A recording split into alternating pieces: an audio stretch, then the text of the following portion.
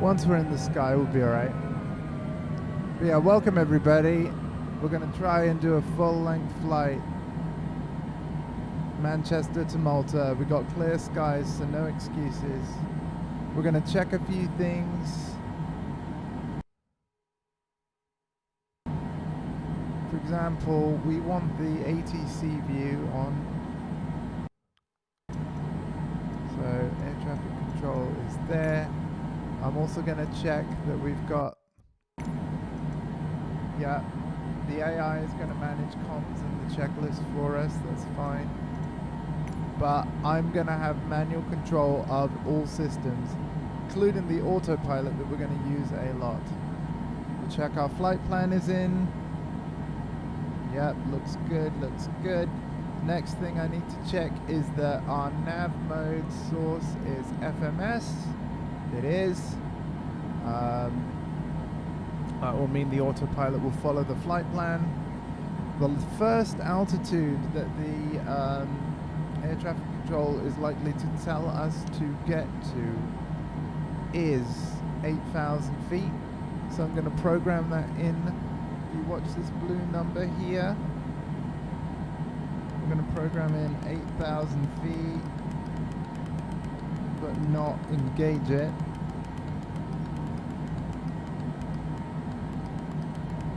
You can tell I've tested this before. And yeah, the rest of the stuff we just do once we're in the air. So without further ado, our flaps are in the correct position and we're going to lift the flaps up shortly after takeoff. Yeah, let's just go.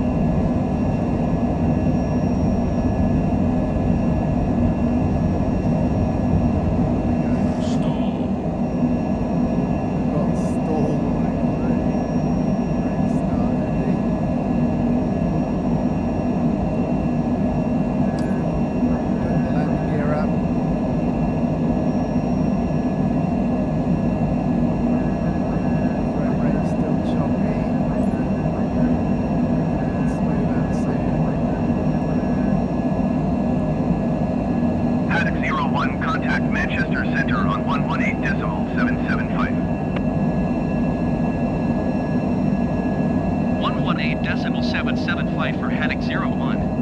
Put the flaps up. Manchester Center Haddock 01 is at 2,100 feet, climbing 14,000 feet. Haddock 01 Manchester Center, continue as planned. Altimetry 0.30. Set my altimeter correctly, there we go. Push the button for that. Take away some of the obstacles we're over our airspeed.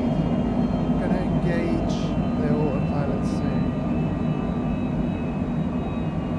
In fact, I might start to do it now. If I can keep things straight. Straight-ish. Okay. This is tricky because you have to. I've got to take my thumb off the joypad and click stuff. So,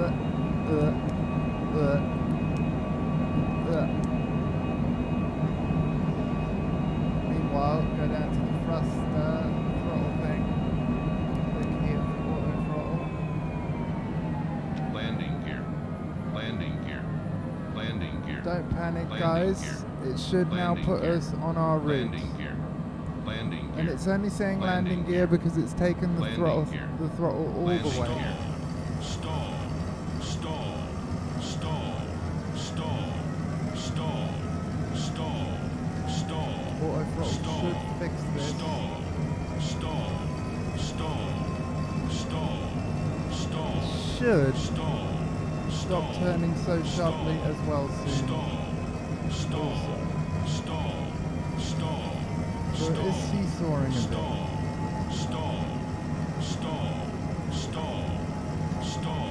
I might have messed this up.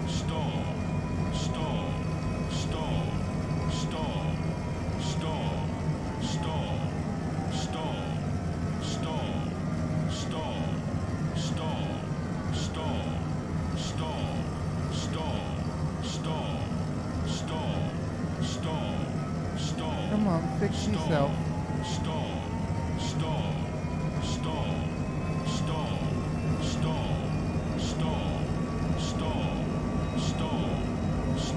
Wow. Are we getting there? Is it doing it? Well, I'm like the worst pilot in the world.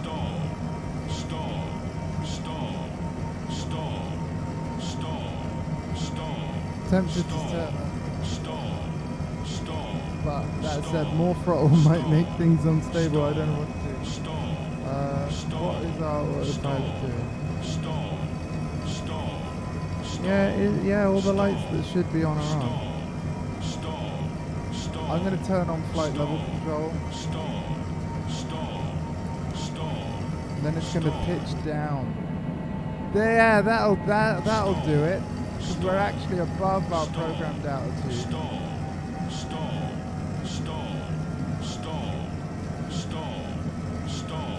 So it'll pitch down and then we'll gain speed. That'll stop the stall.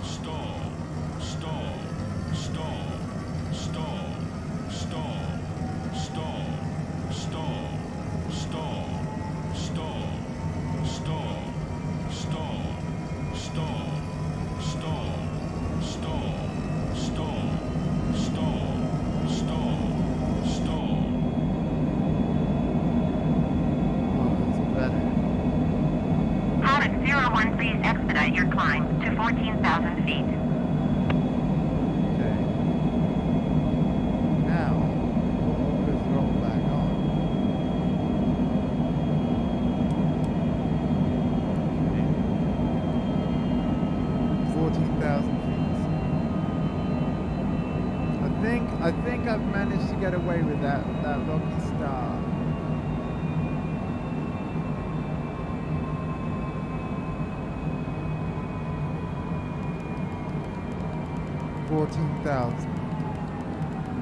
Landing gear. Landing gear. Oh, here we Landing gear. Landing gear. Landing gear. Landing Why have you gear. taken all the thrust? Landing gear. There's got to be a reason. Landing gear. Landing gear. Landing gear. Landing gear. Landing gear. Anyway, flight Alex level. 01, please expedite your climb to 14,000 feet. Yeah, don't worry, I'll be climbing. Oh, we are following the route though. Awesome. So I think I got away with the rocky start. Definitely worrying, and definitely like if passengers heard all the beginning, I'm pretty sure they wouldn't be happy. I'm pretty sure I could have done that better. Okay, cool. I really don't know what was going on there. I obviously engaged Manchester Center Speedbird 1386 autopilot is kind of climbing too through serious, 4,800 feet for 10,000 pretty feet. sure we don't want the landing lights on now. I'm not sure Speedbird about the 1386 Manchester pulse. Center. Continue to Mike Charlie Tango as planned. Altimeter tree 0.30. That's they're not talking about. Speedbird 1386 contact Manchester approach on ONE 21.355. Anyway, yeah. Everything's fine. Cool. We're doing it, guys. It's following the route. 121.3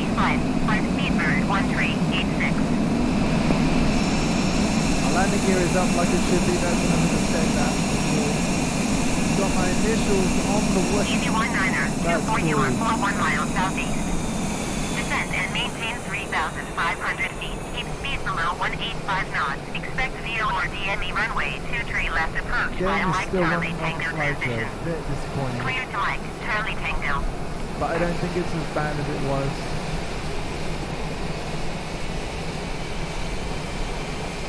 So that's unfortunate about NVIDIA Broadcast. I'm probably not going to Descend use and it. maintain 3,500 feet. Keep not speed below flights in there 185 anyway. I'll knots. see if it Expect affects VO or tracking. DME runway 23 left approach via Mike Charlie Tango transition. Clear to Mike Charlie Tango AC 19er 24. Ah. Okay. Thank you. What I can Cabin do... 01 climb and maintain flight level 210. Hold on a minute. Climb and maintain I know flight why. level Hold 210, on, bud. heading This is 01. why.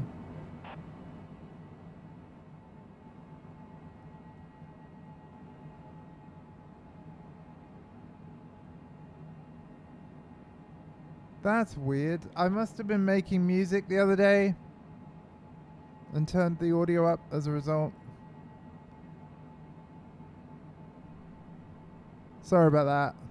So I'll kind of do my intro again. Here we go. We're doing Manchester to Malta.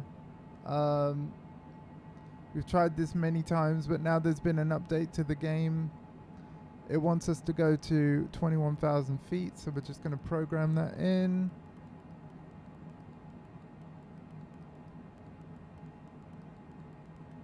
There are going to be several altitude changes still to come.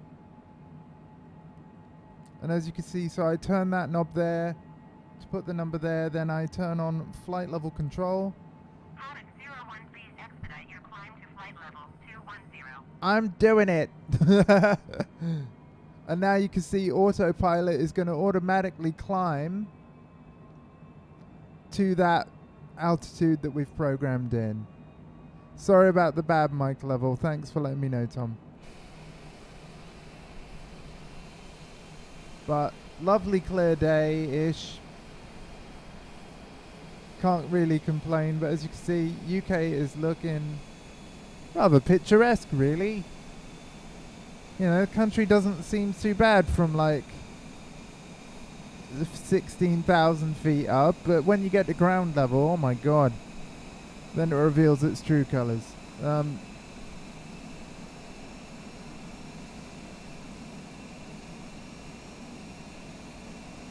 Yeah. I'm going to ignore all the airspeed warnings because auto throttle should be taking care of that, and our speed is being controlled by FMS, so it's all kind of part of the pre-programmed flight plan. Going to 118.5, ADC 19er 24. That's an EasyJet plane it's talking about there. The country's fine when you can't see the people. You're alright though, Tom. You're alright. As is whoever else is here. Thanks for spending your time watching. Again, because autopilot seems to be behaving itself, we might spend a lot of the time in this view where you can actually see the ground and stuff.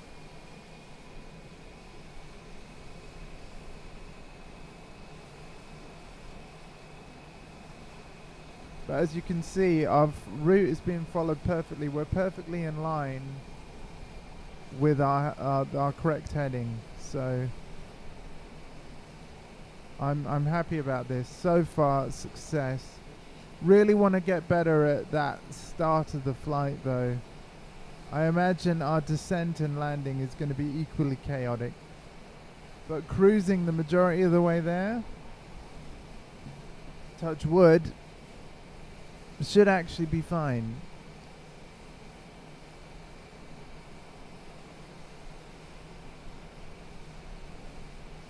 Okay, let's set our altimeter again. Oh yeah. I don't know why that changes as the flight goes on. I kind of need to Google about that and just understand that system more. And why? I want to know if there's a way of setting it. And maintain flight level 290. Oh, we got another climb to 29,000 feet. Climb and maintain flight level 290, heading 01. Okay. Here we go. 25, 26, 27, 28, 29. As you can see, the frame rate of the game improves the higher up you are. And there we go. Plane's going to take care of that climb like itself. But what's nice about the auto throttle is that our knots going forward are going to stay about the same, but our vertical speed, like the rate at which we climb every minute, is going to increase, while our forward speed is going to stay the same. Like, it's pretty cool. So I don't have to constantly be throttling up and throttling down like I was in like my first few attempts. It was a nightmare. The fact that this actually does have an auto throttle function is incredible, because that will actually prevent stalls, which is why it was a bit frustrating that stalling was happening in the beginning.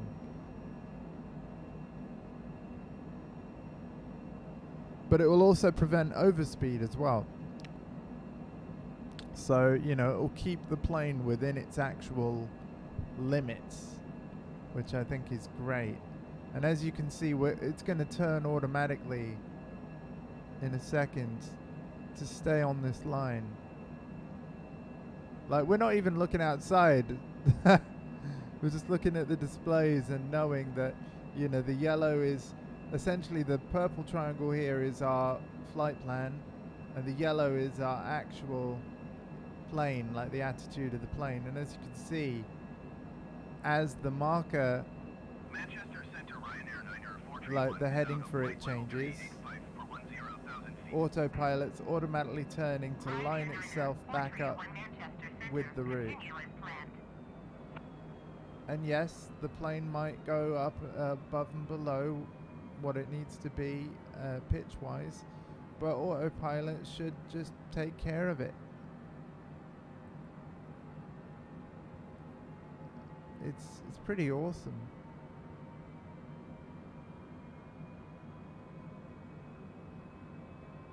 It makes me feel very lazy, but let's face it, on long haul flights, this is exactly what a pilot would be doing. Oh, we got a big climb now, 41,000 feet. Climb and maintain flight level 410, heading 01. All right. This will probably be our second to last climb. So in a way, my job is done in a minute.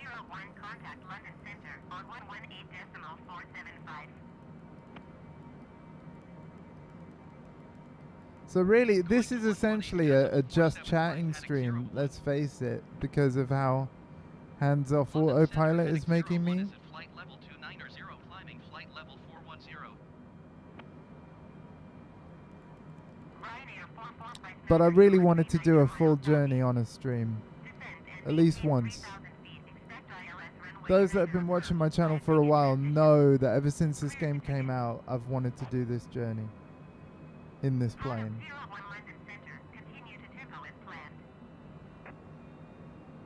Tempo is right there. We're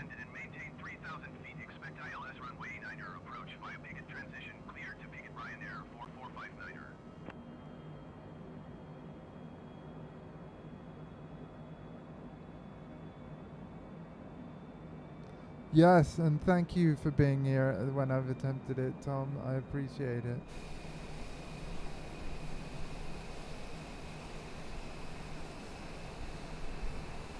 I've made sure when going to this view, I've moved the correct analog stick, which is the right one. We do not want to touch the left stick at all, because that will kind of move the plane, even with autopilot on.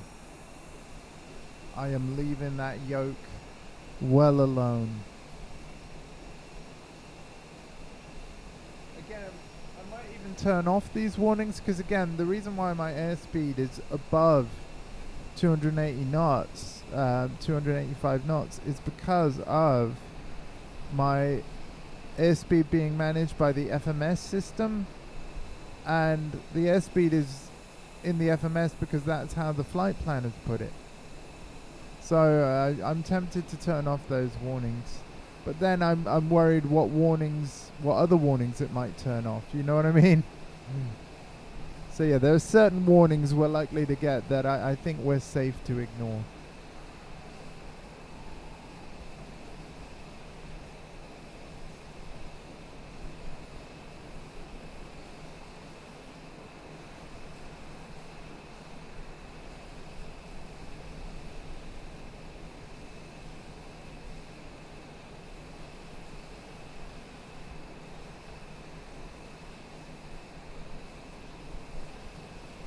Turn off all warnings and use the force? Yeah, no. Also, like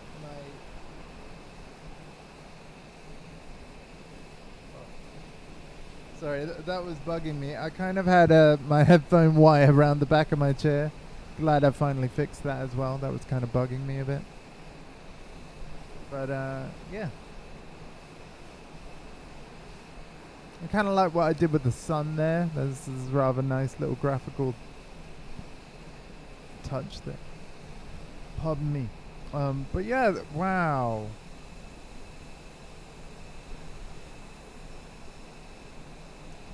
Wow.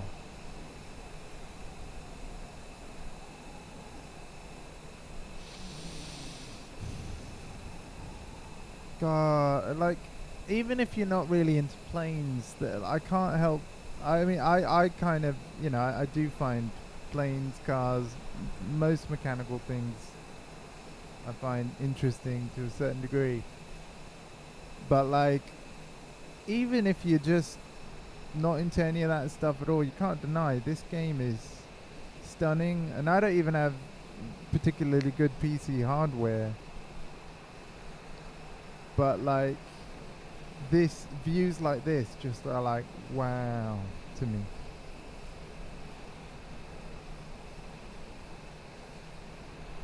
Like, the fact that this game exists and it's at the quality level that it is incredible.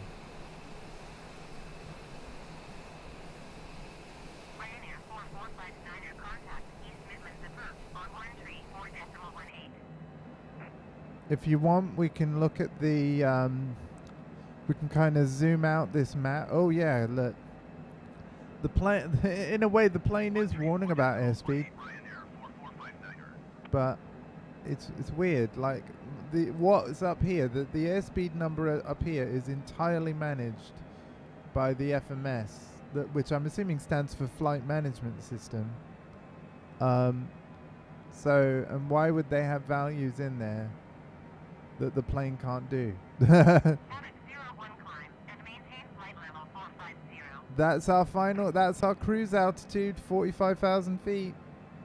Climb and maintain flight level 450, heading 01. Once I've set this climb and we've reached it, we stay at that altitude for the majority of the flight and the majority of the live stream. So here we go, folks. 45,000 feet. Wow, I let go of the button bang on. Wow, I'm getting better. So let's watch this climb.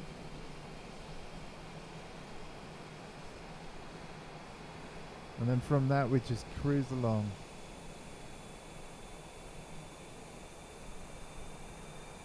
What kind of view do people want, actually? Would you prefer, like, outside the plane looking at the ground most of the way? Would you want to see the inside plane view? You know, watch the world go by, or watch a bunch of LCDs screens.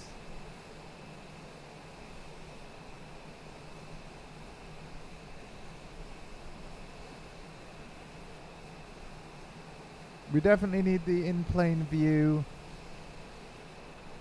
if something goes wrong. I guess outside went over land and went over the sea. Isn't that kind of everywhere? Like on Earth, you're either over land or over the sea, right?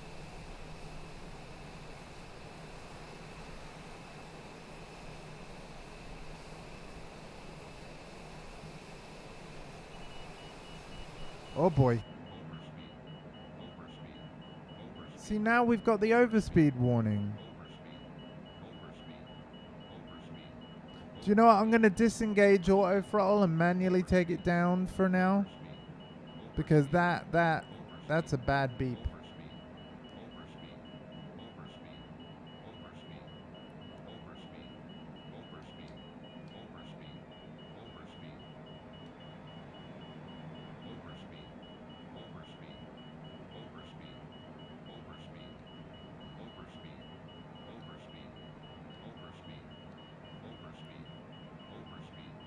This is one of those situations where I guess I've got to say, no computer, I know best.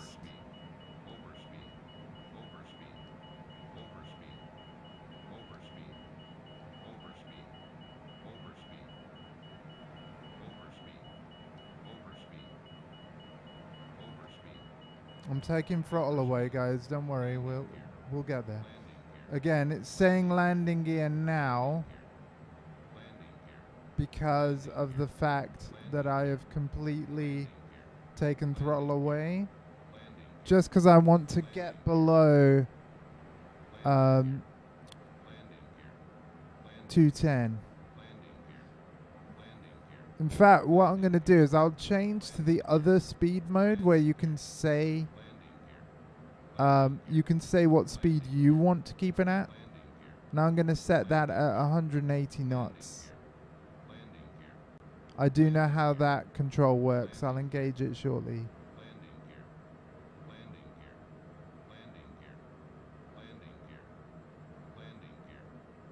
I'm just waiting to get closer to a speed that we actually want. But yeah, the FMS says be at 255. But again, if the plane's going to complain at me the whole time, I don't want that. Ryanair 248, you are 78 miles southeast. Descend and maintain 2,500 feet. Keep speed below 185 knots. Expect ILS runway 15 approach via Bravo Hotel X-ray transition. Cleared to Bravo Hotel X-ray. Pilot 01, please expedite your climb to flight level 450. Descend and maintain 2,500 I thought I had. below 185 knots. Expect ILS runway 15 approach via Bravo Hotel X-ray transition. Cleared to Bravo Hotel X-ray Ryanair 248.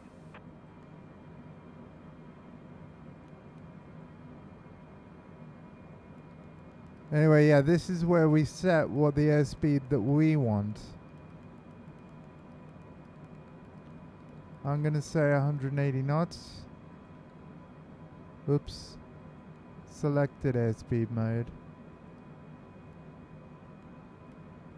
180 knots.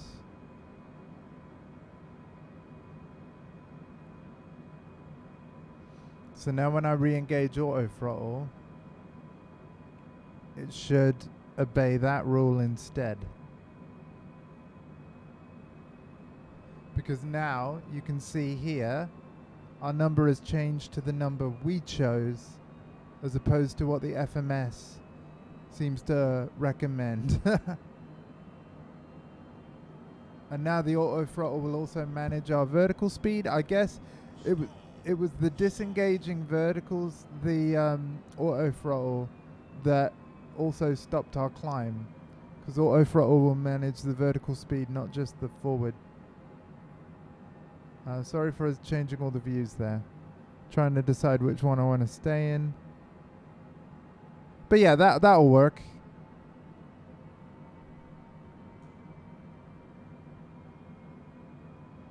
In fact, we might be able to go to 190.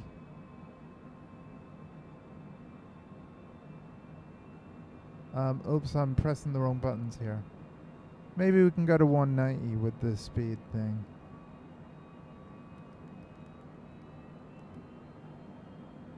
So now you can see, just like altitude, we now have like more manual control of the speed, where I can dial it in just like I do the altitude.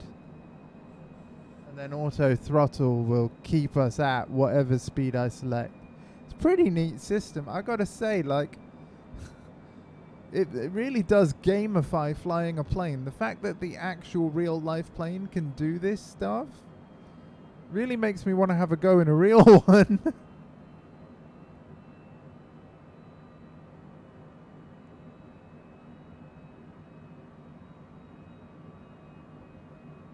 Oh, we're about to get to like water. Let's have a look at where we are on the big map. Let me zoom out the big map. So if I do something here, right, where a view like this. Then if I go to this control here, click it like a button, we get a trackpad view. But we can zoom out and see exactly where we are on our journey, look.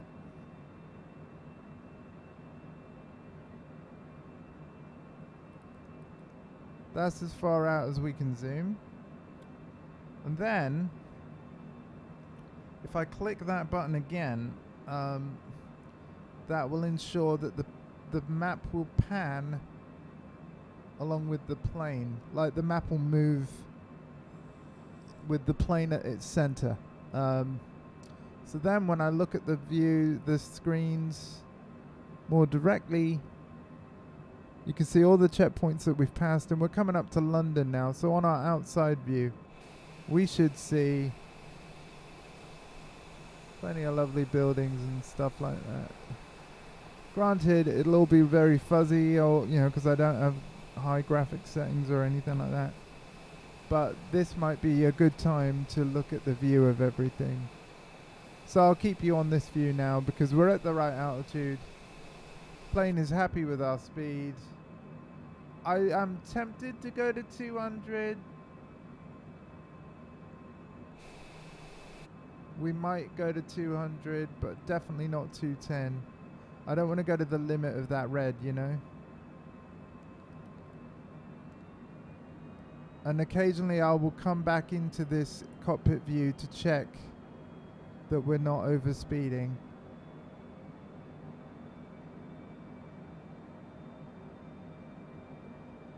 But yeah, 210's the limit, so I want to stay under that.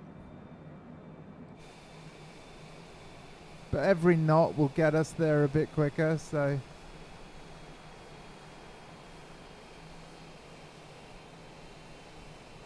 Hope you guys are enjoying the flight so far, and despite a couple of shortcomings, are thinking I'm doing okay with it.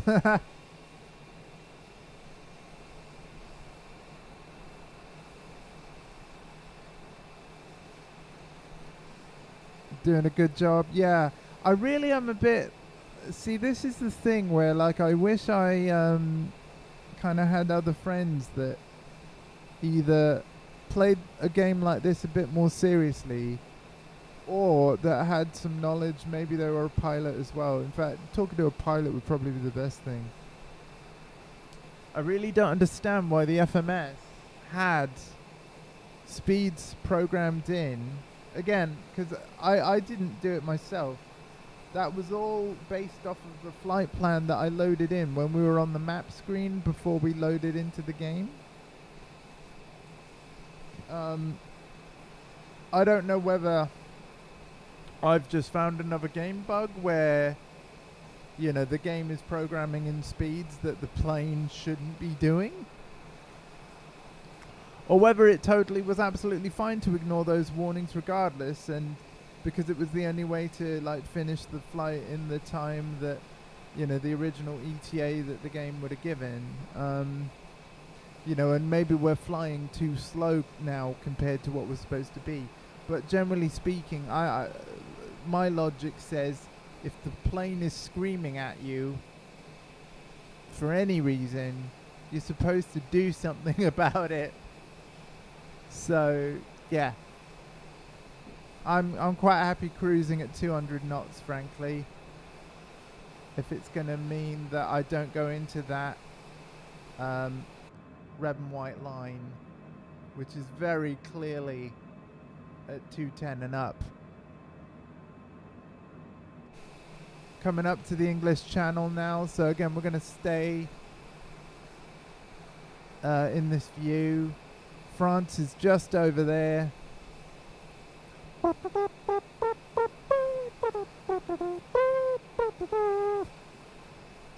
Sorry. Let's face it though, that's more exciting than our national anthem. Oh, every time I see a little turn, I get a bit nervous. Like, oh, I should be in the other view, see what's going on. But it's just lining itself up, like just a couple of degrees with the next checkpoint, obviously. Although it could genuinely be the wind, and then it correcting as a result.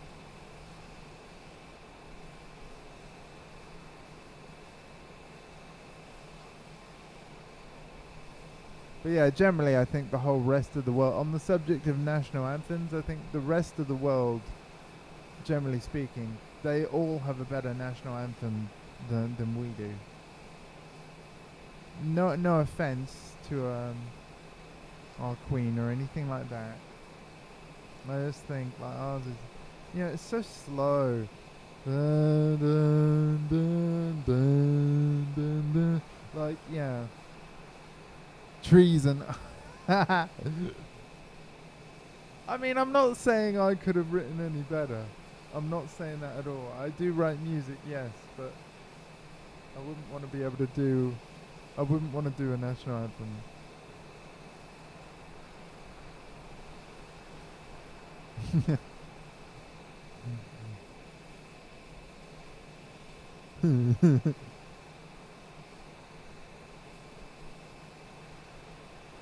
South Africa's national anthem's nice. That's another rather slow and calming one, but if you've ever heard South Africa's, I do like that one.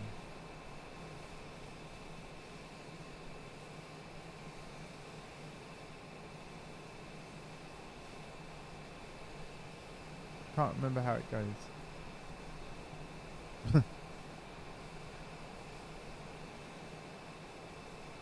Wow, look at this, man. I wonder what would that corner there be Dover? You know, the beigey bit? Because there's that song, isn't there? There'll be bluebirds over the white cliffs of... They're not white, they're beige.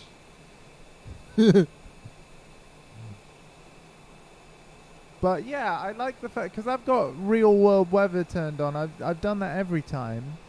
Today we've actually got actual nice real world weather. And when I realized that, because I realized that sort of before the stream, I mean, it's a little cloudy where I live, but generally speaking, I was like, it might be a good day to do a flight today.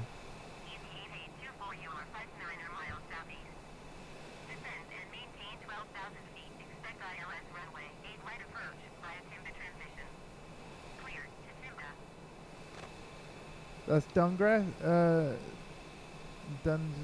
Just looked it up. Oh, okay. Thank you, man. Appreciate that. Descend and maintain 4,000 feet. Expect ILS runway 8 right approach. Via Timber transition clear to Timber. Easy 8824.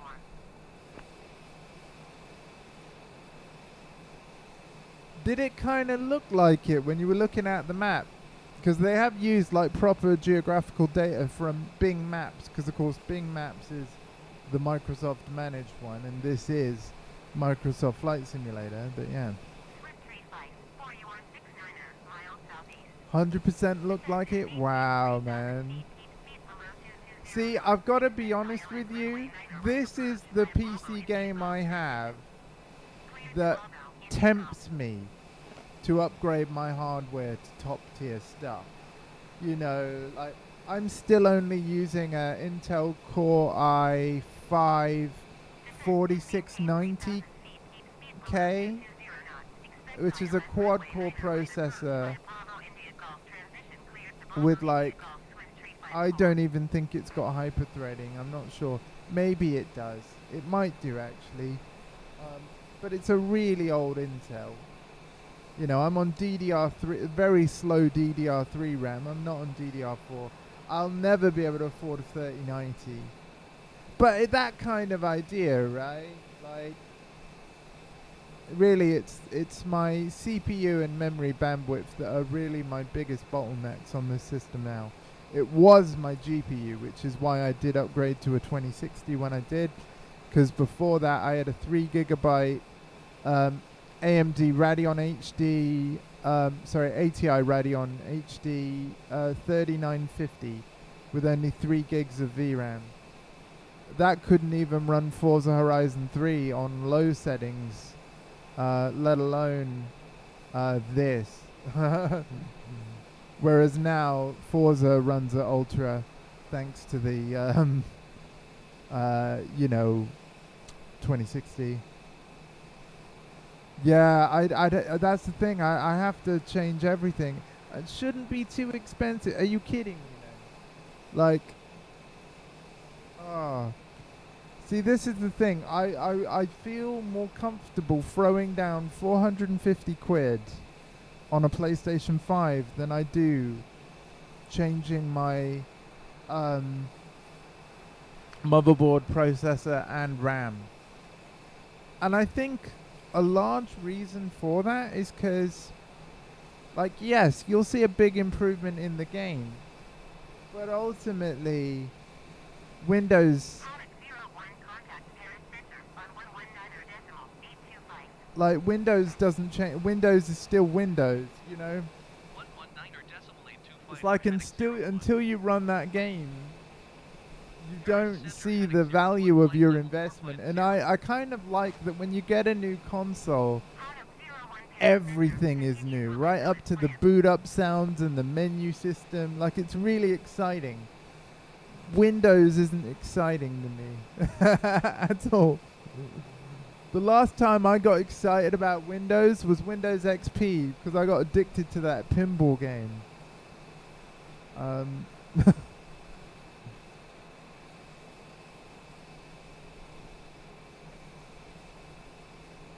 I'm sure you know sort of what I'm getting at, though, right? It's like PCs, the innovation just sort of moves too quickly, and the prices of individual parts are so high that it doesn't matter when you buy something, you'll end up regretting it like months later, or feeling like, oh man, my thing's already obsolete.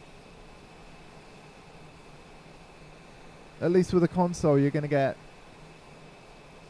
5 years of, like, guaranteed, like, it's the thing to have.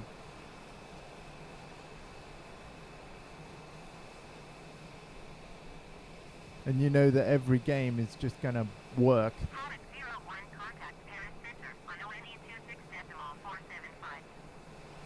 Now, I could disable the AI, and since we're cruising, I could manually control all this radio stuff. That would allow me to only trigger the responses when I'm done talking to you guys. But to be honest, because the responses still need to be exactly what the AI is saying anyway, I don't see much point. But yeah, we're officially over France now.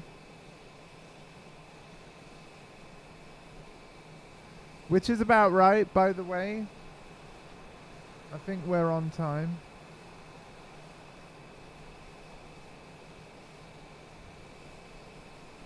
Yeah, I get what you mean, but let's think about it. Like, they're not doing that with every PS5 game in the lineup. And the ones that they are doing it with, from a business point of view, I've got to be honest with you, I think it's smart. Think about how crazy everyone went for Spider-Man and Horizon Zero Dawn. The fact that those sequels are coming to PS4 as well. Granted, I would have preferred them to have been built for and designed for only PS5, because you know that level design in those games, like, it doesn't matter how Sony try and spin it, they will have had to design the layout of their levels with PS4 in mind, that we know doesn't have the same bandwidth with the custom drive.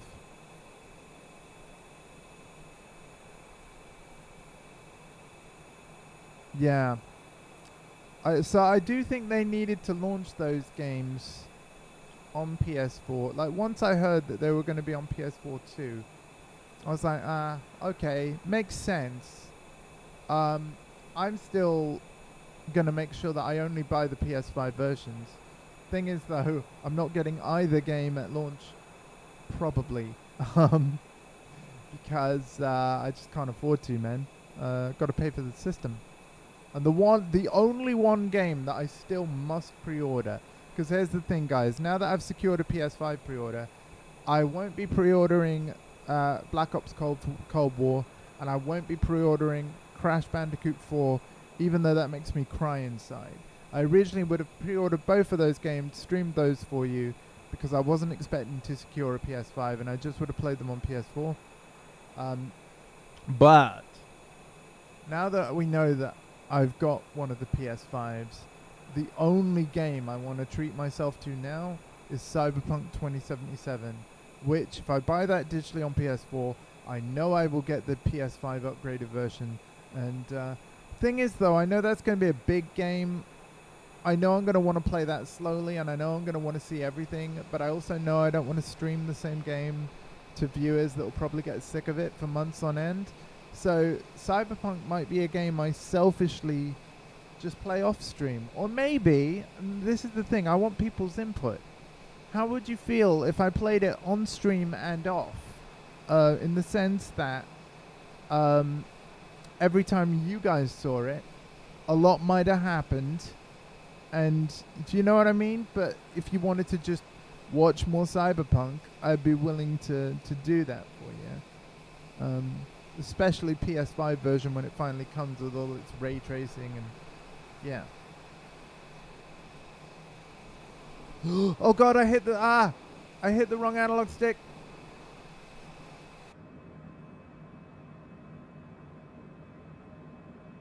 Be stable. Be stable.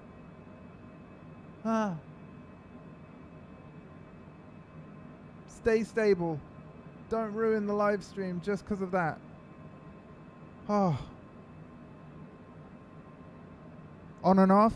Yeah. I guess, yeah. I mean, because don't get me wrong, streaming another game when I know I could be playing more Cyberpunk, that's going to be hard, man. The only thing I refuse to cancel is, golf with mum. Nothing's going to move out of that way.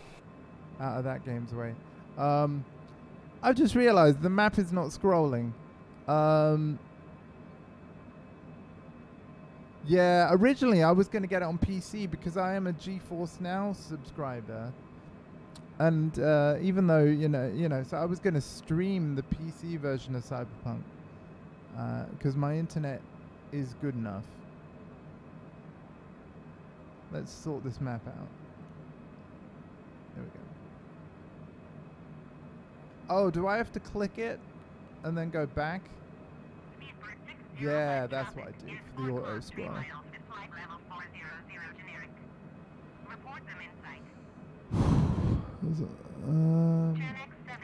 I'm not surprised. Blame Samsung and Apple.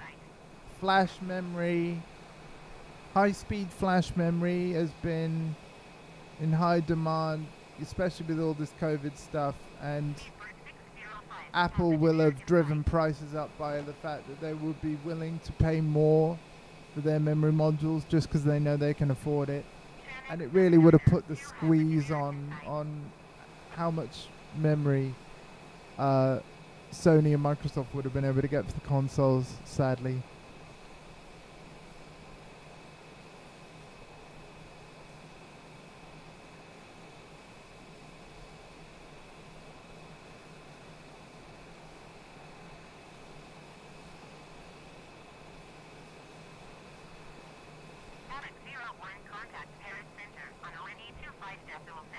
not that I want to sound like all Mark Cerny here.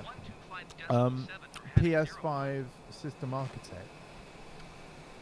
Paris Center Haddock 01 flight level 450. However, Haddock 01 Paris Center, continue to cover. I'm willing to kind of like, that's a guy who knows what he's talking about clearly. If you've ever seen any of his presentations or heard him speak, he seems to speak in such a way where he's certain with the decisions he's taken about how the system is designed. He's certain that it's the right choice, and explains in detail why. And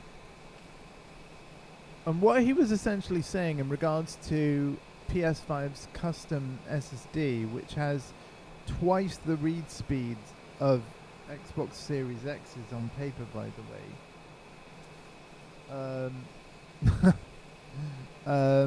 He was saying that because you could load textures and things into memory at such a rate, like compared to PS4, that you wouldn't have to do the same game design that Spider-Man had to do, whereby the same assets were copied onto the hard drive multiple times to reduce the amount of time that the PS4 would be seeking for that data. Like, it was copied in multiple locations across the drive, so that the needle that was seeking on the hard drive that spins wouldn't have to move so far before it found everything it needed for that level. With how the SSDs work, where there are no seeks as such, but also with that raw speed of it, in theory, every asset for any game on PS5 will only need to be inside the game's files once, and then the PS5 just knows exactly where everything is, and it just like, oh, I need to load this, this, and this. I know where they are, and it just loads it in. So I think that games, they'll still be large, because 4K textures, let's face it, aren't small, and this, unlike PS4 Pro, this console's really designed for 4K gaming, so much like Series X. So I do think it is going to have very big 4K textures. Games are going to be very big in terms of their install sizes. However, I think that because there'll be less duplication of the same data, I do think that actually that will drive game sizes and installs back down. So if there is an increase in game size, I don't think it will be as big as what we're already seeing with the likes of Red Dead 2 or Modern Warfare. The games might be that big, but hopefully they won't be like double that, because the resolution is 4 times higher. You know what I mean? Like, yeah. It's like how you can run Flight Simulator in 4K on PC, but the install size is still only, and I say only, that's another 100 gigabyte game. But yeah. Anyway, this is really nice, actually, flying over France and talking about all this stuff. I like it. I hope everybody's enjoying the stream. Really, the interesting bit is going to be the landing. My sister, who lives in Malta, and is kind of the reason why we're doing all this, by the way, she just said straight up, is like, I'm not tuning in until you gets closer to your time to land, because I don't want to watch this plane just go. I'm like, fair enough. I realize this is a very niche stream, but believe it. But once I've succeeded at this once, that's kind of it for me streaming Flight Simulator. I'd like to do a night flight, or rather a flight again later in the day, where I've deliberately accounted for sunset during the flight itself.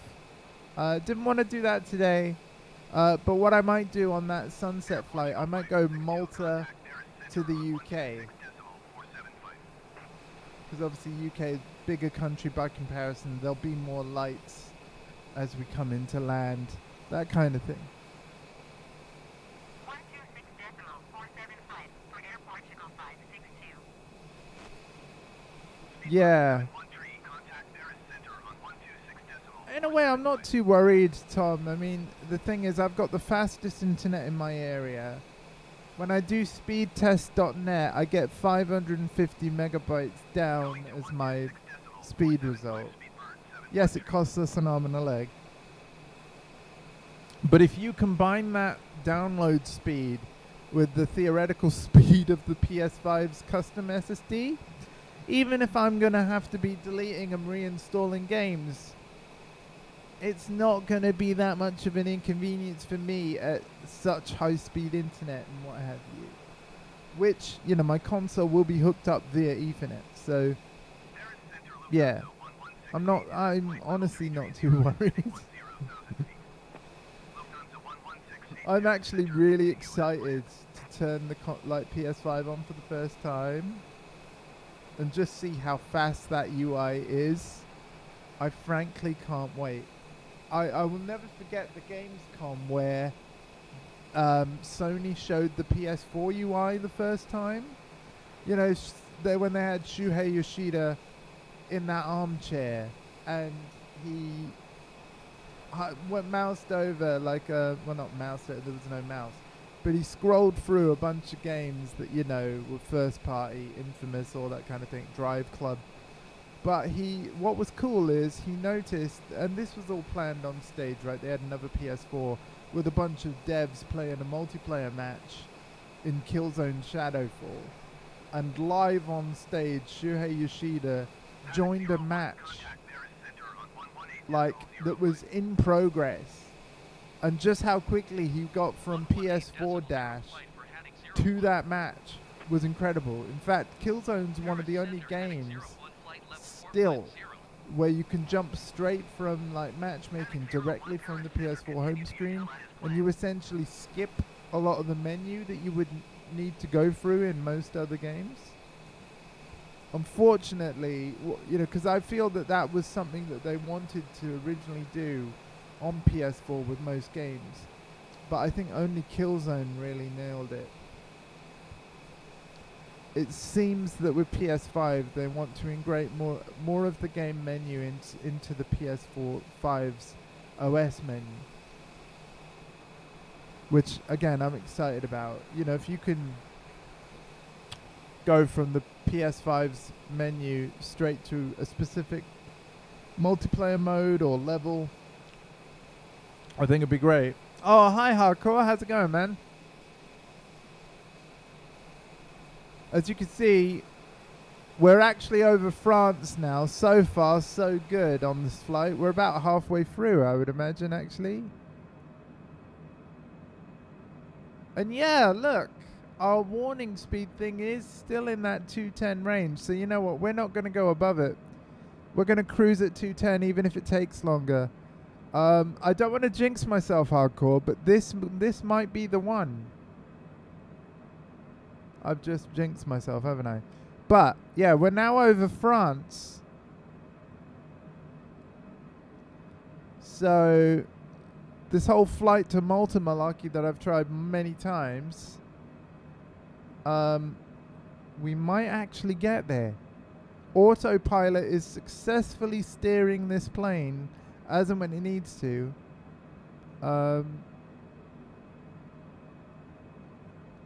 Because you're going to see a turn come up in a minute, actually. I'm going to keep the screen on this display. You know that, look, literally, no hands. No hands, folks. The plane is going to turn ever so slightly to the left very shortly. to line up with the next checkpoint that you can see on the display on the right. Let's wait for that turn and watch it.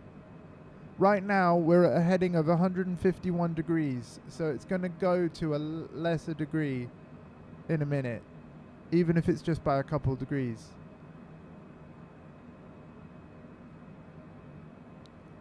But yeah, it's following this line perfectly, even though we did have a bit of a rocky beginning of the stream when I was first engaging said autopilot and stuff. Alright, here comes our turn. Should be any second now. Yeah. Oh, 152. Are we turning the other way?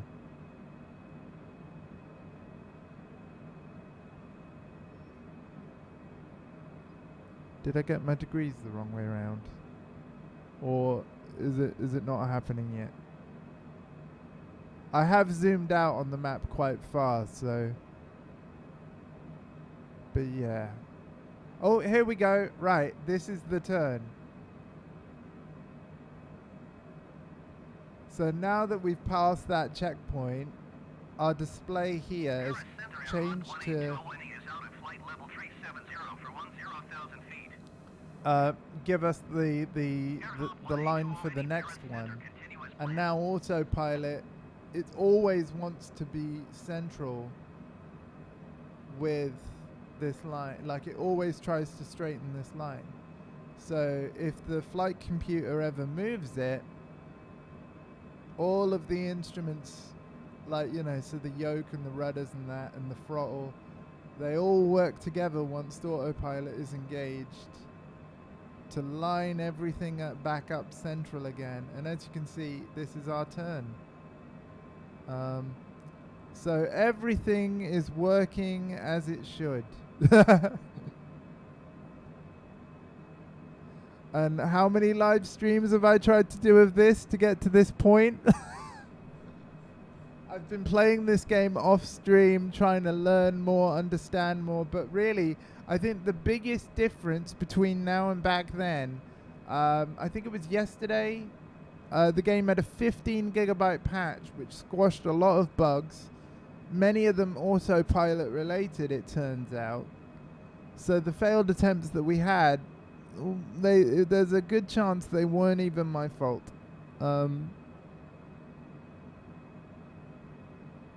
So yeah, but there we go, there's that turn, and now it's just gonna pretty much, I mean it's still doing a bit of turning, but yeah, it's pretty much gonna then just stay straight until the next checkpoint and then the next checkpoint. Yeah, in fact it is still turning right now.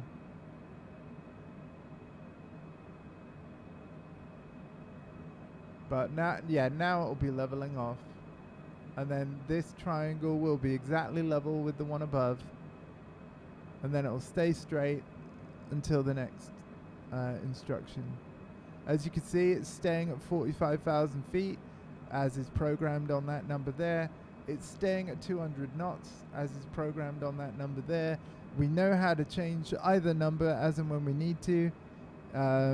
So if ever I get a different instruction from air traffic control to change altitude or speed and stuff, I know exactly how to do it. So we're all good.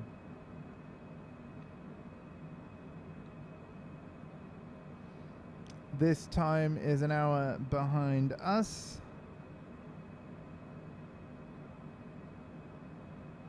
But we can use that clock down there and look over this display. We've got an ETA of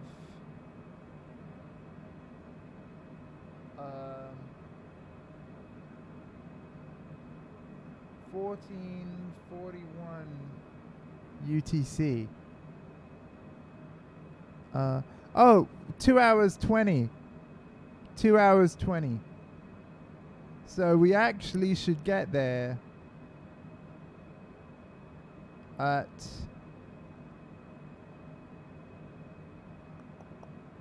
before 4. We should get there before 4. Yeah. So it's still going to be a long stream. I do intend this to be one stream. We should get there at like 3:45.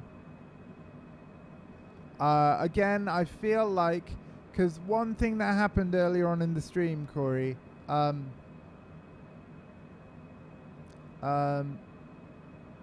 is that I had the speed mode. If I go to the autopilot section, we had the speed mode set to FMS. You see how it's now on the notches on the managed speed mode? We had it set to the FMS thing, which follows everything in the flight plan. Air France 6215, you are 52 miles southeast. Descend and maintain 10,000 feet. Keep speed below 250 knots. Expect ILS But the runway problem, approach via in Malta fact, I transition. think actually the screen I need to be in for this to show you, is it the procedure one?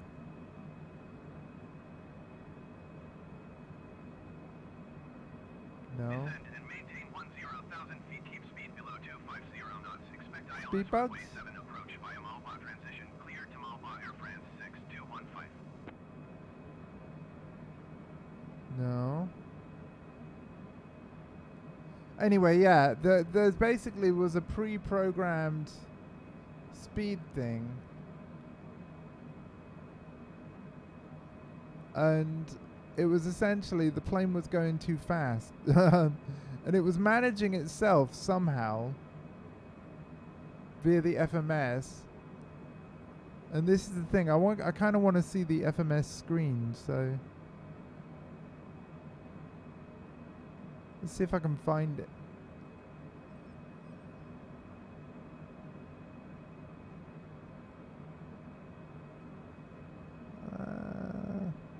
I don't want to press that because that changes our nav source. We don't want to change our nav source. It's perfectly following the route and everything. But it would be nice to sort of see a list of the... I would have thought it would have been in flight plan, because it's got altitude listed. It's got a heading listed. And it's got the distance for each thing. But weirdly, it doesn't also mention the speed unless it's in here. No. Huh. But yeah, essentially what was happening was the speed was changing itself according to this flight plan, I think. And but it was going, the plane was complaining that it was going too fast because it was above this red area. And I was like, you know what, maybe I should manually say, like, hey plane, instead of following what crazy plan you've got pre-programmed, don't go over 200 knots. But still follow the route. And that's essentially what we did. But one thing I'd still want to Google and find out is why speeds that were faster than what the plane is happy with were even part of my flight plan to begin with. So that's stuff where I honestly, I still couldn't tell you what was going on. Oh, we've got another turn. We're going to checkpoint Bali. Nice. Let's show you outside again. Hang on, guys. I'm just faffing around and getting a decent camera view. Yeah, there you go.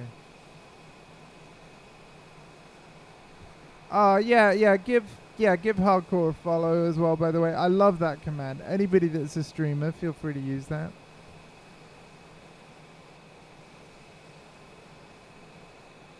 Thank you, Mean Machine Dean, for letting me use that. Like, take that from your stream, even though you didn't invent the command as such. And welcome to who's just tuned in. We're doing a full-length flight to Malta.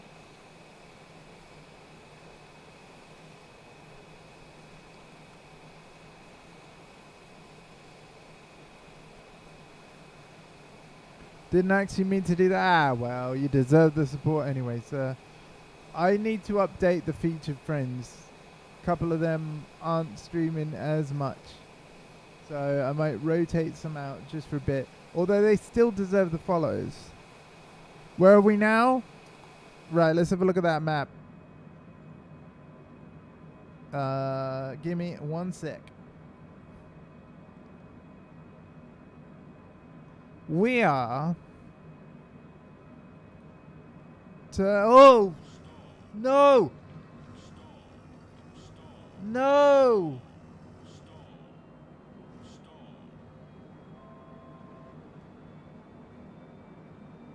God damn it, it is when I knock stuff.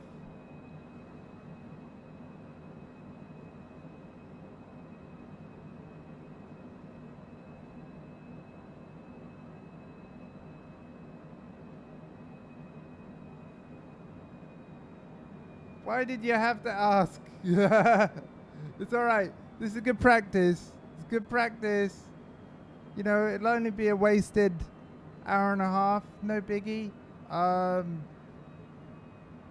France, I think, is the short answer. But I'm going to stabilize this. We're going to save this.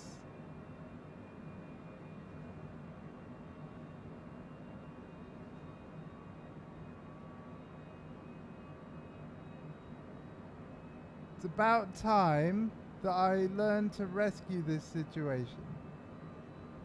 Just give me a second. I'm not going to move any camera angles. I am steering towards the pink, okay? Then eventually I'm going to let it go and let the computer have me stay there. Still keeping my thumb on for now.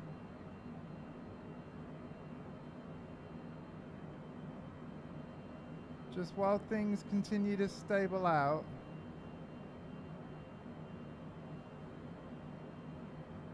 Okay, attempting to let go now.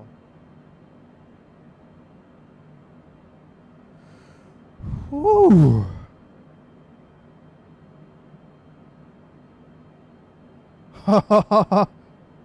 Okay, we're back to no hands. We're back to no hands on steering.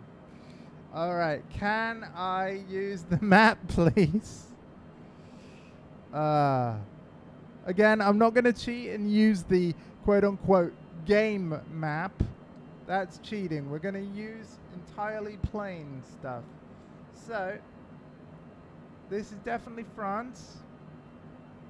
And if I scroll down,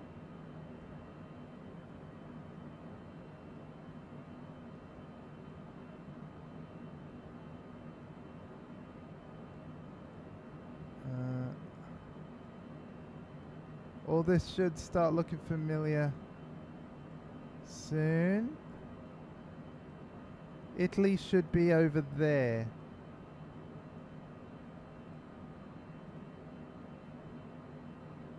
He says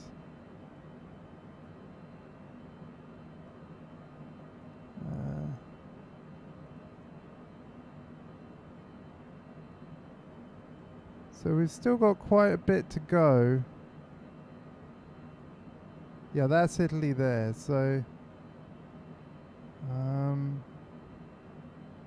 if I click this, yeah, so we're still over France right now. And the thing is, I don't think we can zoom out any further than we have. Yeah. Yeah, this is as far out as we can zoom.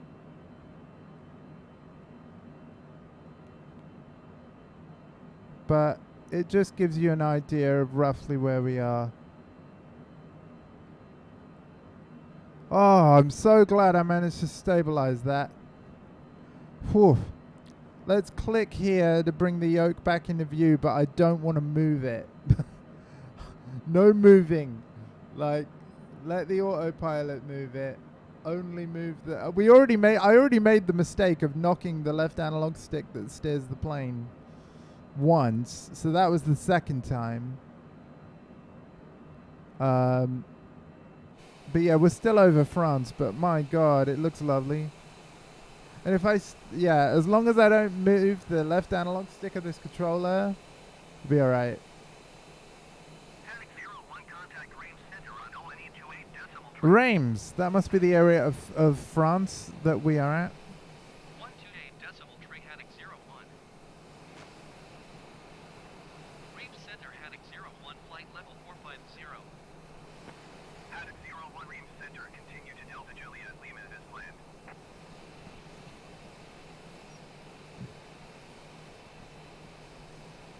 I love how all the air traffic control around the world sounds the same. This is exactly why I wanted to do the flight sim stream today. I noticed that while the weather's not perfect here, there are clouds.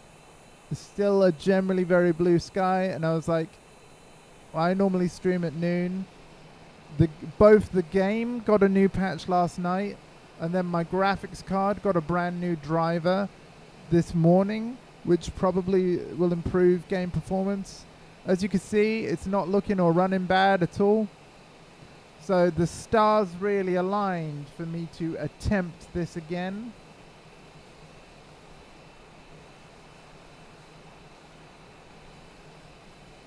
I just realized our fuel's kind of low.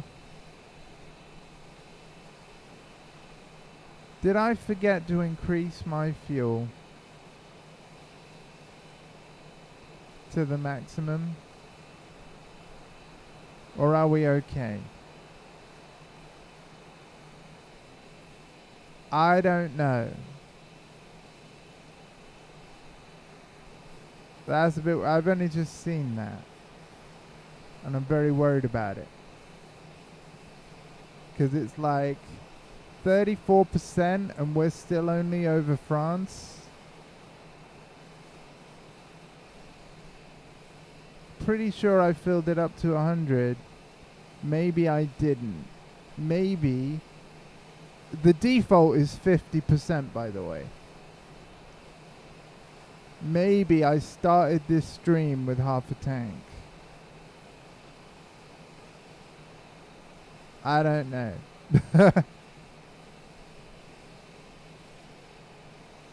I can't remember that far back. If I have used all this fuel,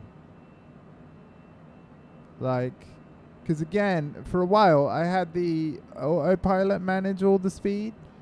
It's highly likely that it's burnt up a lot of my fuel because it was going faster than, like, the autopilot plan was in this red, and I got so sick of the plane complaining at me about overspeed that I was like, no, you know what? You're not going to be allowed to overspeed anymore. And we engaged the other autopilot speed management mode where I get to select the speed manually. So I selected 200 knots. And as you can see, that keeps us below this red and white line. While still following the route perfectly. Just be thankful it's not a real plane. Well, see, this is the thing. In theory, like, because this plane exists, and believe me, I looked at photos. It looks and works just like this. I would love to be in a real version of a plane doing this flight right now, using the autopilot. I know how it works. I wish this was the real plane. Welcome to the people that are tuned in. I see you lurking there. Feel free to chat if you want to.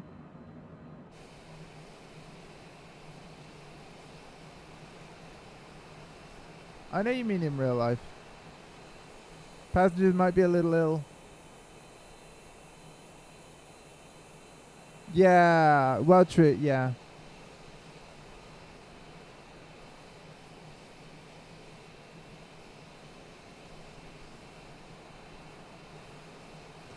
I wish you come and figure that out. I'd love to, right?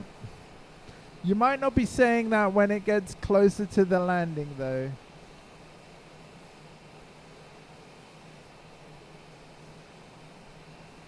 I'll be gutted if we run out of fuel, though, you know? Gutted.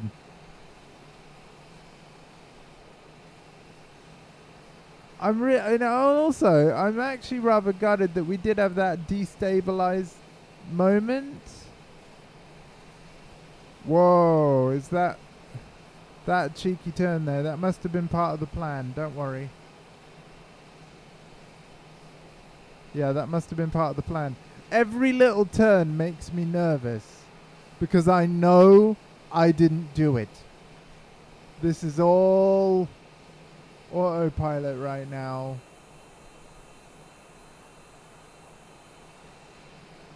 All autopilot. But it's very clever. Like, we've got autopilot, so like essentially auto heading, auto altitude, auto throttle, we're auto everything.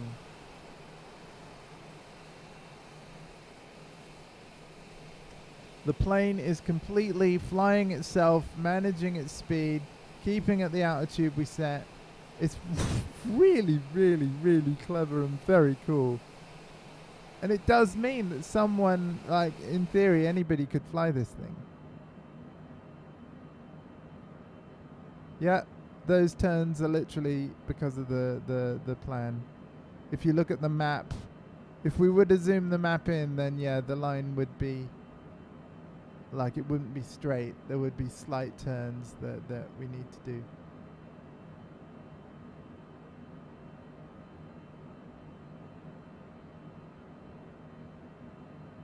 I want to look at our ETA again.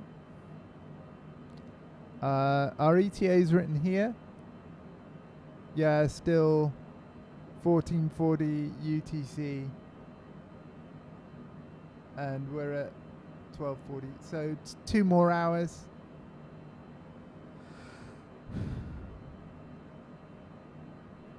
Right. It's really, yeah, that's awesome.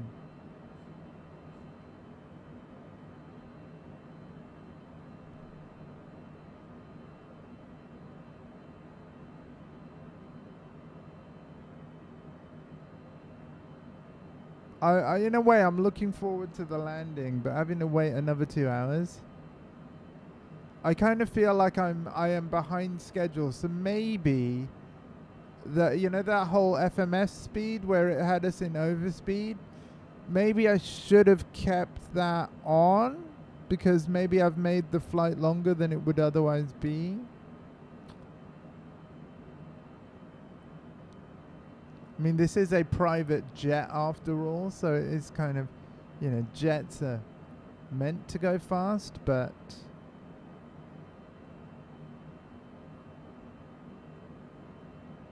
yeah. Okay, well, don't worry, we did do manual takeoff. And again, it's going to do an auto approach because I did pick an approach from the flight plan.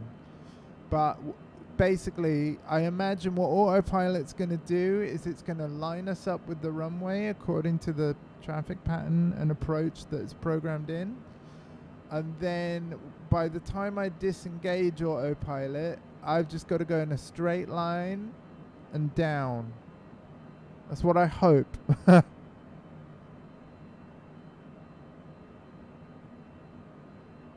Let's see where we are on our flight plan.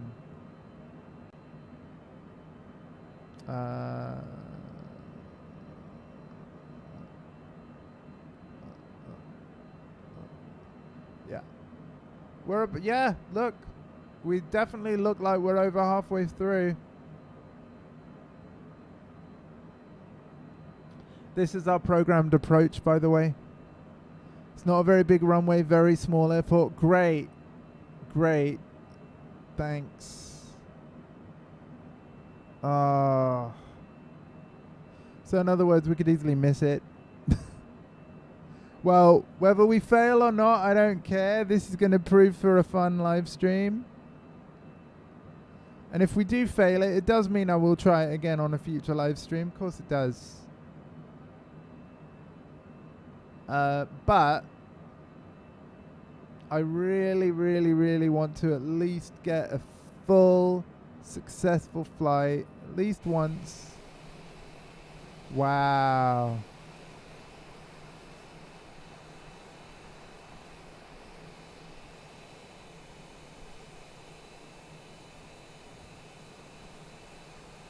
Yeah, the plane does a loop if the so the pilot will try to land, and if something's off where they're not at the right they're not if their approach isn't correct, rather than turn the plane too sharply or anything like that, they literally have to go back up and fly all the way around in a loop before they can try again. Yeah, that makes sense.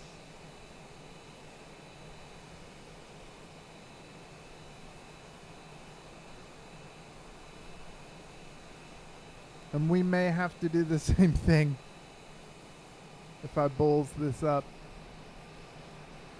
I in a way, I kind of dread the landing, but I look forward to it because, of course, we've never got that far in the journey before. Something's always gone wrong where, like, I've knocked the plane, become unstable, and unlike earlier, I've never been able to regain control. But as you saw, we actually did this time, so at least I know that's possible. Oh, mountains. Mountains, we must be getting to... Would this be Switzerland? I mean, yeah, I see mountains, I think Switzerland. It's just a, yeah. They are definitely mountains. Oh, it looks gorgeous. The Alps. Oh yeah, the Alps. Duh. Of course.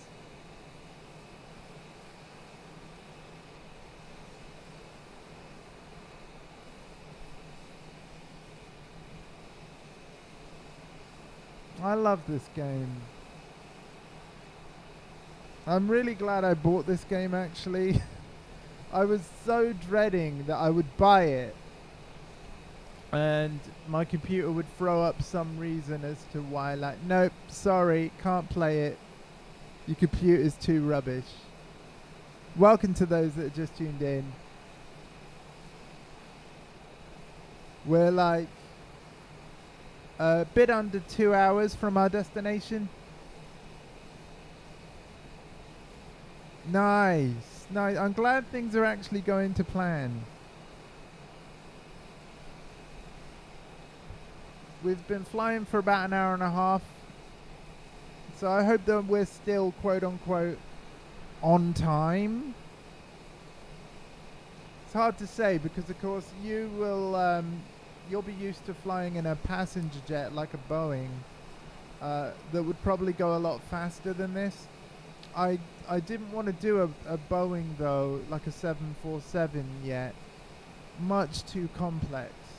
So yes, this might be a slower plane and therefore a longer journey. But it's a lot less complex. Usually takes that amount of time. Oh, okay.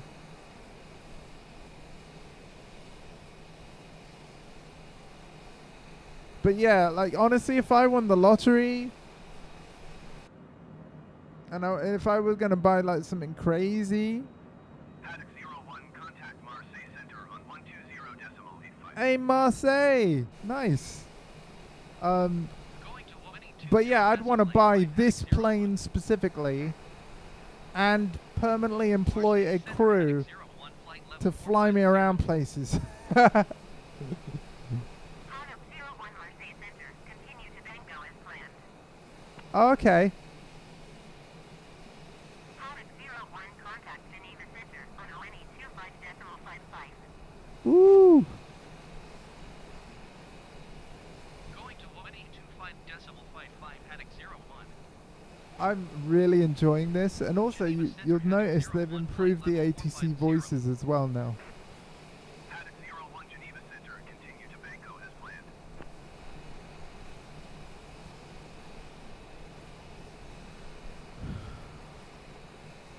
God, this looks beautiful.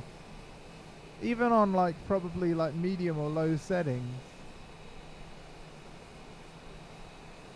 Would you like any of the windows hidden? For example, the objective in ATC. I guess we don't need objectives showing anymore, do we?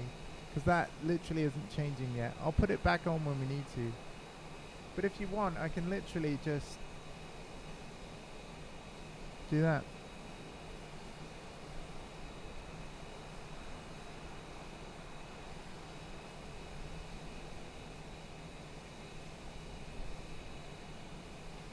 I can even hide these heading markers, but I kind of wanted to keep them just in case the flight plan didn't go to plan and I still know where I need to go.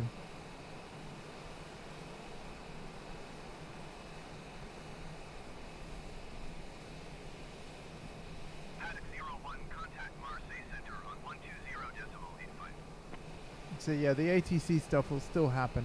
120.85 for Haddock 01. And then anytime I want to check on it, I just... Marseille Center, Haddock 01, flight level 450. Paddock 01 Marseille Center. Continue to Bangno as planned.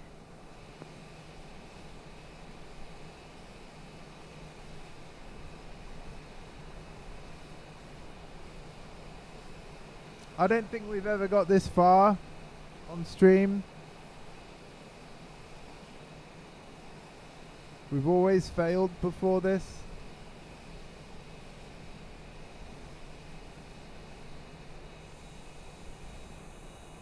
But yeah, this is a, as you can see written on the engine, a Cessna Citation Longitude. Beautiful jet. Absolutely beautiful jet. Look at it.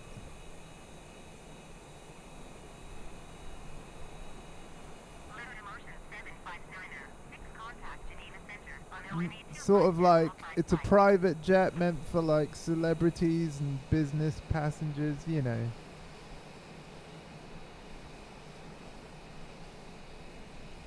Going to 1825.55, latitude motion 759 or 6.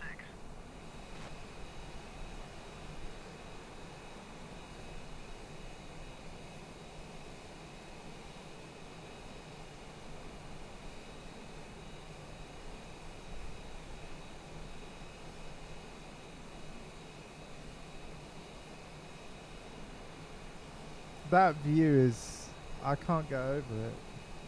It's like a Bob Ross painting, guys.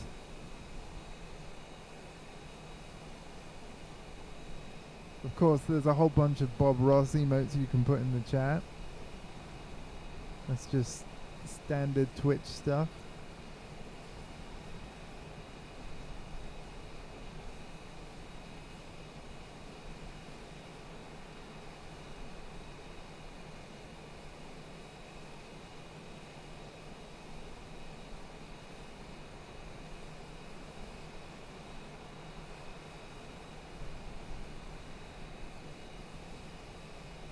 Yeah.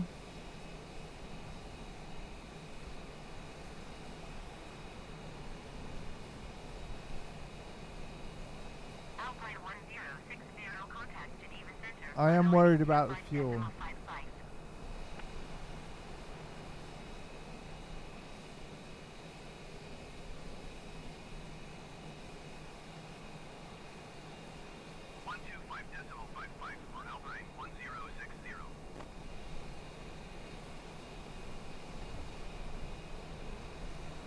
I got this weird feeling we're gonna run out of fuel.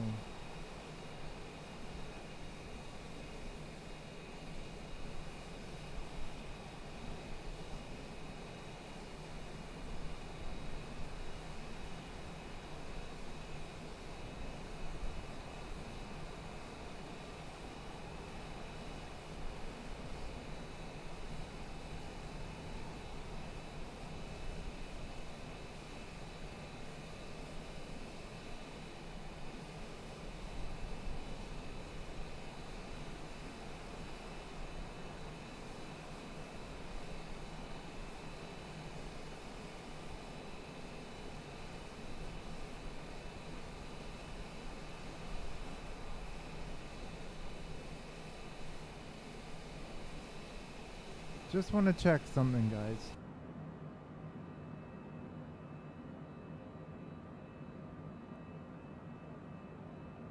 Yeah.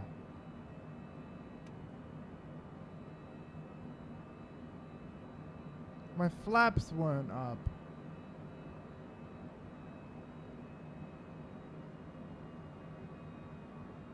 God damn it. I wonder if that's been making me use way more fuel, because now look at the engines go down in terms of usage. Have they been up like the whole time? Sorry, as in, oh. God damn, look at how less hard the engines are working now. Oh, god damn it.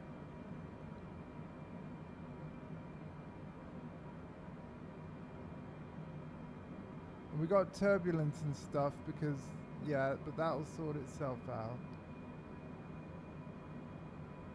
So for like an hour I've been flying with like takeoff flaps.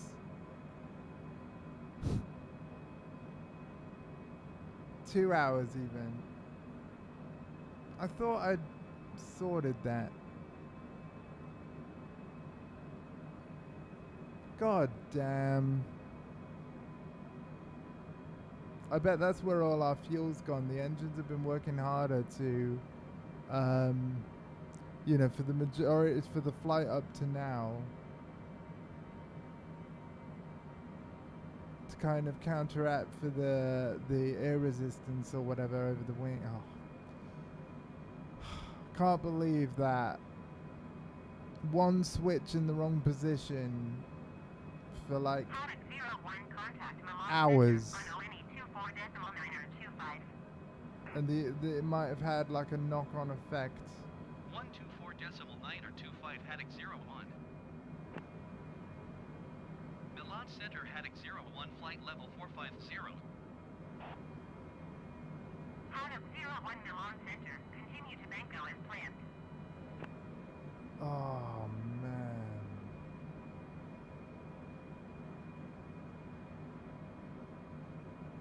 Andrew, you idiot. Something just didn't seem right to me.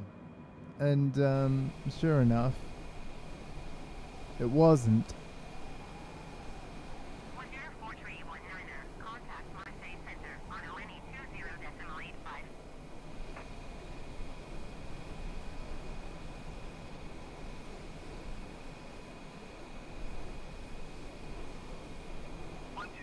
Well, I know what to double and triple check on my next flight, don't I? Things are a bit windy now.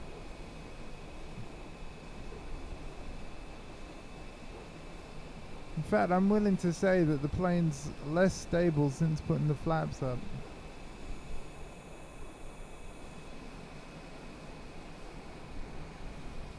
But they should have been up ages ago.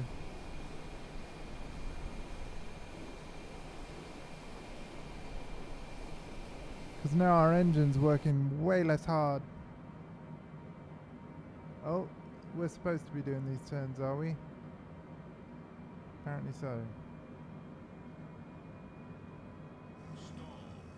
Oh, it's gonna go crazy again.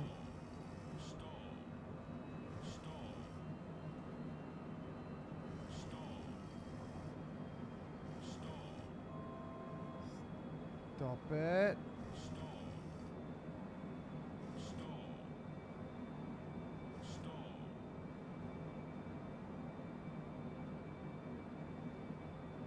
I'm steering this, guys. I'm steering. Haddock 01, you are 400 feet above your assigned altitude. Descend and maintain flight level 450.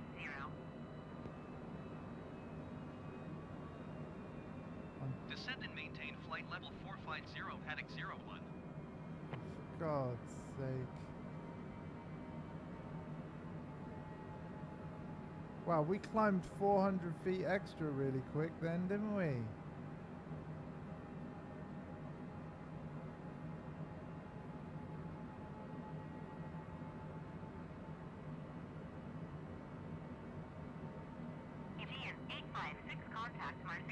Still manually steering here. To be fair, when I do manually steer, like don't mean to toot my own horn here, but I do quite well in keeping that yellow triangle manually lined up with the purple. All things considered. Right, attempting to let go now and let the computer take over.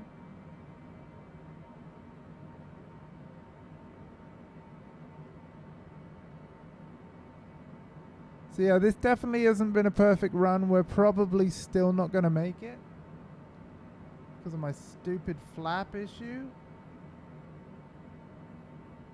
Which, yeah, we are fine flap-wise now. But my god, I should have checked that sooner. I was just looking at the fuel gauge and I'm like, no way, there's no way this plane should be using this much fuel to get this far.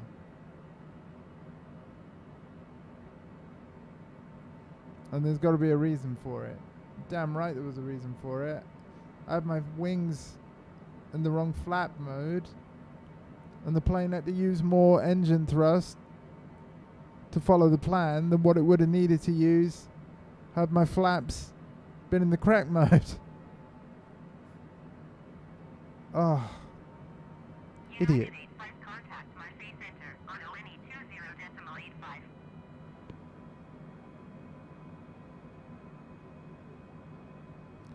But we'll get as far as we can, and if we fail, then we'll just try again. Going to 120.85 United 85. Anyway, I'm skipping all the awesome views. Let's go back to that.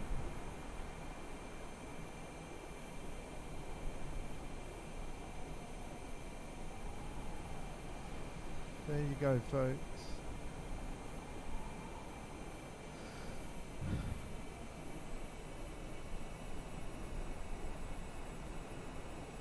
Again, all that wobble scares me.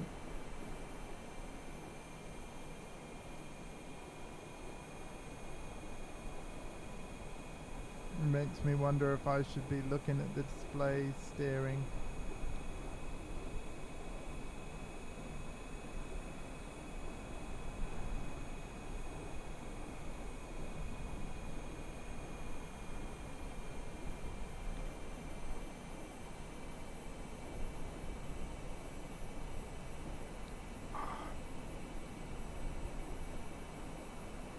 %10 fuel, we're not gonna make it.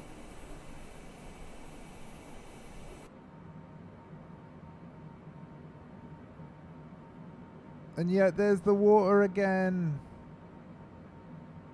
on the map. Wow, we do have shaky stuff going on.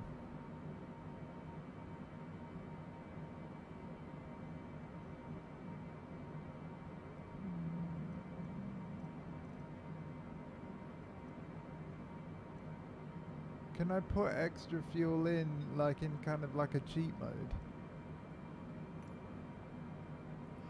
I can, guys.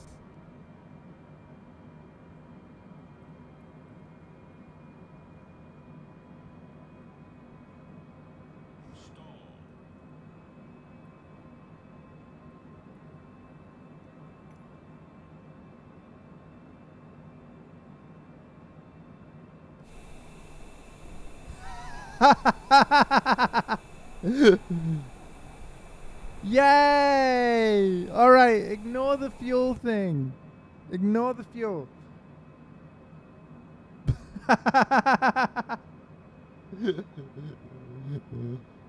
Okay, so on a future stream, that confirms it though.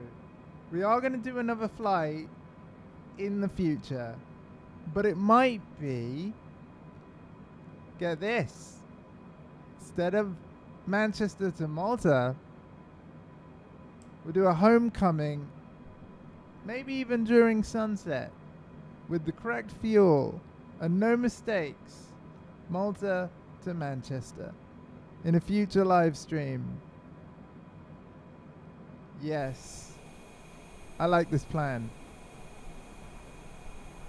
We're already at 99 fuel instead of 100, so we were at 10% when I topped the fuel up.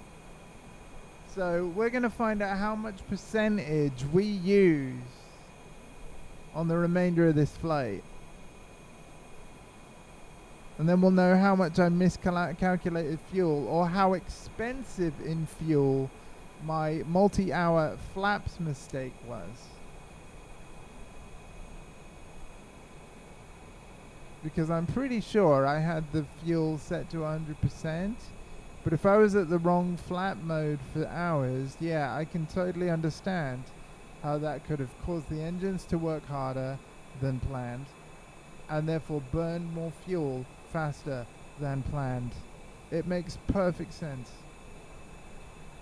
Just because of one switch.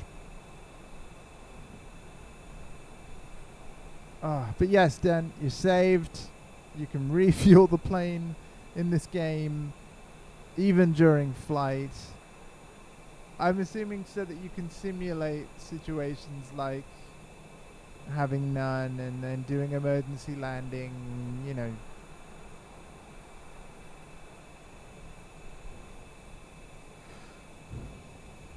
Oh man, well, I feel like an idiot though. I always forget something or screw up something.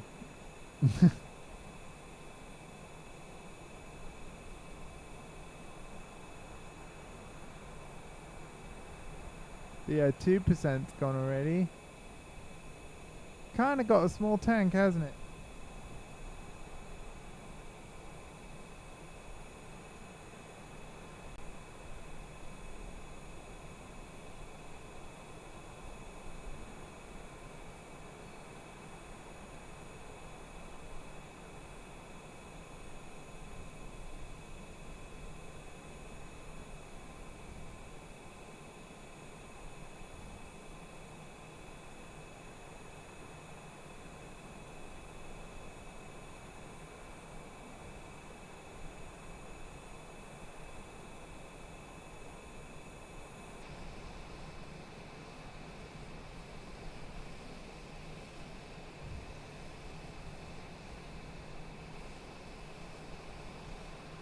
Whoa. Are we good? I guess we're good.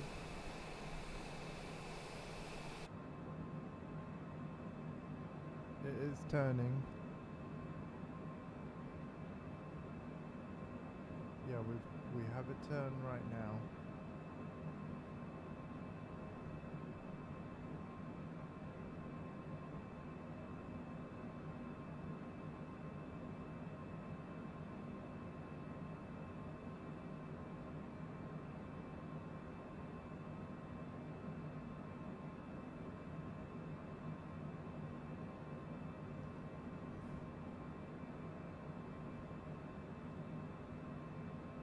Everything seems okay.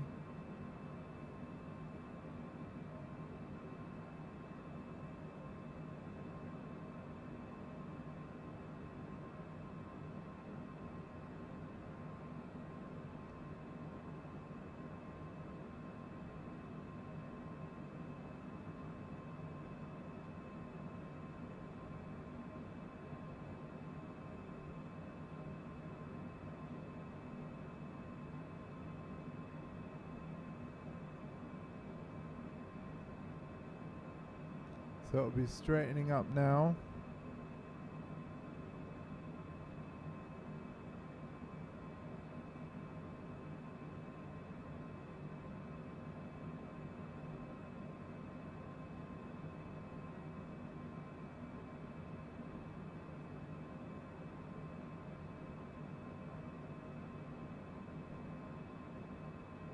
There we go.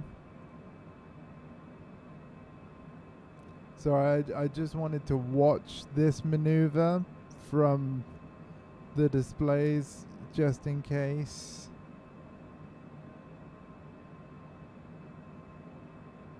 I hope you don't mind. I think after all the scares we've had, the fact that I need to see all these displays just to make sure that everything is going as it should be.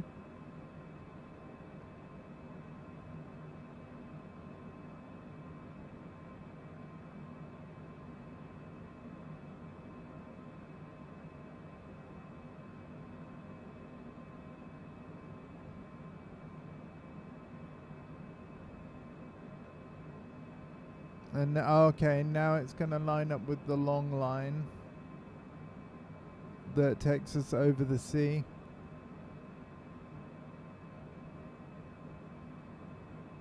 Thank you everyone tuning in for this. I'm sorry about the fuel debacle. Let's not worry about it. But next time I want to try and do a flight, unless you can't, right? But I'd be shocked if this plane wouldn't be able to make it all the way.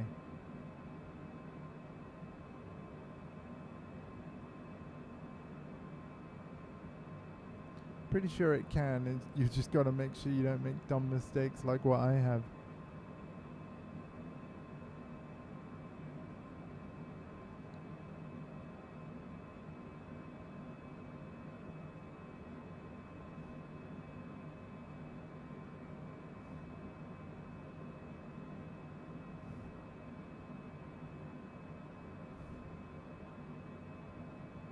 Yeah, we're almost lined up, so it'll be straightening up soon.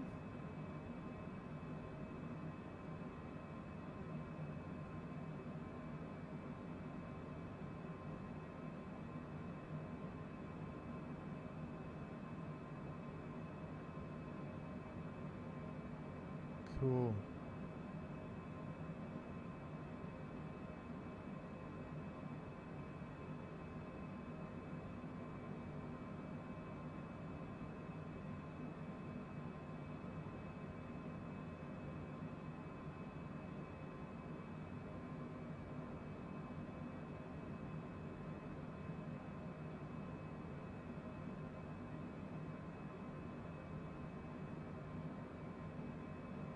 I think we're safe to look at the other view.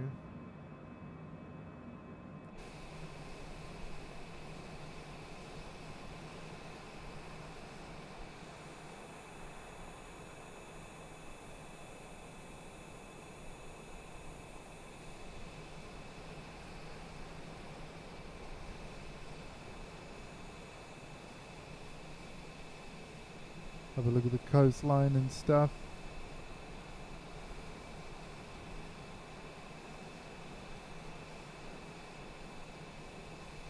Had I not refilled the plane, be at 3% fuel right now.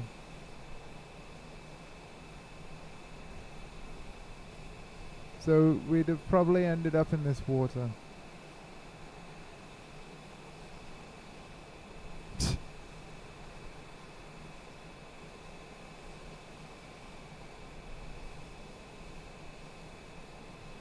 Yeah, there is a maximum landing weight. I'll take it down to 50%, close to approach,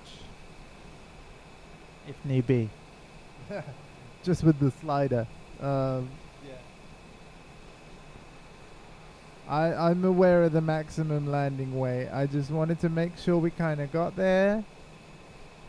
And basically had like too much instead of too little. I've essentially like, I'm completely not counting fuel as part of the thing to worry about. I've messed it up for this stream because of the flaps.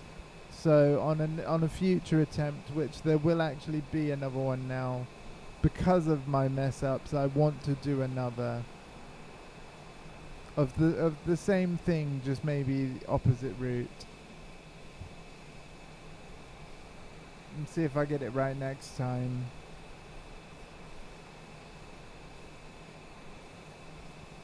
Sorry that I didn't manage this time. I'm a bit gutted, but I am glad that instead of it being just a straight up fail, I'm very grateful for that fuel slider where it doesn't have to be a failed journey, even though it would be, technically speaking. You know, we'll still be able to get to the point of landing, have a crack at it, see if we can land successfully or not. And then we know for the future stream that as long as I don't mess the fuel up, that I can literally do this journey. And the thing, oh wow, the next checkpoint is 240 nautical miles away. So this will be the main leg of the flight, really, like the route. And look at it, everything is just blue. Just beautiful and blue. So This will be the part of the flight then where we'll be flying parallel to Italy, if I'm correct. Like, Italy will be over there, right? To the left. Far into the distance.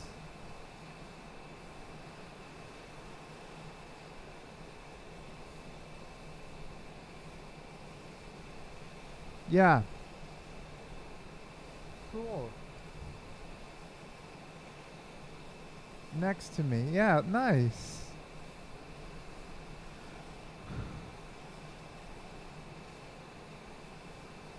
I mean, I'm a little tempted to...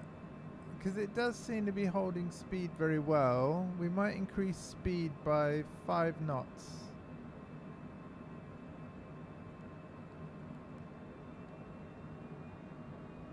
Just 5 knots.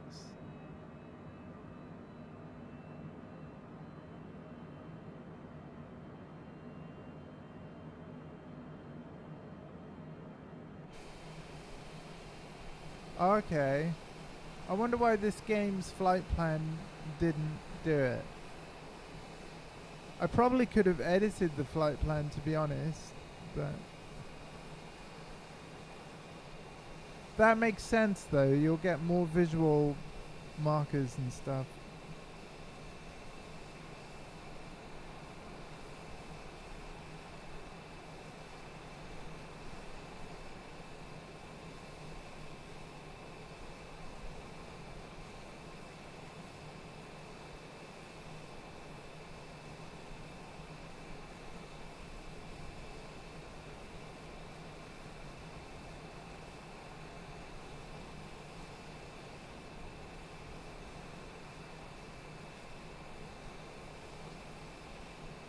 God, this really is quite an endeavor, isn't it? I mean,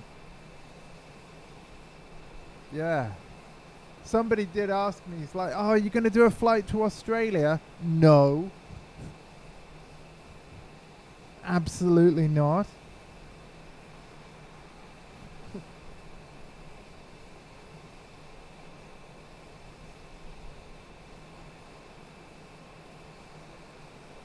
Unless you mean like Sydney to Melbourne or something.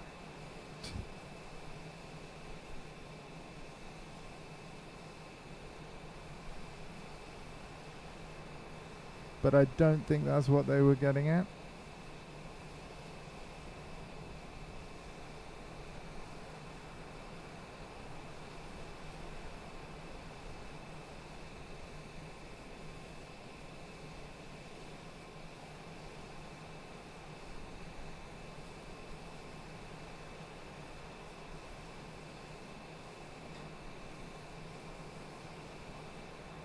I really am annoyed at myself about the flaps and fuel thing. I'm sorry to keep going on about it.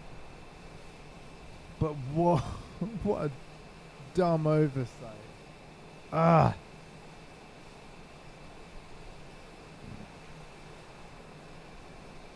Thank you guys for not minding, because I suppose from your perspective, you probably sat here thinking I probably would have made the same mistake or something, or I don't know, maybe a lot of you are saying like, oh, I wouldn't have even known how to set the autopilot up. Believe me, it took many attempts before I got all that down. Something just didn't seem right with the fuel consumption. I just can't believe how long it took me to notice. Funnily enough, since the flaps have been right, it's definitely been the fuel that we put in, 100%. It's definitely gone down like a lot less. Although it's still, to be honest with you, from my perspective, it still seems to be using a lot. I think what I might do is perhaps another test flight off stream where I never disengage the FMS speed. I let it do that overspeed stuff because it's entirely possible that maybe it won't do it for very long. And it will get us most of the way, and then the rest of the time it will back the engines way off and never run out of fuel. Like, I don't know. I'll have to try a few things. But that's fine, because even though this is very hands-off and you might think this is like... I really will forgive anyone that thinks that this is boring. I really would. But I don't know, I just kind of enjoy this game. And anything that I can do even off stream to learn more about it and learn more about this flight and this plane and how best to fly it for future streams, you know, I'd quite like to do that, because again, I just enjoy this game. Like, it's so different from everything else I've got, you know, and it's quite literally as a breath of fresh air for me. And games like this are perfect for talking to the chat with. And as you can see, even if you're not talking to me, I most certainly will talk to you. I always talk way too much. But yeah, ultimately though, I hope you're enjoying watching, even though there's not much to see at the moment. You're right, I do think it's a bit weird how far away from Italy's coast we are, but there it is.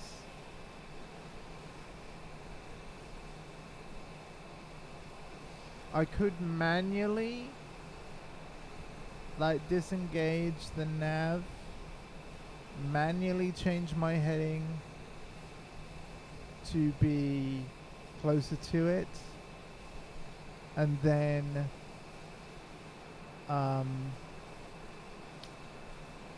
straighten it all up, fly along the coast, then re-engage the nav mode later.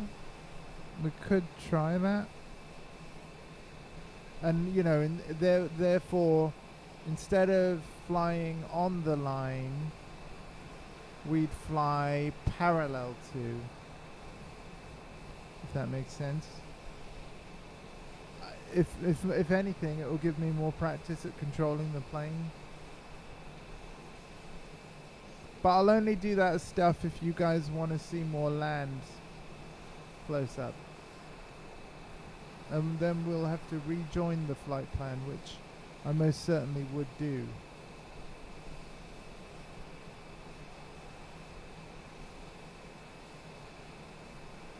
Although if you guys don't mind it flying as it is, then... But all I'm saying is I'm happy to attempt to get closer to that coast, because I think I know how I would do it.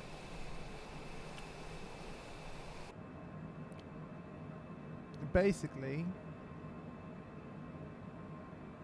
if we synchronize to our current heading of 147,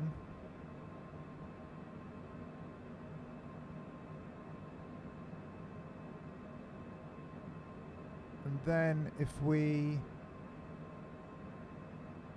change that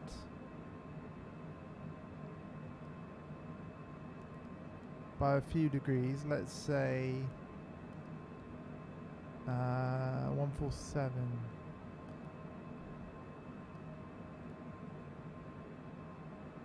15 degrees. Havoc 01, contact Marseille Center on Alinea 24.725. This is now going to turn the plane. 725 Haddock 01. Marseille Center Haddock 01, flight level 450. Check this out.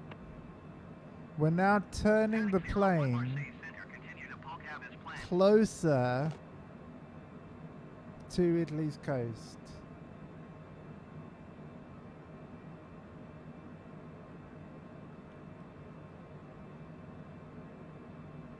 Then when we're close enough,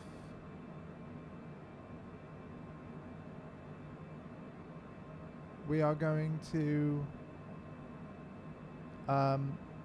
straighten it up.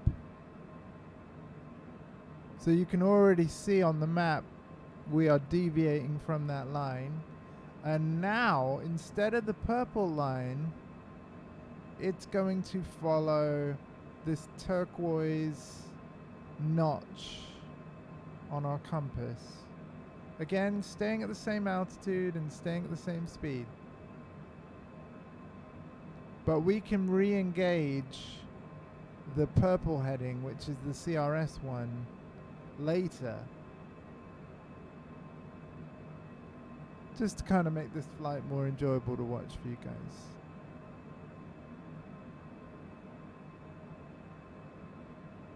I've got to keep an eye on the map though to a certain degree to know when to switch away from this heading mode back to nav.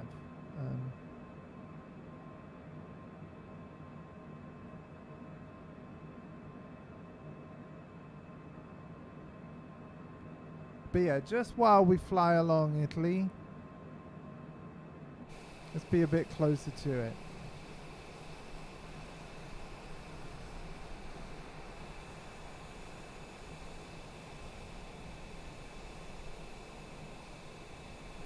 Thanks also, Dan. Thank you. We're getting closer to Italy now. Got about half an hour till you need to switch. Oh, thanks. Ha! Good to know. Again, this probably is going to delay our flight, and it's definitely going to use more fuel. But if it's going to make for a better stream,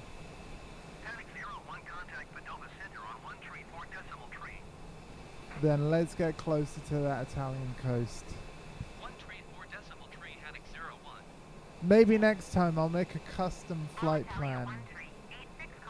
If I can figure out how to do that. Make a custom flight plan that takes us over more land or more coast.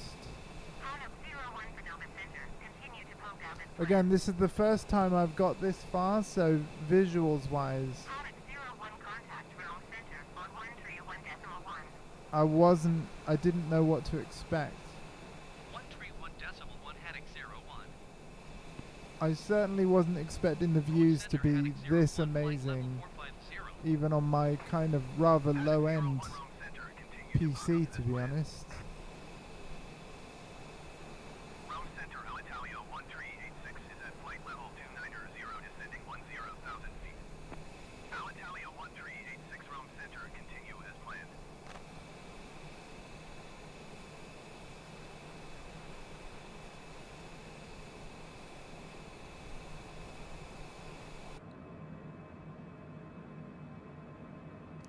I'm gonna turn a bit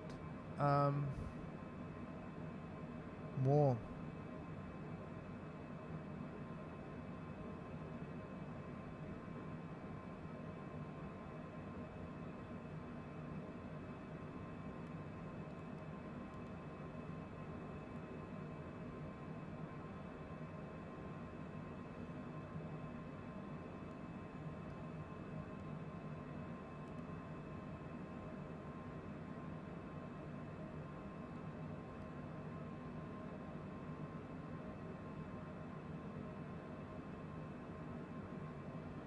So crazy steering a plane with like a knob, a really tiny twizzly knob.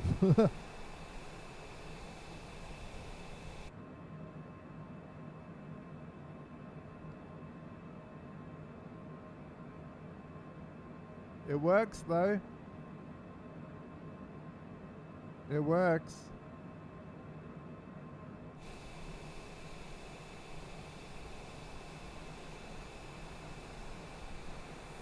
So, Dan, what's that island there? You know?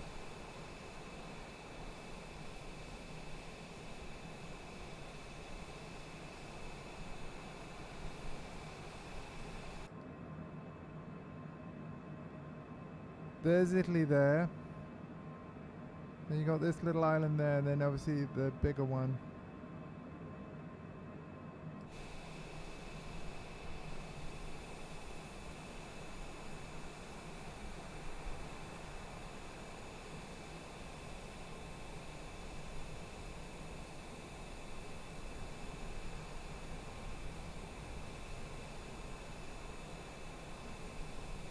stunning.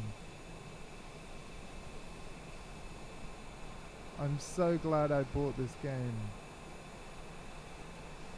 It will be coming to Xbox One and Xbox Series X as well. Well, both Xbox Series consoles. Of course, pre-orders for that start soon.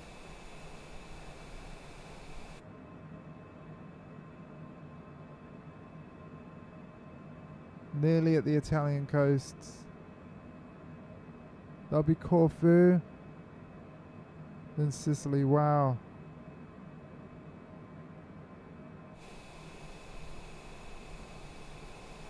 I'm almost at the point where I'm gonna straighten up the heading a bit. We're gonna keep heading inland for a bit longer though. But I want to basically give you guys the view of like it'll be constant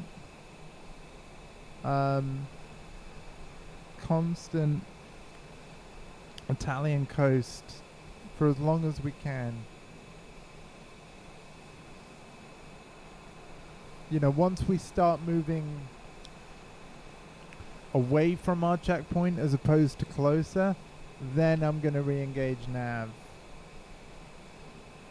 Kind of gradually though, because I don't want, the plane shouldn't really, like you can't really turn more a plane more than 30 degrees at a time.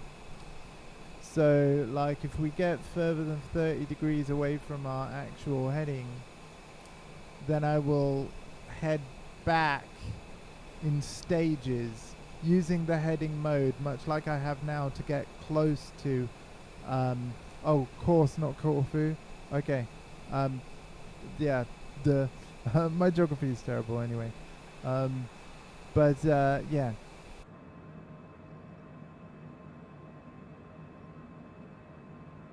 Yeah, much like how we've gone in stages to go closer to the Italian coast, we're going to turn in stages to go back towards our purple line. Because as you can see, we are quite a ways off.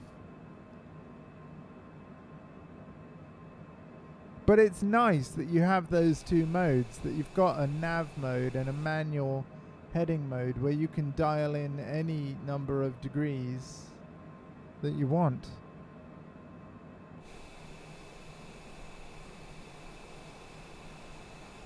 Let us know when we are near enough to the coast for your liking, friends.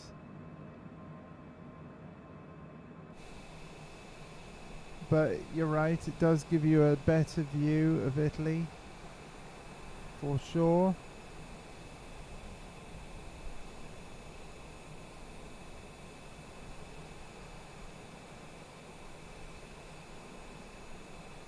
We absolutely would have run out of fuel. You never know, we might run out of fuel again. Fuel seems to be something that I'm definitely not managing right.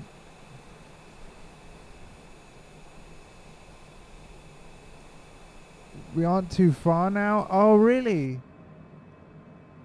Oh, damn, you're right. Maybe we should sort that heading out now then, yeah? Start heading it the other way to straighten up. So this is turning it away from Italy just slightly to, you know, straighten it up a bit. Like run parallel to Italy's coast as opposed to closer and closer to. So maybe if I put it at, I don't know, 130. Do you see what I mean? So that we steer towards our pink line again. Because our pink line is 147.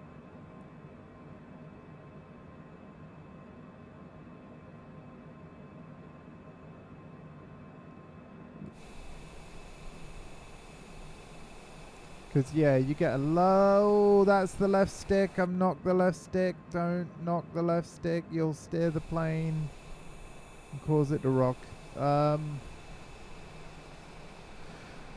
Yeah.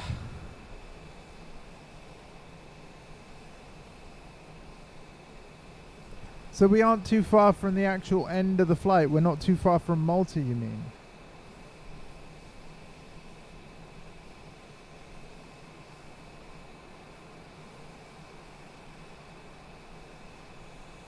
Because in which case, we definitely need to get back on that pink line. That said, I'm glad I did this. For one, it proves that I can, you know, change course whenever, and I know how to do it safely. Maybe 20, 25 more mins. Yeah, again, the only thing I'm a little concerned about is how far off that line we are, and the fact that if I were to engage nav mode now, the plane might try and turn rather sharp. So we need to think about turning towards it at least partially.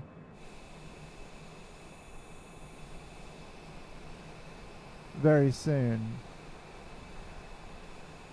But still, Italy, you look gorgeous. Like, you know, all of the, like the grey, like all of that will be buildings, cities.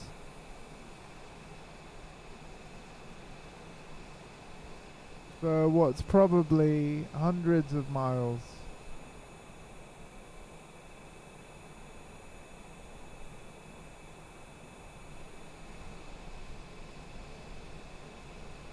Start turning towards it now. Okie dokie. Well, our heading is 147. We're at 130.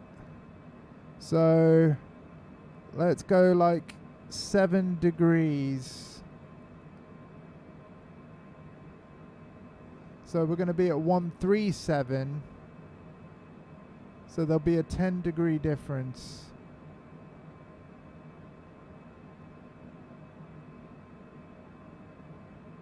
Makes sense? And as you can see, we're already at 135, so I can probably go a bit larger than that actually. We can probably go 142.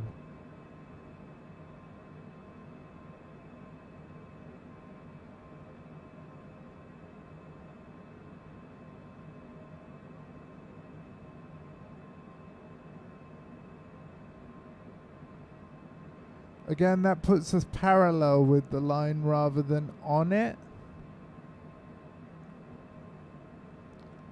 But if we go parallel for a bit,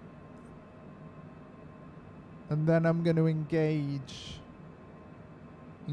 the mode. Make sense?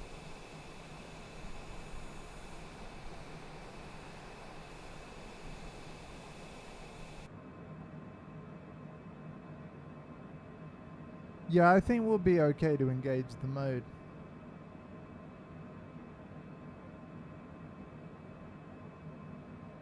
We're going to risk it, guys. Ready?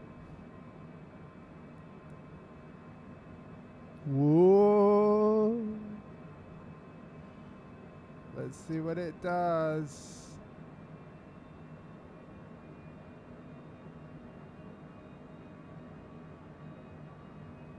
So yeah, it is at a 30-degree turn and it hasn't gone above, which is nice. The computer knows.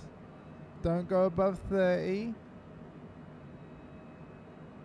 And now we're heading back towards that line very quickly, as you can see. Heading of 183, 184, like, but then eventually, once it's close enough, it's going to start turning back towards that 147.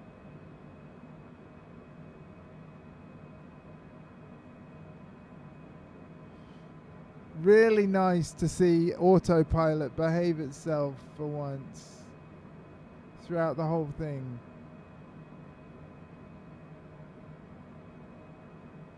And it was actually really nice that I was able to disengage it, give the plane a heading of 142, to get closer to that coast, to get the better views, and then re-engage the route when we need to. It's obvious that it is heading towards that pink line. Lovely stuff. Lovely stuff. I think the plane's going to be okay. I think the only thing we have to worry about now is the landing.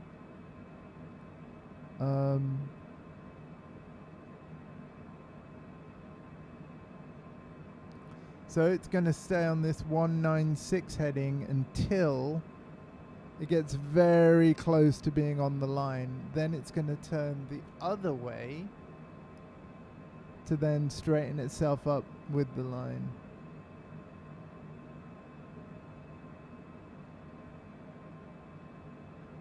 But yeah,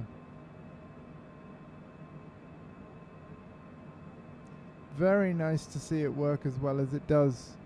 I definitely think the new update that happened last night is part of what's made this possible.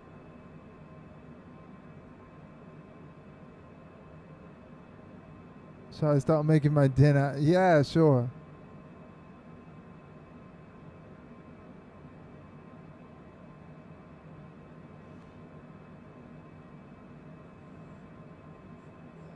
I've really enjoyed this, actually. I know, like, I still am annoyed about the fuel thing. But even now, look, we're at 69%, so I'm like, what the hell? Is this plane just not big enough tank-wise? I know we've had a detour, but it's not like it was a massive one. I filled it up to 100. You know what I mean? It's like...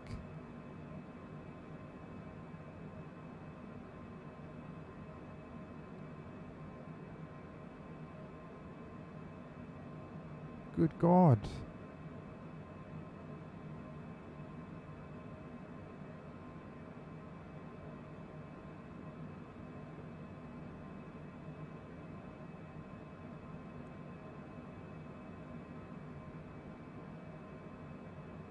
Maybe I do need to try this in a Boeing next time.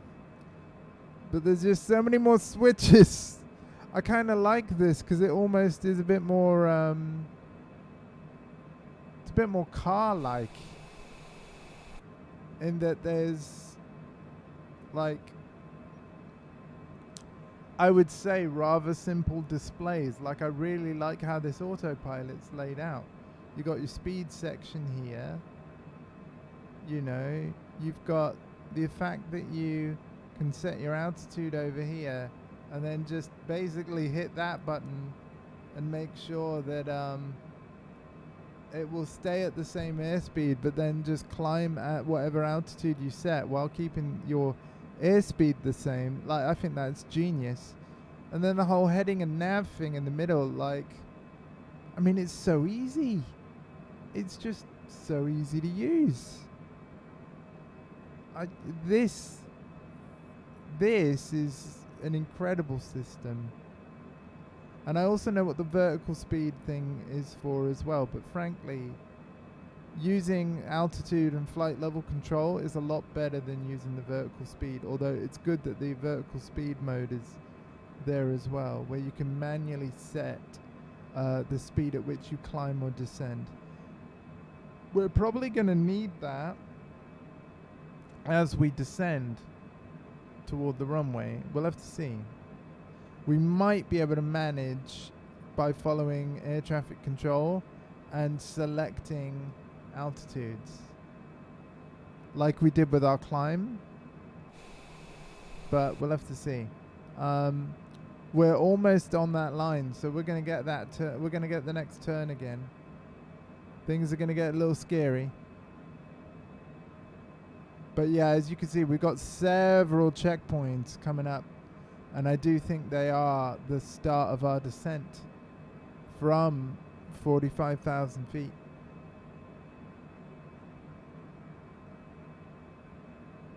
Which is going to be very, very interesting.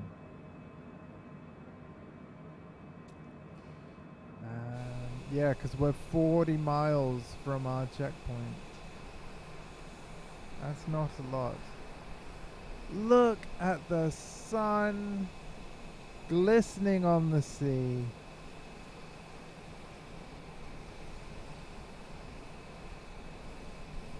Yeah. I don't know if we're going to see it. Like, how close are you to that airport? I don't even know which side to look at with the camera and everything, you know? Oh, we're going to be turning, guys. We're turning. Oh boy. I'm not doing this. This is all computer. Oh my god. Again, we don't want it to turn more than 30 degrees. Don't worry, it isn't doing. But it is turning as sharp as the plane actually can in its limits in order to get on this line, which is both scary and cool. And we're done. It's done it. It's done it absolutely fine. Bravo, Cessna. Oh, what a great plane. It did it flawlessly. Did it better than I would be able to.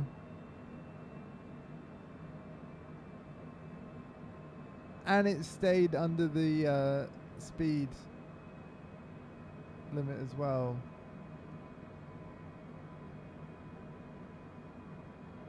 Wonderful.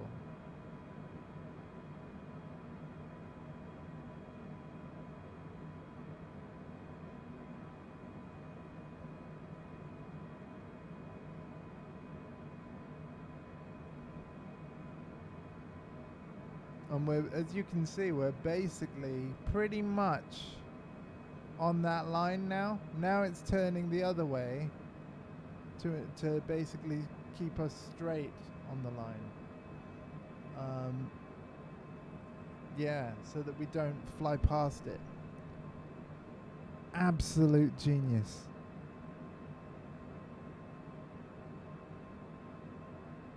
Oh, that is brilliant. That is absolutely brilliant. And as a bit of insurance, heading mode is disengaged, but we're just going to set it to 147 to match our checkpoint. Just kind of as a bit of insurance. And that way, if anything goes wrong with the CRS mode, we can turn on the heading mode and the numbers are the same. Just for like extra peace of mind. Yeah. Since they were so similar, I thought I might as well do that. But of course, as we get to the next checkpoint, the CRS number, you know, because it's following the flight plan, it is going to change as soon as we arrive at POCAV with the name of the checkpoint, which you can see here and over here. Yeah. I can imagine that ATC is going to start telling us about descent. Maybe it would have been already had we not detoured. I don't know.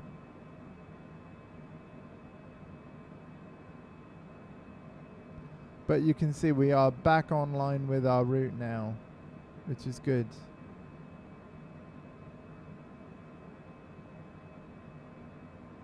Sorry that I'm not on the outside view, but literally it's just basically going to be sea as far as the eye can see. It's the sea.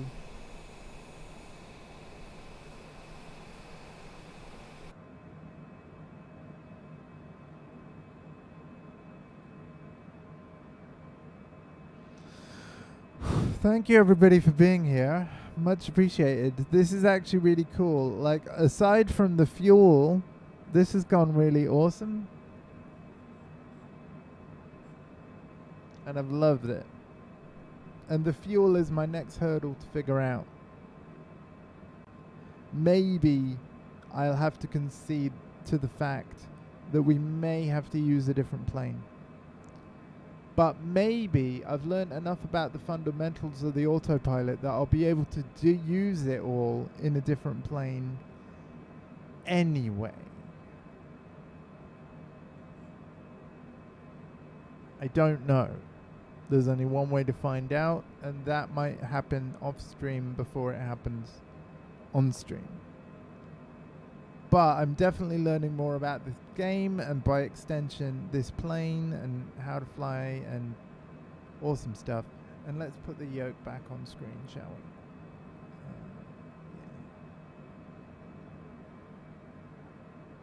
Same over there. I don't know why the yoke is hidden.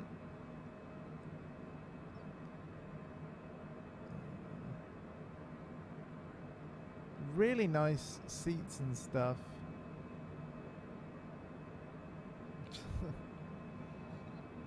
It's a nice plane, folks.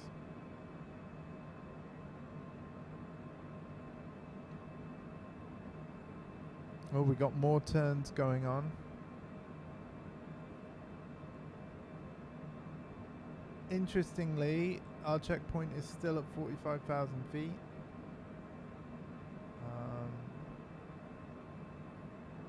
Look out the window. Wow. There's meant to be, if I go to different camera views a minute, hold on.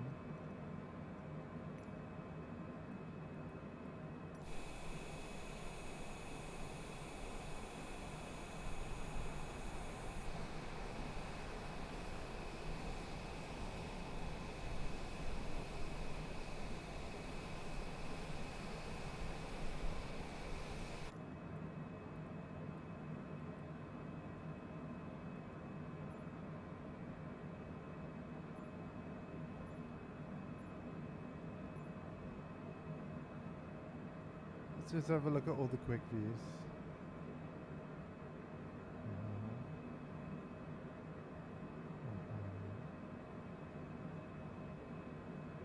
Oh, is it the showcase cam? Like, there's a cool camera mode. Trying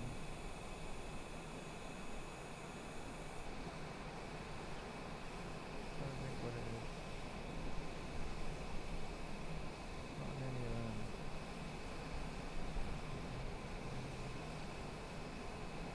Yeah. I thought that there was a certain other views. Sorry about that, guys. I guess not. Oh, landing view.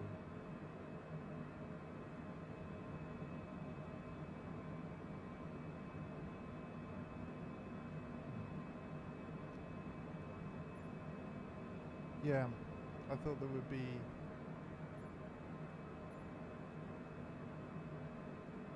Interesting.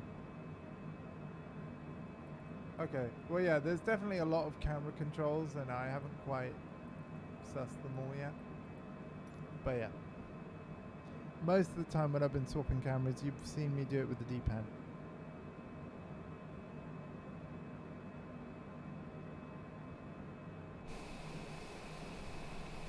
Oh, I reckon we might get our first instruction soon. So just in case, I'm actually going to show ATC.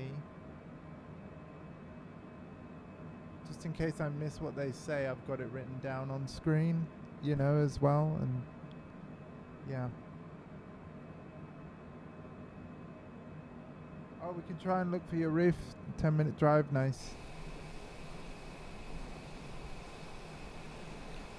Oh, guys. We've never got this far before. Look, we're almost at half a tank even with the refill, so the fuel definitely ain't right. I don't think I've got to worry about my landing weight, that's for sure. Seems like this private jet might not be able to make it to Malta after all, on normal circumstances.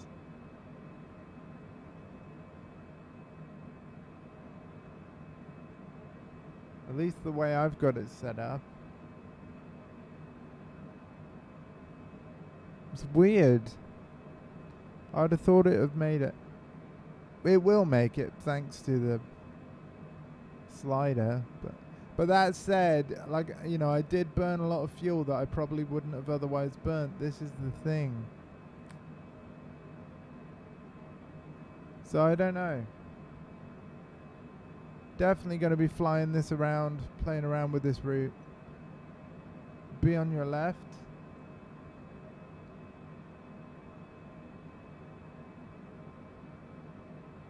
Okay, thank you.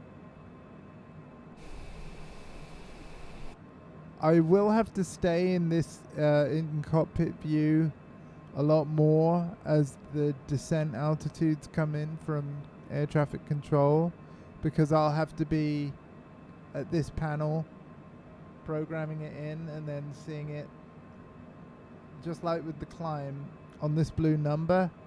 You know, I'm going to be using this control and then this button a lot.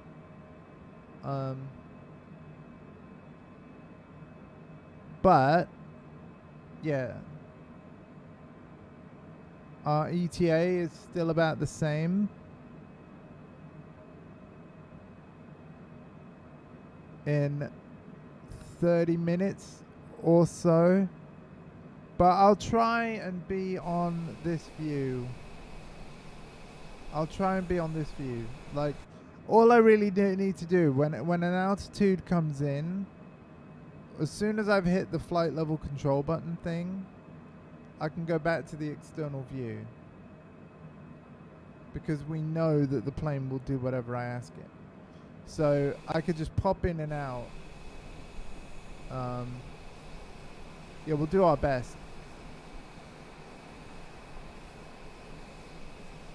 I find it weird that they haven't spoken to me yet.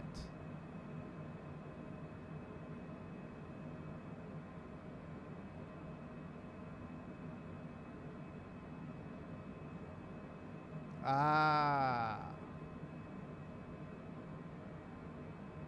There's our first descent. 1, 2, 3 more. 3 more checkpoints away. And that's our approach at the end. Wow, we're nearly there. We are nearly there. Maron is our last checkpoint. The journey fits on one screen, guys.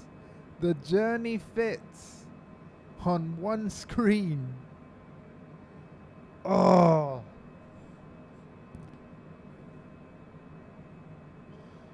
Yes. Bonnie is waiting. Thanks for being here for so much of it. I realized that, you know, you probably came a lot earlier to the stream than you knew you needed to, but I really appreciate you being here. This is probably going to be a big fat fail. The landing is probably going to go horrible because I've not been practicing landing at all. Okay? At all. So this could end in a crash. I could miss the runway entirely. I don't know what's going to happen. But in a way, I thought that my lack of preparation would make for a more exciting stream.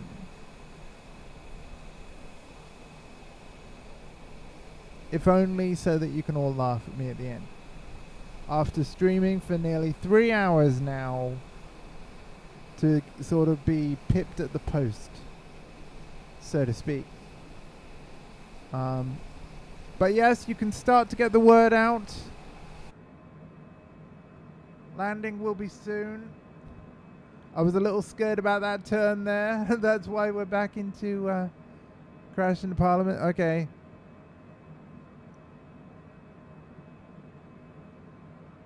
If you can point out the building, I'll see what I can do. Well, I want to land on the airport, but if landing on the airport ends up being a no-go, Parliament building is going to be our new rendezvous. All right. We'll try the airport first. All right. I believe the checkpoint ahead. Yep. The checkpoint ahead is our first descent. It says 4144. So I'm going to put in 42 already. Right? Before they ask. I'm going to put in the altitude before they ask.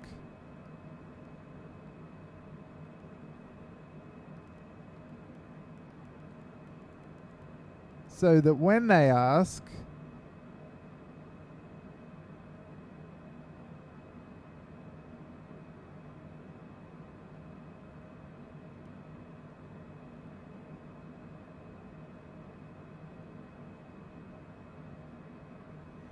come on, do the thing, do the right thing. It's because of the angle of the camera. Yeah, 414. So that when they ask, we could just hit the button. I know, I'm sorry.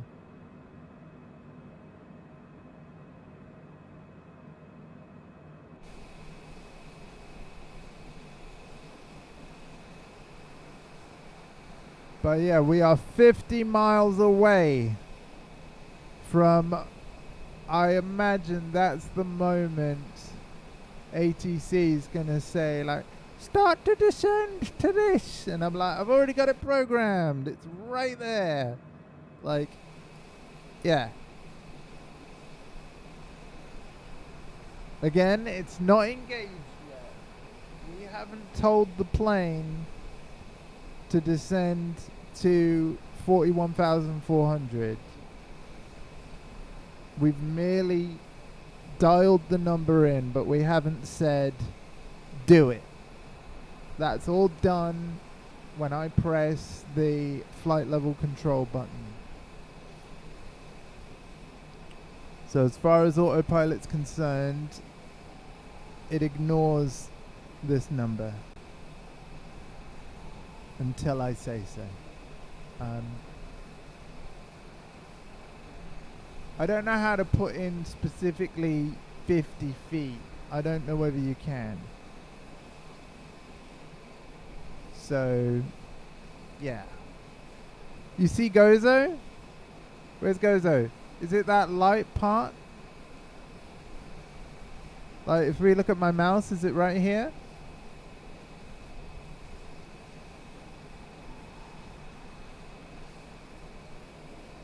I love the, like, you know, these graphics, even though it's not on the high settings or anything. I love that you can look at this stream and be like, yeah, that's what it should look like. That's incredible to me.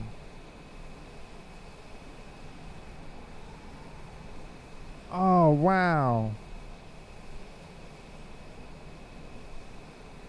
Again, 36 miles before I think ATC is going to be like, hey, you, descend.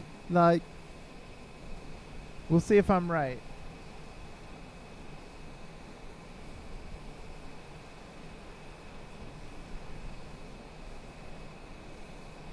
And we're almost half the tank again on the fuel. Gozo, Comino, Malta. Nice.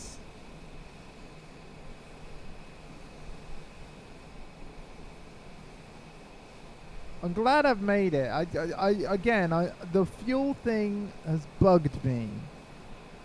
But it could literally be that this private jet is more of a sort of a national private jet as opposed to international. Like, maybe it's literally not built for UK to Malta, if that makes sense, but even shorter flights than that. More like, you know, London to Glasgow type dealy. But it's just a nice plane. I had a look at a few of them, you see, because obviously there's several in this game. There's actually 30. And I was like, out of the choices I've got available, this seemed like a manageable thing to learn that I thought could go the distance. It could be that it just can't on a single tank. Again, the flap thing really bugged me. That makes me want to attempt it again, even if I do it off stream one night and see what happens. I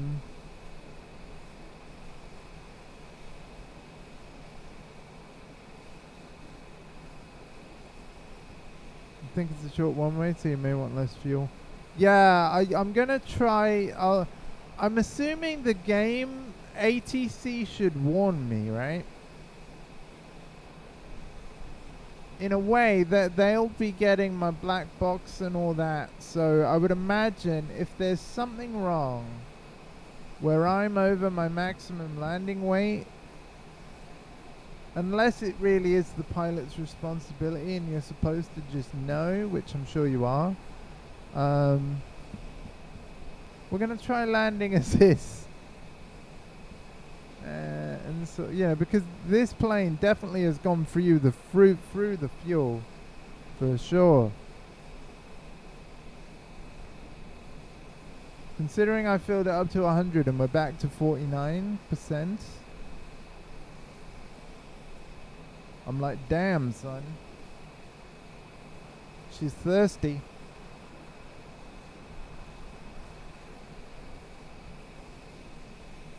What a lovely jet, though. I love it. I really do love it.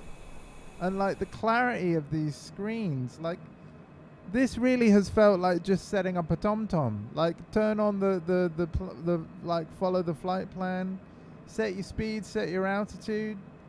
Job's a good one.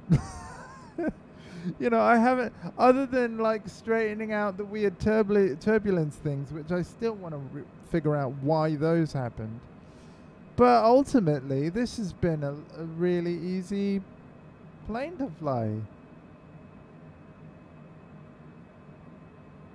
Yes, the sky really is that blue. Well, that's really cool.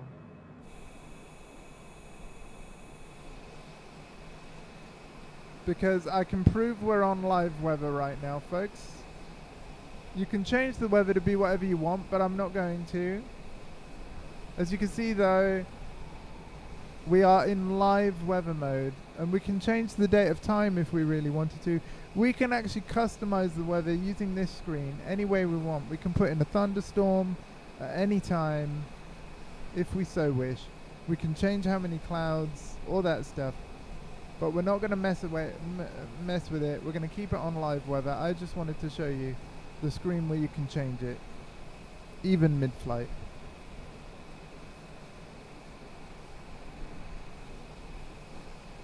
The time of day, like, so if I was doing this around sunset, we're gonna get we're getting our turn, and we're probably gonna get ATC talk to us any second now.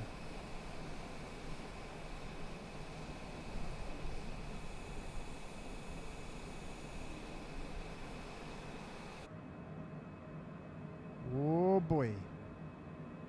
Yep, no, this is still supposed to happen. We're still in line with the purple. So after this turn, I reckon they'll might start talking about descent. Oh, okay, thank you.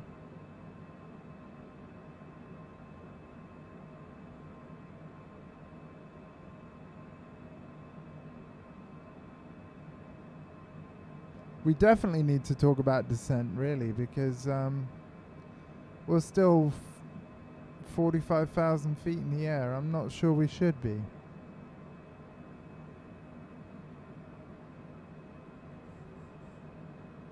I hope my detour didn't mess stuff up. I don't think it will have, but I don't rightly know. I think we should be descending.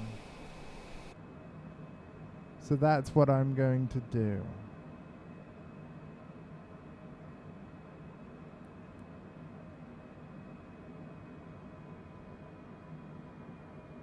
So as you can see, I've hit that button.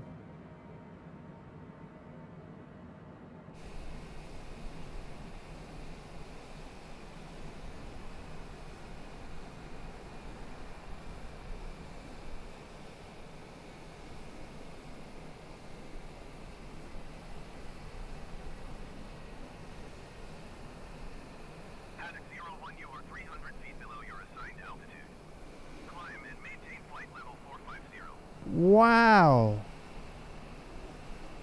Really? Maintain flight level 450 heading 01. As soon as... Oh, wow. Okay. So now I'm too low. Alright. Alright. Alright. Well, it's good to know that, like, as soon as I deviated off the plan, they were like, "Oi! What do you think you're doing?"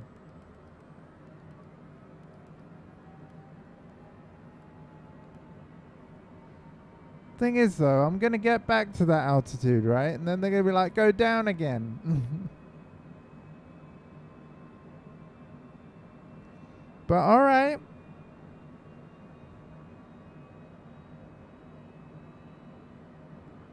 I'm looking at the map. We got an island right there. I'm going to look at it outside. Haddock 01, please expedite your climb to flight level 450. I'm going to 450, you dimwit. Shut up.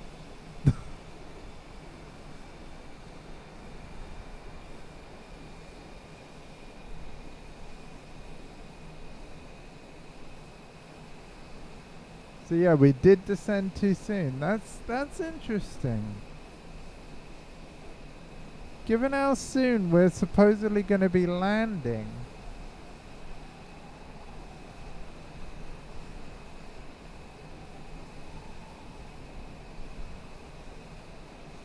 There's our vertical airspeed per minute, by the way. So we're ascending by 1,800 feet a minute. Right, I'm sorry about that, Dan.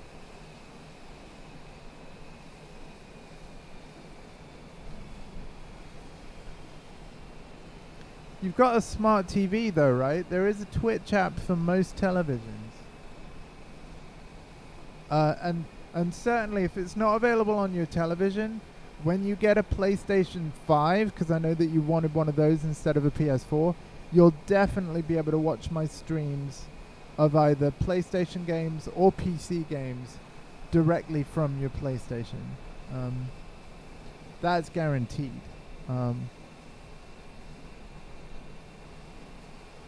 Okay. Yeah, no worries. Oh, wow. It looks so pretty. So pretty, this game. Like, this is the game that has tempted me to upgrade my PC, though. Because that guy that you told me, like, Leafy or whatever his name was, that was streaming this. Man, it looks so much better on his PC. The thing is, though, and the thing that sort of not bugged me about his stream or anything, he seems like a great guy. But him and so many other people that I've seen stream this game, you could tell, had no desire, really, to learn how to fly the plane properly. Everybody was just like, "Oh man, can I see my house from here?" Which is fair enough, you know. But like the plane was bouncing around and, you know, whereas I've found like learning how to properly use the autopilot, and even though I've messed up even in this stream, like case in point, fuel, hello, but like I've really enjoyed the process of like trying to fly properly. And to those tuning in, like, welcome. Like, you've tuned in at a good point, to be honest. Yeah, I get it. I totally get it. Fly just to look around, and you totally can do that. There's nothing wrong with that. But certainly when I was trying to, because of course all these people have got super awesome PCs. Oh look, Air Malta. An Air Malta flight. Air Malta 308 traffic is 3 o'clock, 4 miles at flight level 390 generic. Report them in sight. Air Malta 625 have the traffic. I wonder if there really is an Air Malta flight 625 right now. 08 traffic in sight. Wow.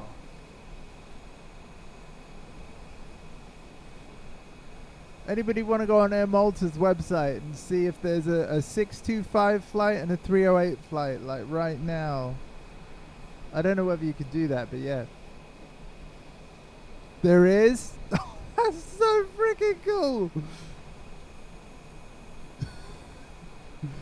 That is so freaking cool!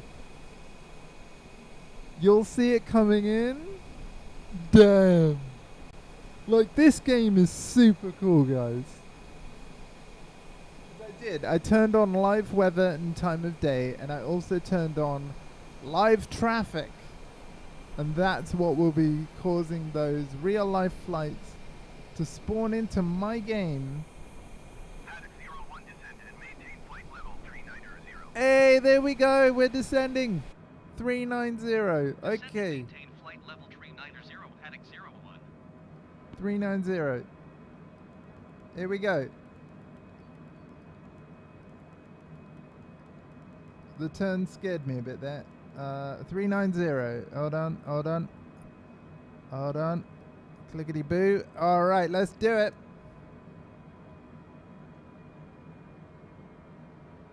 So now that that's programmed in, we can watch.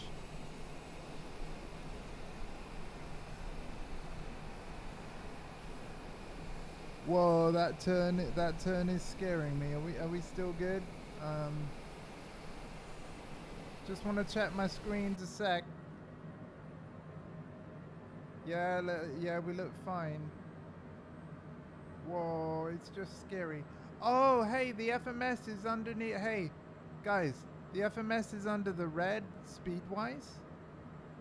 So I'm actually going to go back to FMS speeds, okay? We're going to change our speed mode back now to the other one. And let the flight plan determine it. We should still have auto throttle. I'm gonna just have a look at that. Excuse me. Yes, we do. And the other thing I want to do is I want to go back to the home page of this. All right.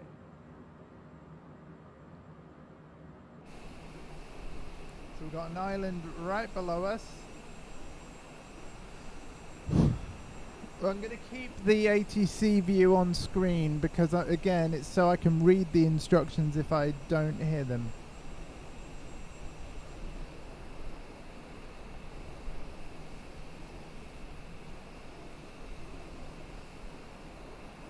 But yeah, welcome to everybody tuning in to what is now the descent and approach to Malta Airport. Oh, I'm so happy to be saying that. My first time, my first attempt. Again, we picked a plane that clearly didn't have enough fuel for the job. But my God, it's been an enjoyable stream regardless.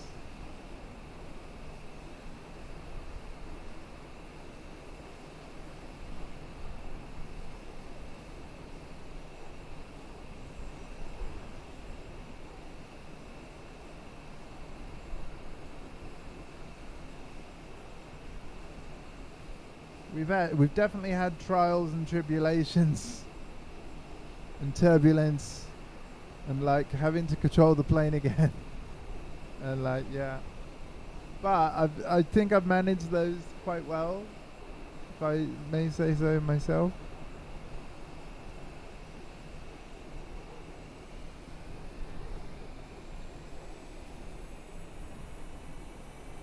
Auto thrust is putting more power in them engines. Interesting. 270. We're going down even more. Descend and maintain flight level 270, Haddock 01. Okay.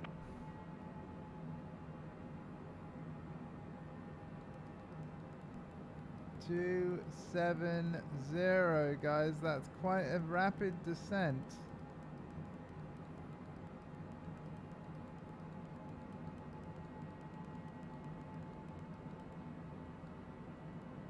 Ready? Do it.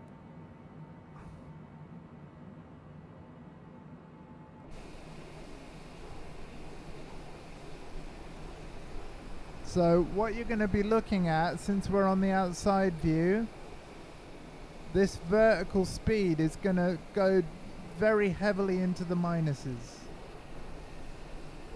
Very heavily. And that is the amount of feet per minute that we'll descend by. As you can see, our altitude is plummeting, as it should.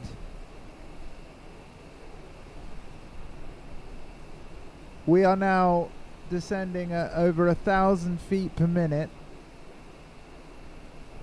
close to over 2,000.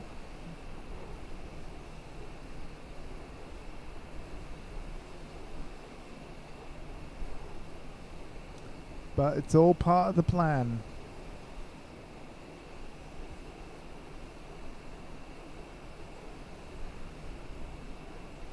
I can't believe I've made it all the way to descent. I'm actually really proud of this. Hours of streams, tons of attempts, so many Google searches, YouTube video watches, you name it, just to get to today. And the only real mistake I made was I was in the wrong flap mode for a couple of hours, and definitely misjudged fuel in one way or another. It could very much be that this plane just isn't designed to do this journey, which, how am I meant to know that, you know?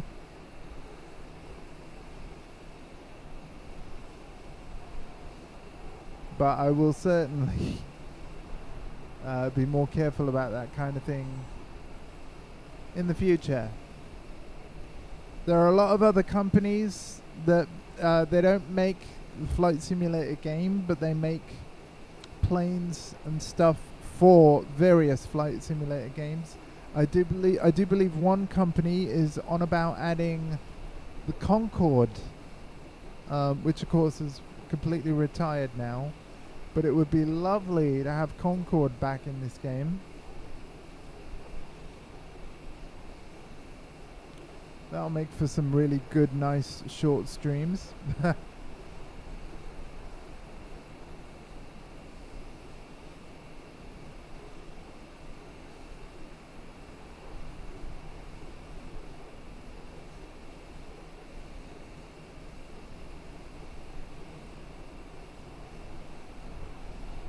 But yeah, the ground's going to get a lot closer. Wow, look at our trim adjust in real time. That, like, me manually doing that on the controller, I'd be able to do it, but not in the same way that the game is, the autopilot is. That is insane.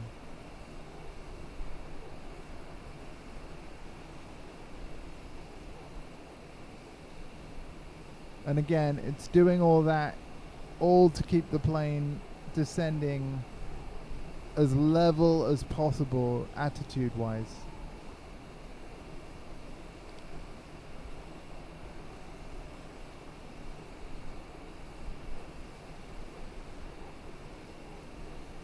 Fascinating stuff. Well, to me anyway. I find this really interesting. And what awesome views, you know? Look at that.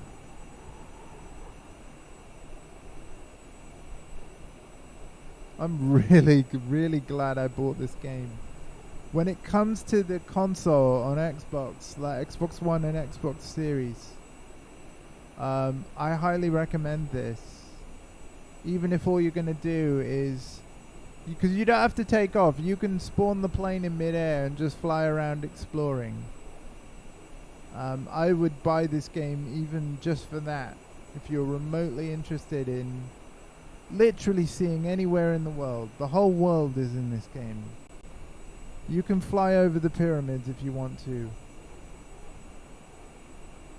You know, you could see anything. You can even land at Area 51 if that takes you fancy. You know, and it's just incredible.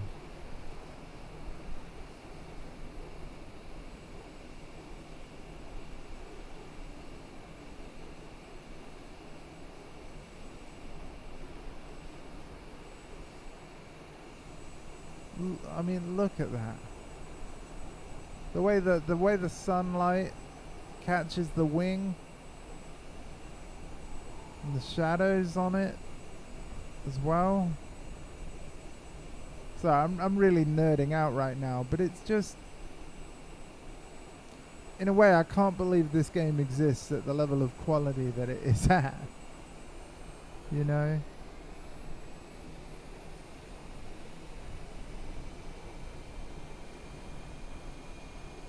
All right, engines. 01 descend and maintain 13,000 feet. 13,000 feet. You got it, buddy.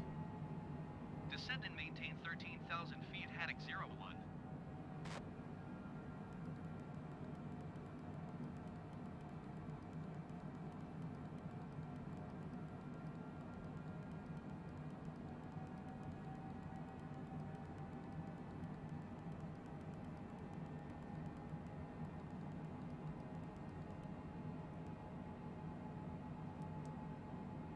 And it's as simple as that to change altitude. Turn a knob, press one button.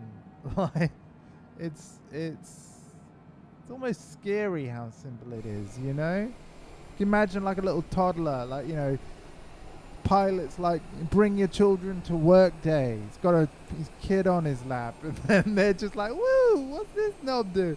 Like, you know?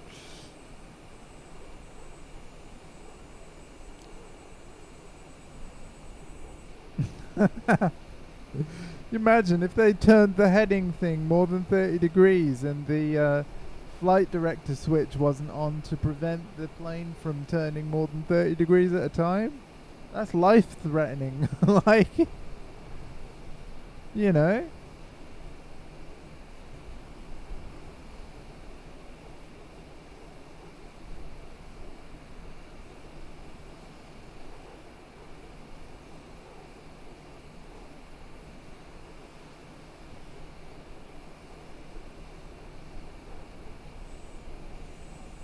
Not really much to see here, is there? Like, just this route, I've got to say, a bit underwhelming. Like, the game was literally like, oh, you want to go to Malta? Cool. I'll just fly you over all the water. Just nothing but water. I mean, it's fine, but, you know.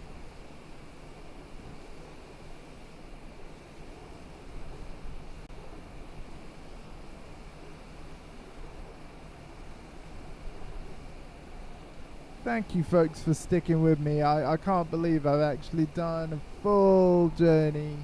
Actually I can, because I've been wanting to do this for ages, and I knew that, you know, when I want to do something, generally speaking, I do it. So long as it's, you know, possible. But yeah, welcome to those tuning in. We are descending, and we're going to be trying to land this thing on Malta's really small runway.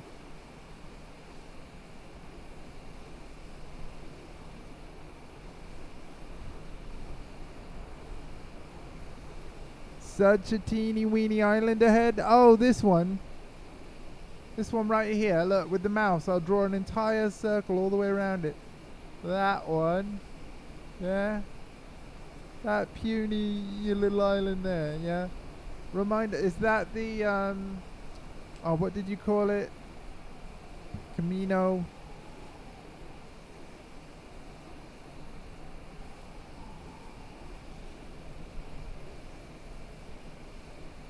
Oh, that, Malta. Oh, sorry, yeah. Oh, God, that, oh, yeah, that's where we're landing. Damn. That is going to be a small runway, isn't it? Oh, that makes sense, actually. Look, because by the time we reach that that checkpoint, 61 miles away, it says we should be at 250 feet.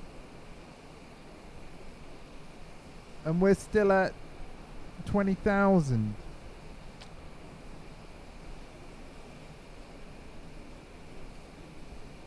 But we're descending at 1,700 feet per minute. Sorry, descending at 1,700 feet a minute.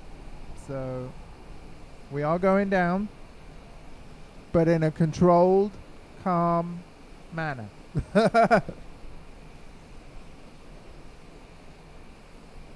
There's no Mayday. It's not Mayday.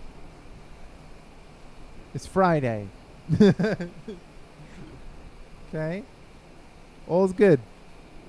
Everything's fine. No need to panic. We've got the fuel. Everything's stable.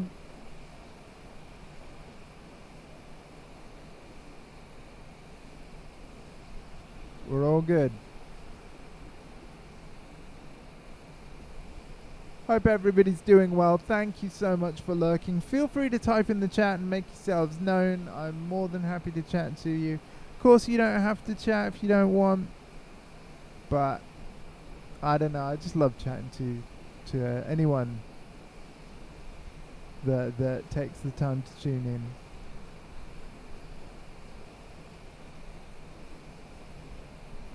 Like to get to know you. Happy for you to get to know me.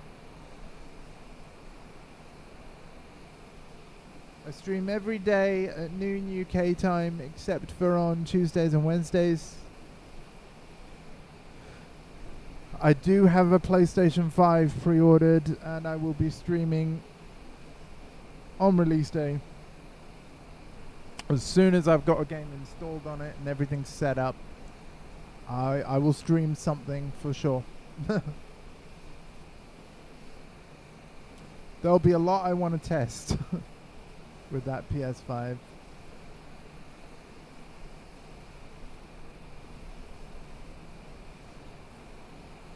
And I feel very lucky that I managed to order one when I did.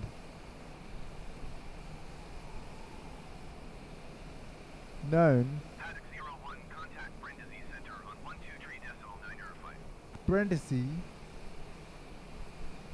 Going to 182.905 Haddock 01. What? Do you know this place? Brindisi Center Haddock 01 is out of 16,300 feet for 13,000 feet. Paddock 01, Brindisi Center, continue as planned. Altimeter 29.904. Is our altimeter correct? No. It is now. Paddock 01, you are 46 miles north. Maintain present heading and altitude. Expect RNAV runway tree 1 approach by Cocker transition. Follow instructions to the traffic pattern. Maintain present heading and altitude. Expect RNAV runway tree 1 approach via kinkier transition. Clear to kinkier Haddock 01. I think my approach is already programmed. Malta Center on 122.775. So I think I'm okay. 122.775 Haddock 01. Malta Center Haddock 01 is out of 14,700 feet for 13,000 feet. Paddock 01 Malta Center, continue to checker as planned. Altimeter 29.904. Yep, our altimeter is correct. You can see the number of that right there. 29.94. That is as it should be.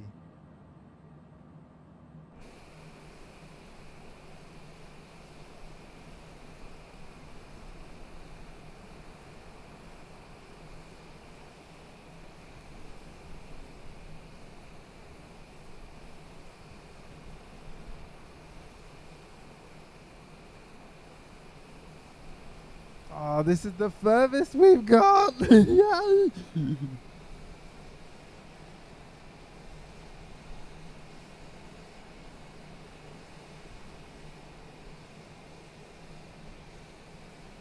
I hope I manage this at the end. After all this, I just want to land. Any landing you can walk away from is a good landing, folks. All right? I'm going to say that now.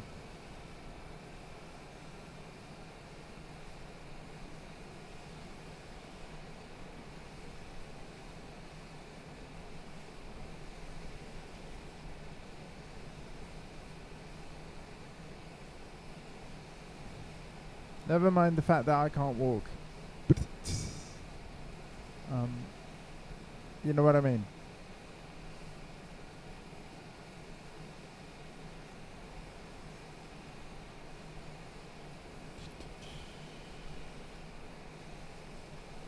Oh boy, we're so close now.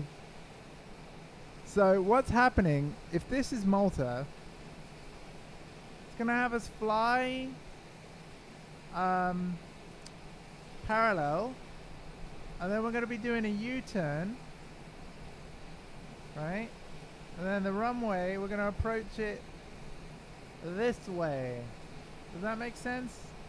I think that's what's going on.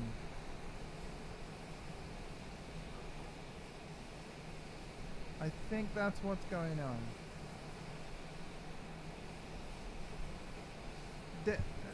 Dan, is that accurate to what would normally happen on one of your flights, or have I picked a really backwards approach, then probably should have picked another one from the list? But have you had that happen on like your return flights? Alex 01 descent and maintain 5,000 feet. 5,000 feet. I'm working on it. Descend and maintain 5,000 feet, Haddock 01. Alex 01 descent and maintain 3,000 feet. Oh god, 3,000. Okay, make up your mind. Descend and maintain 3,000 feet, Haddock 01. All right, we'll go straight to 3,000. Flight level control. Here we go. It can be both. Right. Okay. I probably should have left approach on automatic, because I bet it would have picked the right one for the current situation in air traffic. But I went for the U-turn thing because it looked most correct to what I typically have seen of a proper landing traffic pattern online, if that makes any sense. I think it all depends on the wind direction, to be honest, as to which one they use when.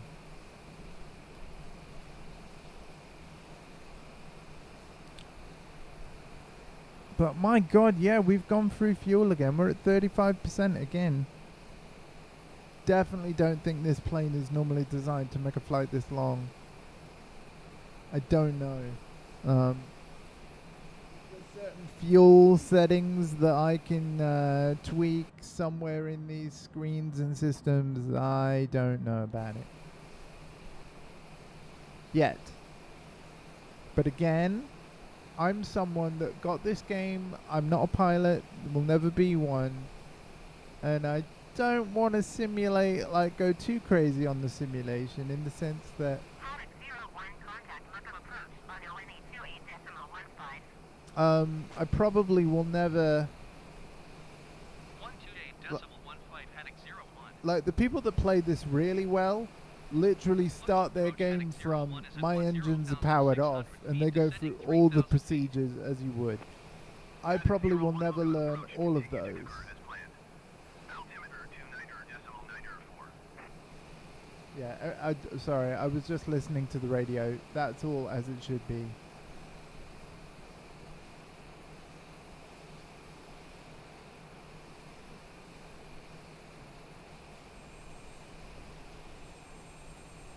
But there's Malta. We're landing somewhere there on that island.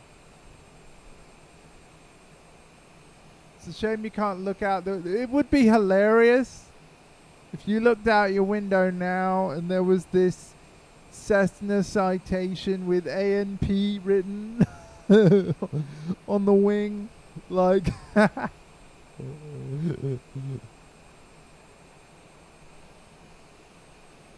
That would be hilarious.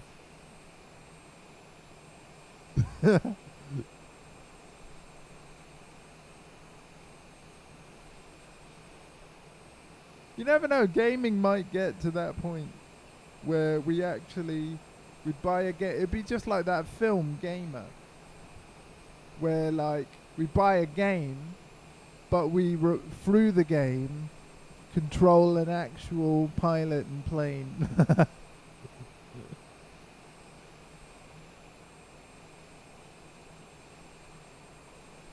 Really cool film.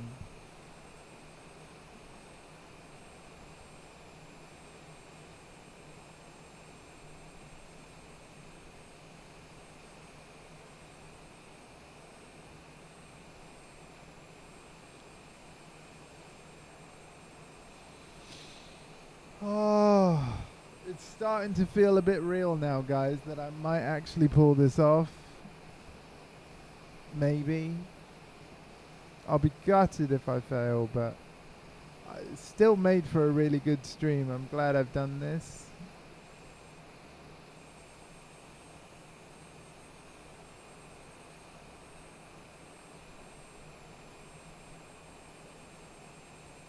Almost 4 hours, though.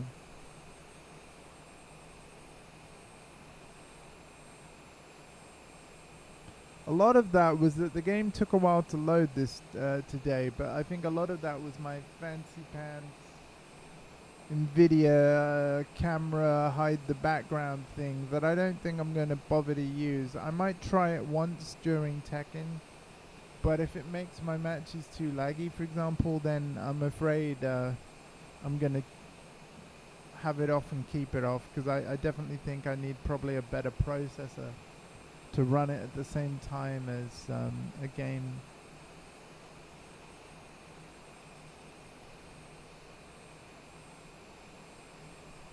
But that said, this game is very heavy on systems anyway. So I kind of feel like the only reason why it was causing everything to chug is because hiding my background with that program, as cool as it was, would have been using a lot of my GPU's power that obviously the game needs.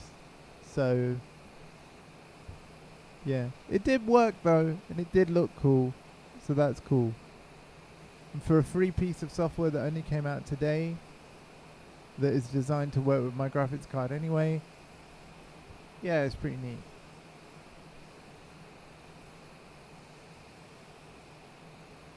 Sorry about the audio issues near the beginning of the stream though. Thank you again, Tom Dingo, for pointing that out when you did. The reason was is because I use the same program when I want to do a screen recording of any music software stuff, and I turn up the volume knob of the essentially what is the game audio.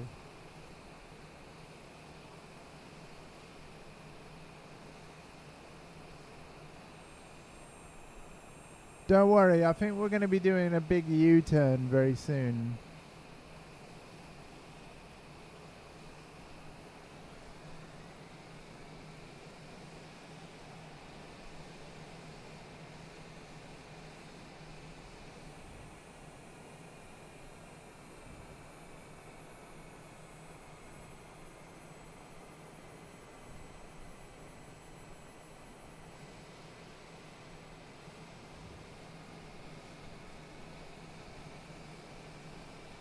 Ah, okay.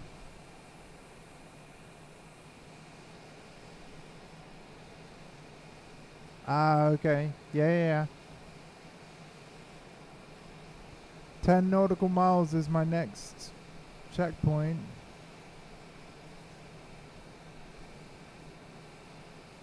So I'm getting ready to swap camera view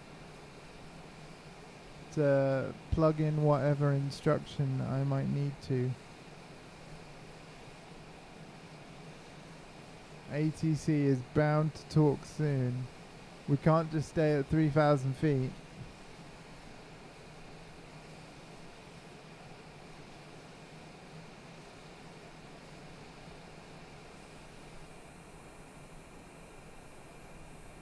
But there's our destination, friends. Right there.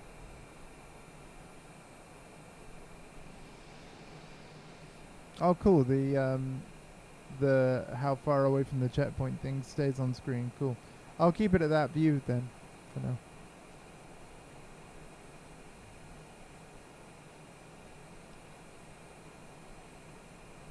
Again, I'm really glad that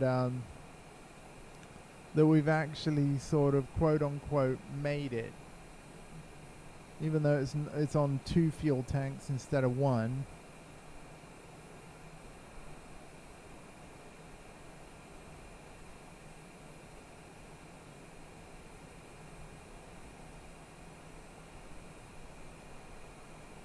Makes me feel very good that I'm actually learning about this game, which again, unlike most, understandably, but yeah, unlike most, learn how to play it properly is something I actually wanted to do.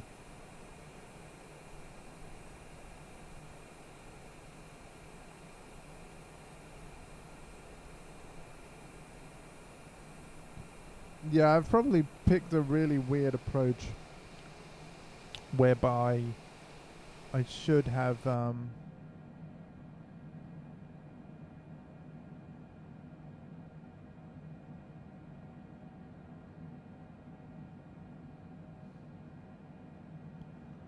whoa, is this supposed to happen?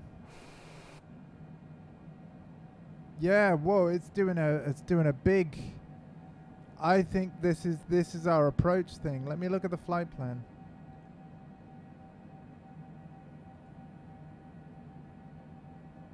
Yep, it totally is. This is our, yeah. Oh, good God.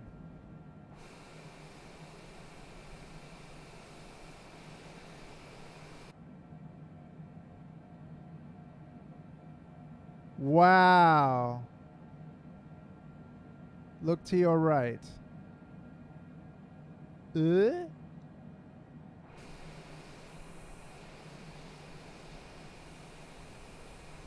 Yep, and then so we're going to turn again.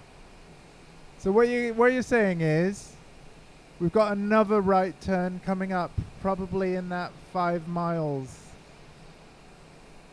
So we've just done the first part of our U-turn now.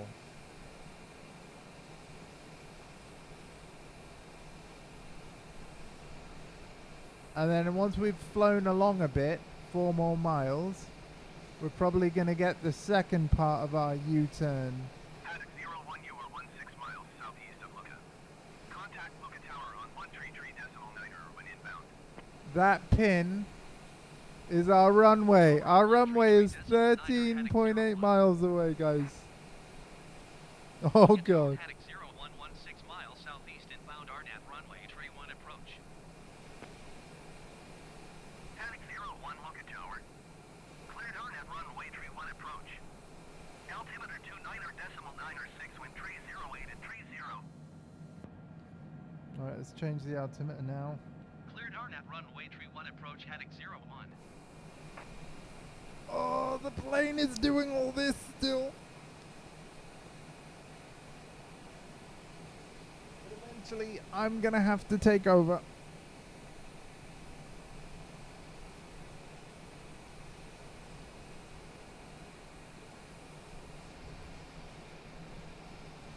Deploy landing gear. Oh my God, guys. Okay.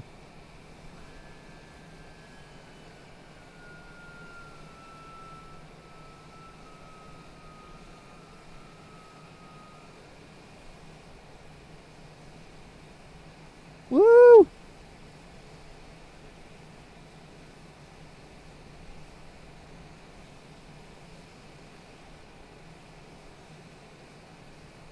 Yeah, this is the bit where I might have to go outside of the external cam and actually fly this plane, I'm afraid.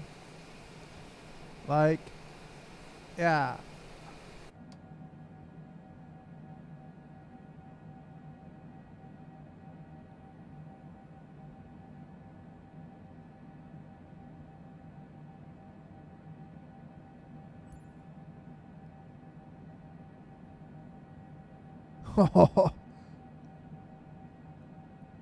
Not yet. Wait a little. Oh, man. When I start getting instructions, I've got to change cam to listen to them. I don't want to be too fast or too high and miss. You got to remember, autopilot's still engaged. It's got to be disengaged.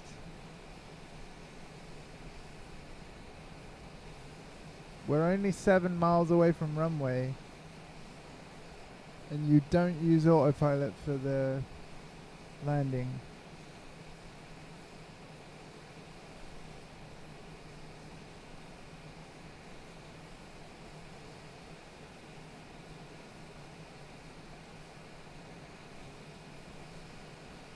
Because we're still at 3,000 feet.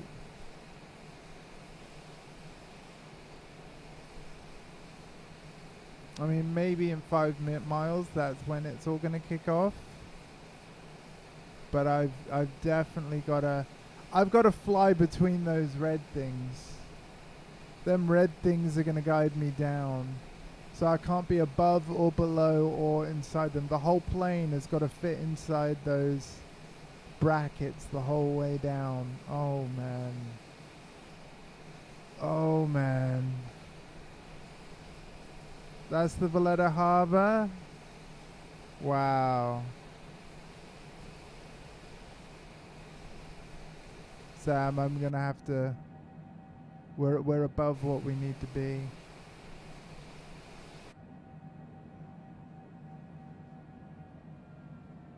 Haddock 01 cleared to land runway tree 1. Wind tree 08 at tree 0. Cleared to land runway tree 1, Haddock 01.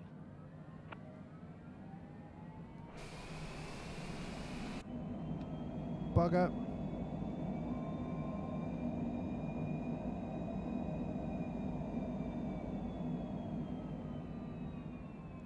I think that's a missed approach.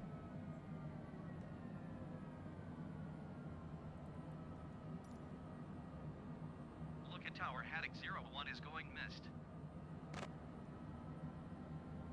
Haddock 01 contact lookout approach on ONE 28.15.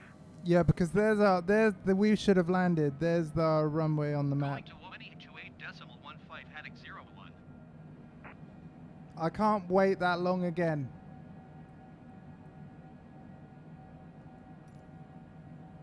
Lookout approach, Haddock 01 is missed approach at Looka. Haddock 01, you are 1 mile southeast. Maintain present heading and altitude. Expect ILS runway tree 1 approach via Kicker transition. Clear to Kicker. Yeah, no, the autopilot pointed up because I hadn't disengaged it. Maintain present heading and altitude. Expect ILS runway tree 1 approach via Kiki or transition. Clear to Kiki or Haddock 01. Yeah, okay.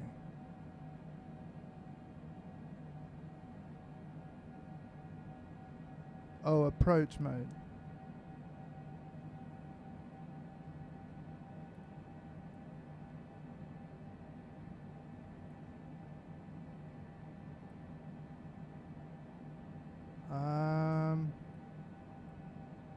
How do I do this? I mean, there's Malta.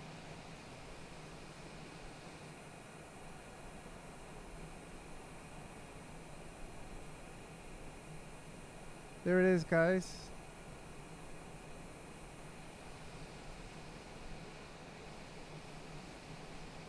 We'll let this flyover happen. But then I'm gonna, even if I have to manually turn, well, I'm gonna go back round again to where that, I'm gonna go back to where that airport is. So no worries. We've got a stadium down there though. But yeah, I definitely missed it. I was definitely, I definitely needed to disengage. I definitely needed to be back in this view flying. So what I'm going to do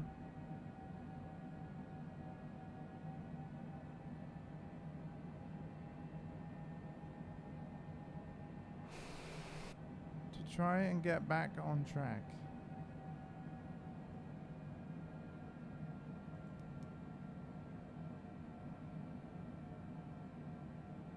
Because neither of these seem to be working. Too high to see, yeah. Well, again, I was meant to land, and it didn't, did it? See, it's weird. It's not even turning me anymore, is it? You know, with the route and everything. It's weird.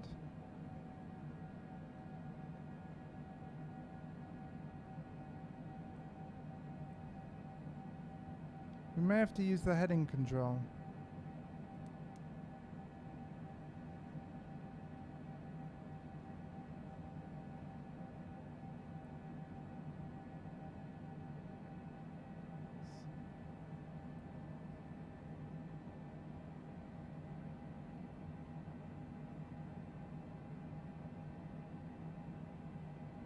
Oh god, the heading control's still programmed for 417. Oops. Sorry, 147. Oh god.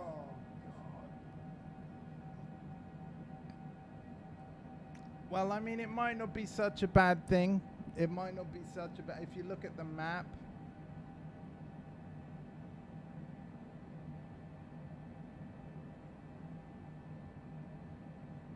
You can see the stadium from your roof? Oh, okay.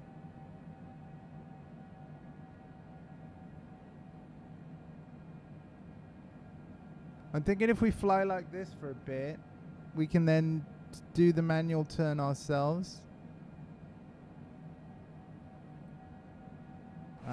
Because what we could do... God, I balls this up royally.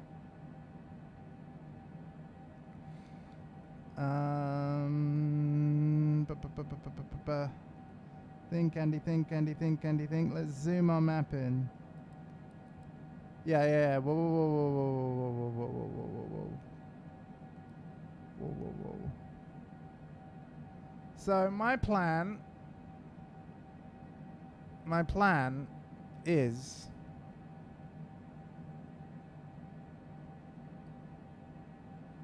kind of turn, unless there's another approach that can work. Select another approach.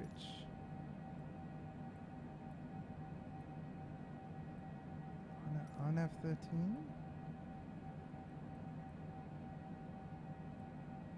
Oh, good God, I don't know what any of this means. No. No.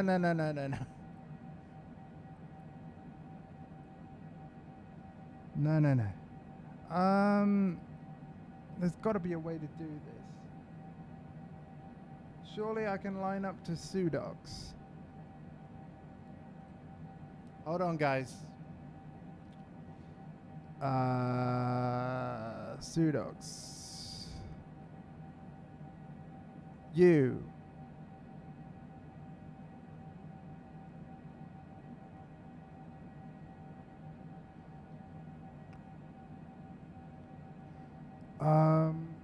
How do I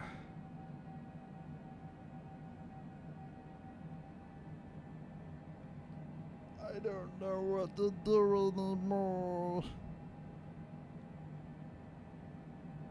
We're turning.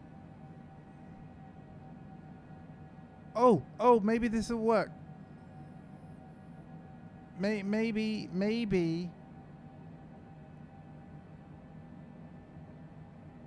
Maybe I'm onto something.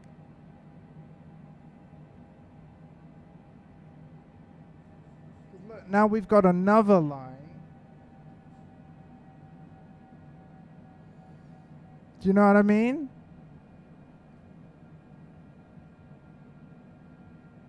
You see what it's doing now?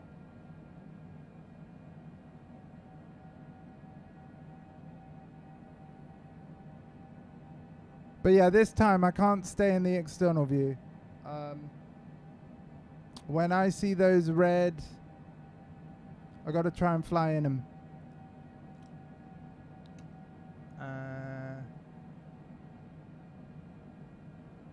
Because I wasn't expecting, like, it's because of the autopilot. Again, I was meant to disengage it because it just kept me at 30,000 feet. And we just flew straight over. I'm using autopilot to get towards the Sudox thing correctly. But then we're gonna manually like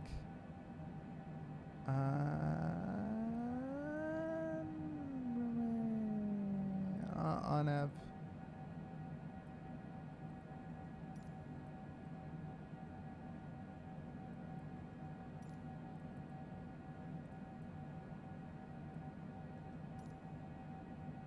Local approach heading 01 requesting vector to next waypoint.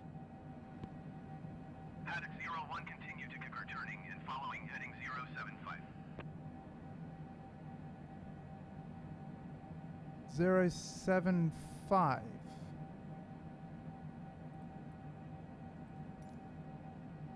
Continue to Kiki your turning and following heading 075 heading 01. Oh god, it wants me to do all of that again.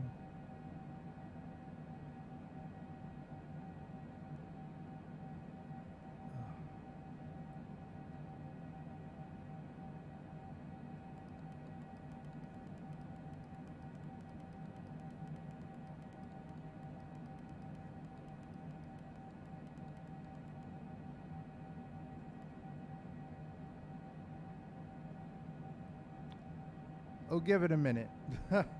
We'll give it a minute. We're gonna... Well, maybe we should do it now. Alright, we'll do it now.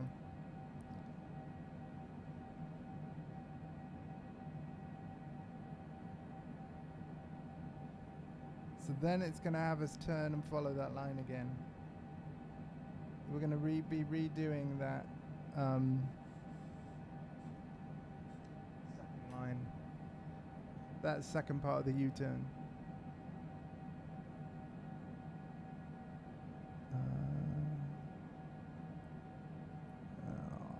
But yeah, from the looks of things, I guess real pilots have to do this all the time as well.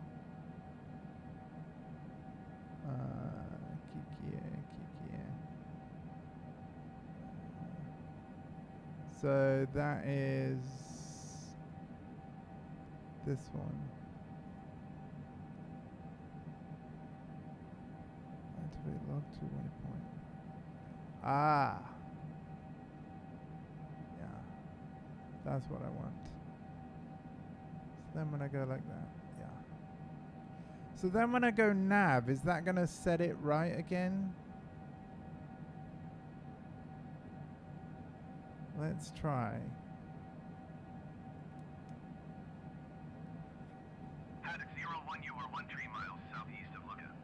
Contact Lucca Tower on 133.9 when inbound. So I've hit the approach button again. I'm going to see what happens.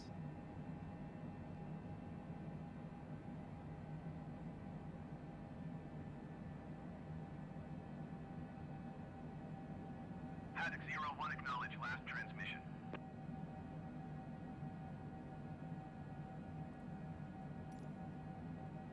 Tower on 133.9 heading 01. Hold on, guys. I think what I was meant to do was go this one. Oh, wait.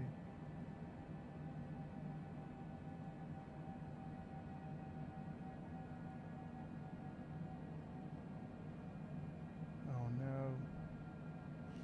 Oh no.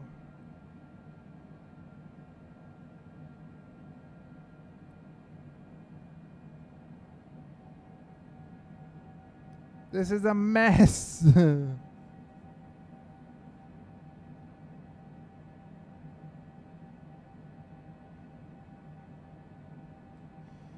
it's also got me manually doing radio now.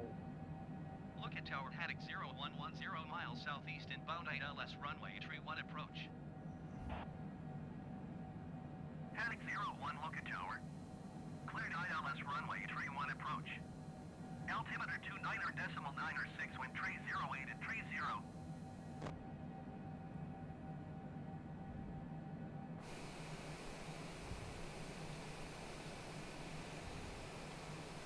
Cleared ILS runway 31 approach heading 01. Look at tower heading 01 is going missed. Haddock 01 contact lookout approach on ONE 28.15. How we met? Going to ONE 28.15 Haddock 01. Lookout Oh. approach Haddock 01 is missed approach at Luca. That was a what? Haddock 01 climb and maintain 7,200 feet. Haddock 01 climb and maintain 7,200 feet. No! Haddock 01 climb and maintain 7,200 feet. For God's sake, no. Haddock 01 climb and maintain 7,200 feet. Shut up. Why are you doing a nav that is 7,200 feet. Haddock 01 climb like and maintain loads of miles 7,200 away? feet. I've selected the wrong nav point, haven't I? Oi. You. Activate log. Fine, do direct to. Haddock 01 climb and maintain 7,200 feet. Haddock 01 climb and maintain 7,200 feet. Shut Haddock 01 up. climb and maintain 7,200 feet. Haddock 01, you are 4 miles east. Descend and maintain 3,000 feet. Expect vectors RNAV runway 31 approach. Thank you. Descend and maintain 3,000 feet. Expect vectors RNAV runway 31 approach Haddock 01. I think we've finally sorted it.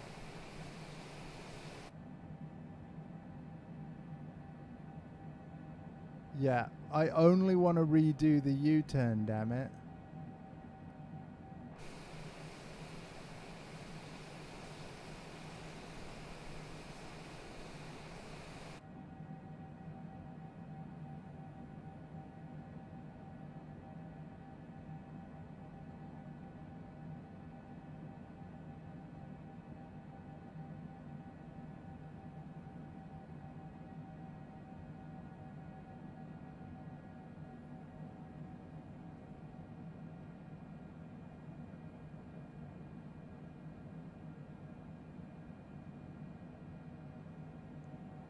We should be, but alas, no. And actually, I'm a little concerned. What's our nav source right now? FMS.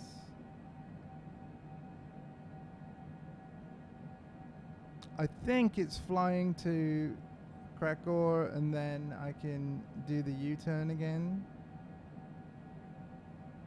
And then try the landing again. I think that's what I've told the plane to do.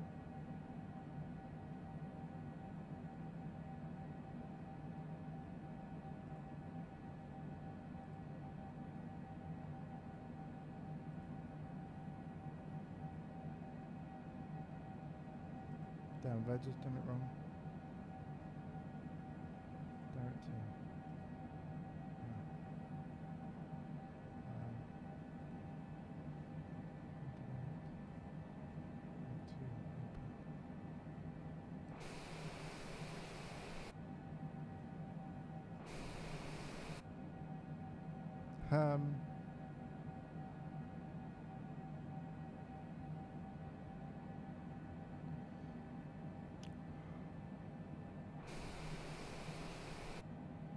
Hang on, maybe I need to do. Oh God. Maybe I need to do. Right to. And activate on to. Maybe I need to do that.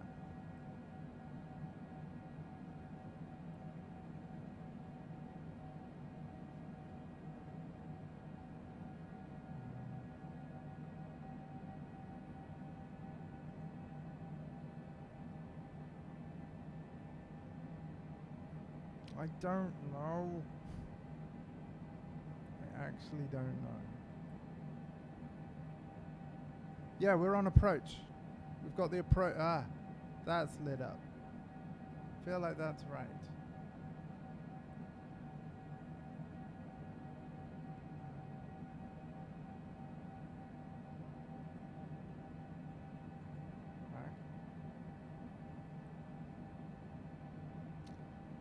Sorry about this, guys. I think this might be right, though.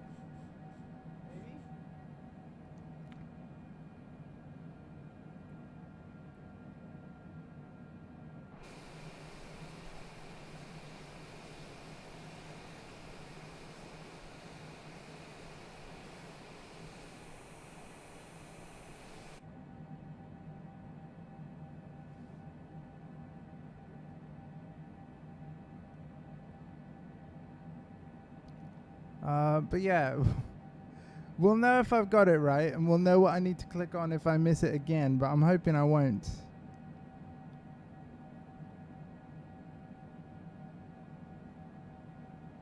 I think we are good. But I'm very concerned by like multiple pink lines and stuff and what the plane is actually doing. No, stay on that straight line thing. 325. How far is it turning and why? It doesn't need to be doing anything crazy. You could just...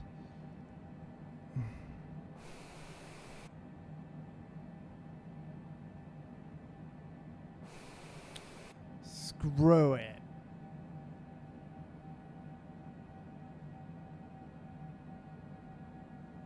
Autopilot.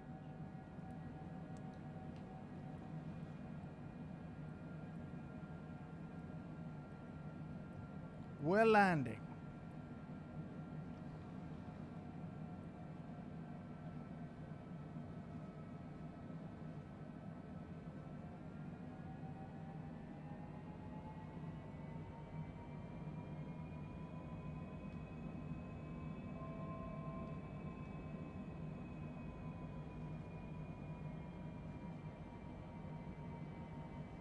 Stall.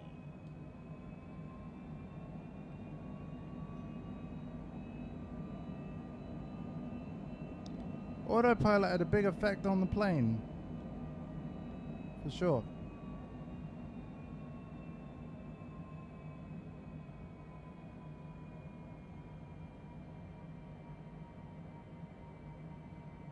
Paddock 01, you are 1,900 feet above your assigned altitude. Me. Maintain 3,000 feet altimeter, 29.906. Descend and maintain 3,000 feet, Haddock 01.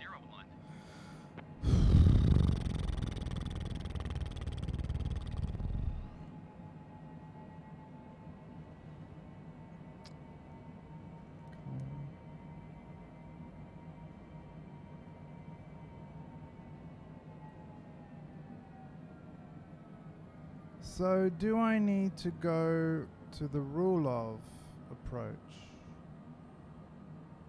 in the flight plan? Do I need to do this one?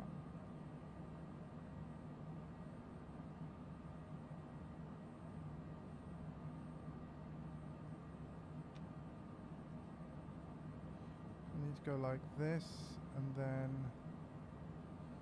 this. Is that what gonna work? To keep it straight and then following that.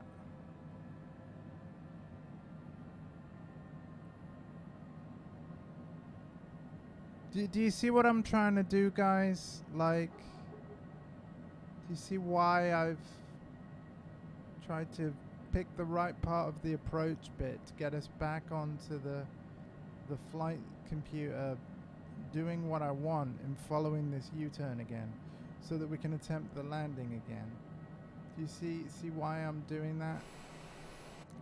Hope so.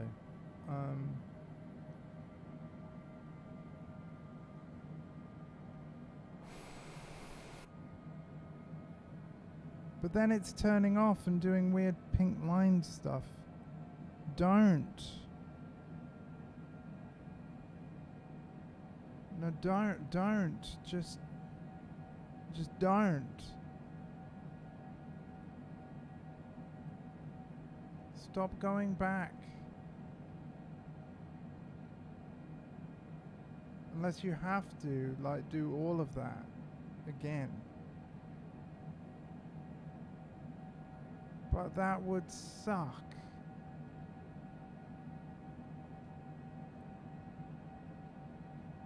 Maybe you do.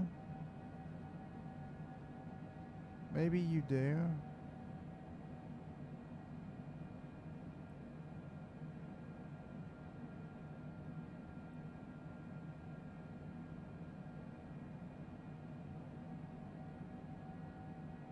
Because look, it's gone back up to the top of approach.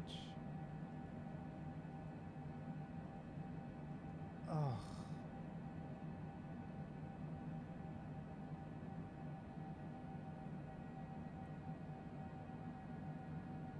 Trouble is, it's like ages away. Like zooming out of the map, it's like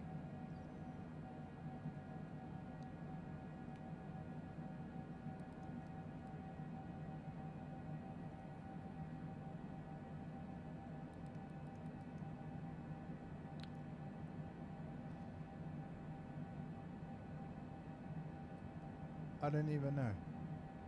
Is it really gonna fly like up there, then down?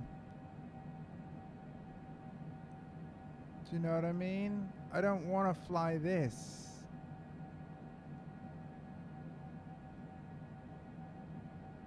All the way up and all the way down.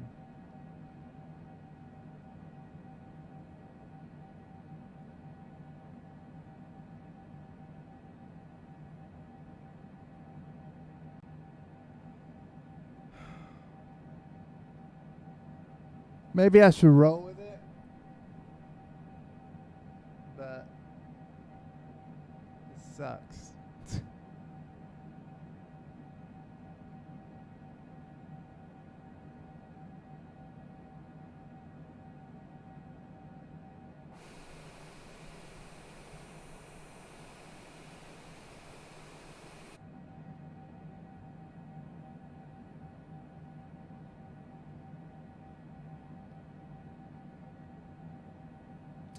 And I don't understand why it's doing what it's doing. But we definitely should have disengaged autopilot when we were at the red things ages ago now. So annoying because we're so close and I can't just, unless I manually did it, but then the throttle goes crazy, all that stuff. Like,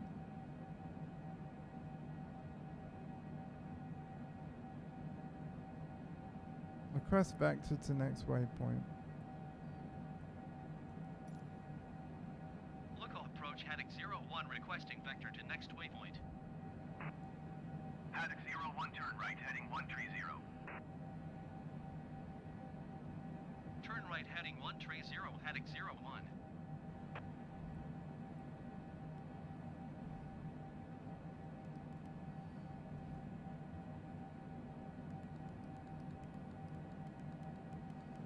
We've got to be able to salvage this.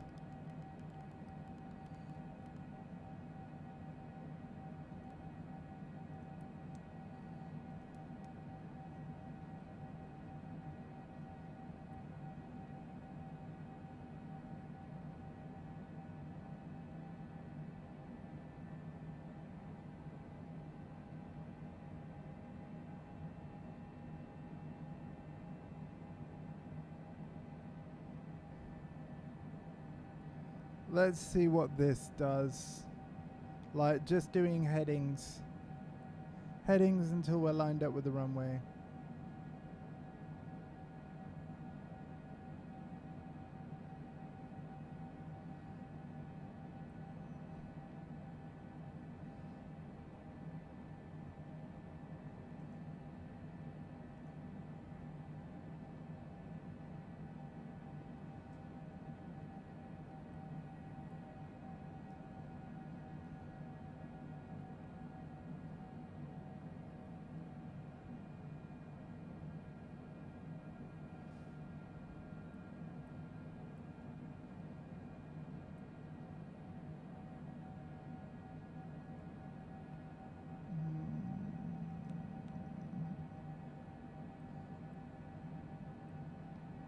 control.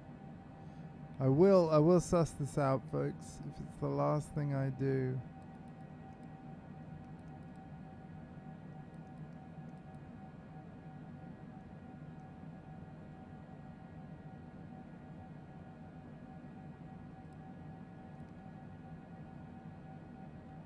Okay. Local approach heading 01 requesting vector to next waypoint. Paddock 01, turn right, heading 130. Turn right heading 130, heading 01.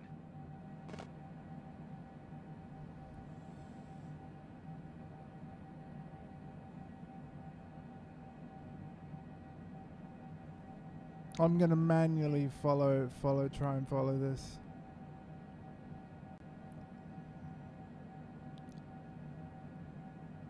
Like at least manually do these turns.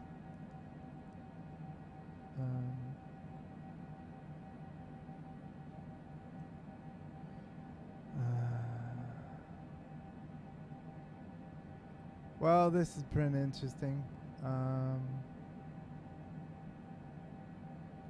I don't know why we've got them pink lines, but I hate them. I want to fix this.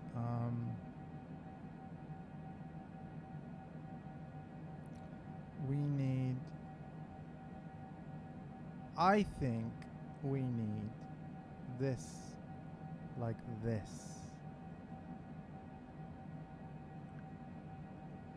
Right? And the way we make that happen is like that.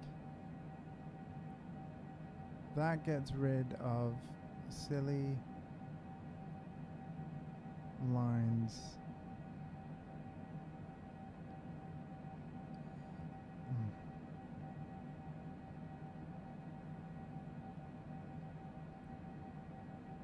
However, we need to see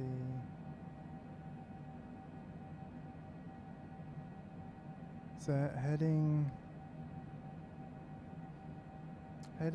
223. I wonder if that's going to tell us the heading we need to put in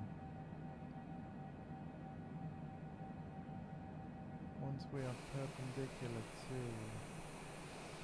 Paddock 01, contact Malta Center on 122.775. 122.775 for heading 01. Malta Center heading 01, 3,000 feet. Paddock 01 Malta Center, continue as planned. Altimeter 29.906. I'm now going to turn to 223. See what happens.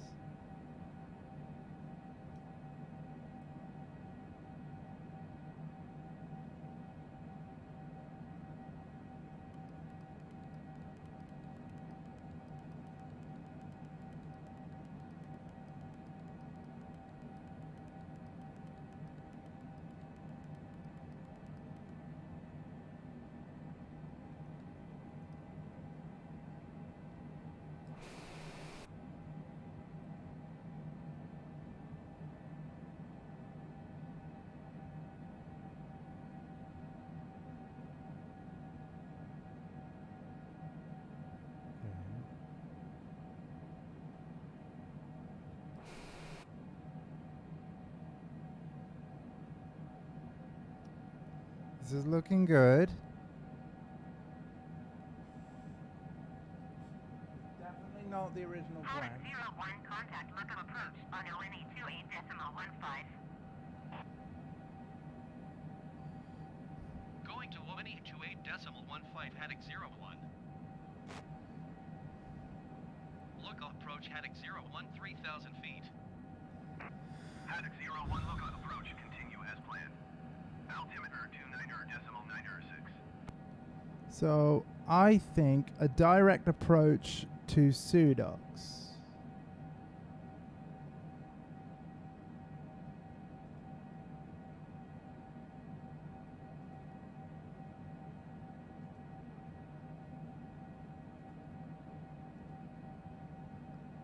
might work, maybe.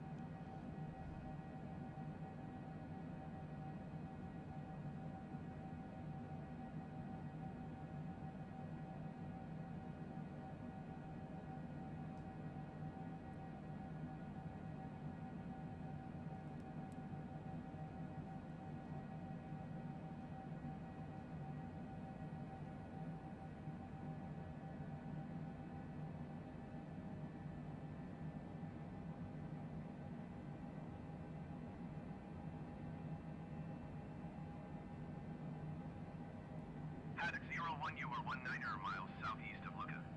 Maintain present heading and altitude. Contact Lucca Tower on 133.9er. Maintain present heading and altitude. Tower on 133.9er, Haddock 01. Look at Tower, Haddock 0118 miles southeast, inbound RNAV, runway 31 approach. Paddock 01, Lucca Tower. Cleared RNAV runway 31 approach. Altimeter 29er.9er6, wind tray 08 at 30. Cleared RNAV runway 31 approach, Haddock 01. I'll wait and see what happens. Right? We'll wait and see what happens. I might have rescued this. Maybe.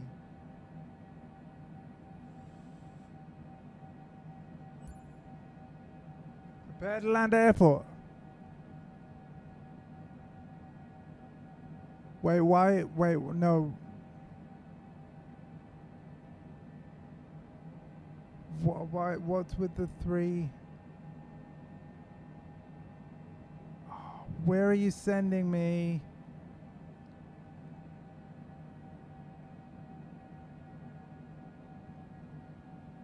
Where are you sending me?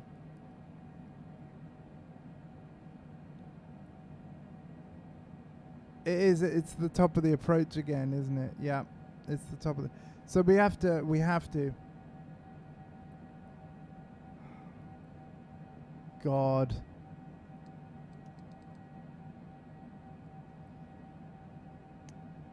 I'm sorry, folks. I'm just gonna roll with it.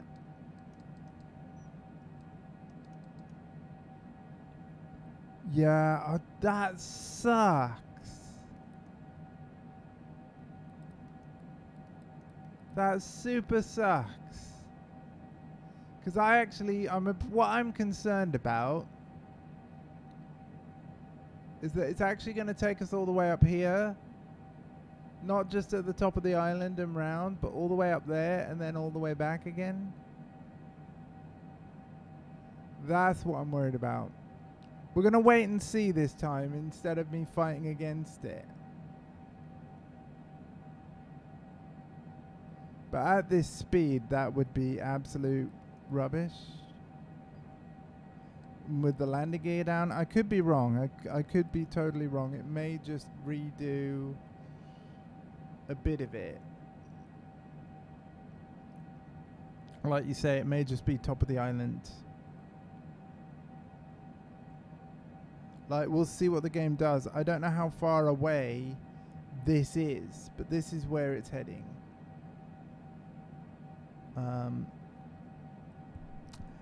Now's a good time to find out what would happen if I just do nothing, right? And let the plane just... hopefully, it's only taking me like 6 miles away. Look, there's our... There... I need to be flying through them. It's right there.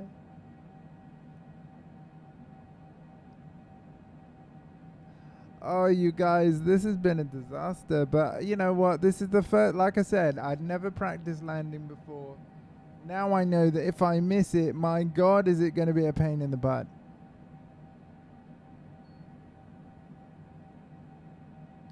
I guess we got another flyover of the island though, so, and this is from Valletta again. So, because there's the runway approaching Valletta side. So, since we're forced to do another flyover, here's the time to like see if you can figure out what's what. Honestly though, I doubt you'll be able to see much. I know that the imagery that Microsoft took for this area isn't very high quality, and you can tell that even when you go to the Bing Maps website, because unlike most places in the world, they don't let you zoom in very far. So you're probably not going to be able to spot much. But feel free to shout out anything you can see, because I'm just going to let this thing fly now.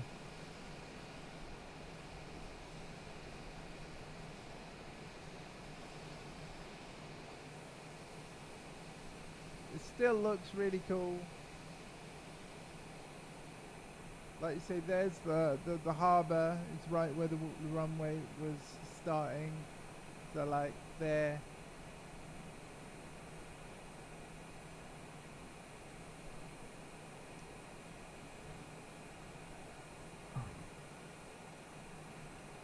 Again, we're just letting the plane do whatever and hope that we eventually get back on course now. I'm done trying to fight it and take a shortcut to the runway.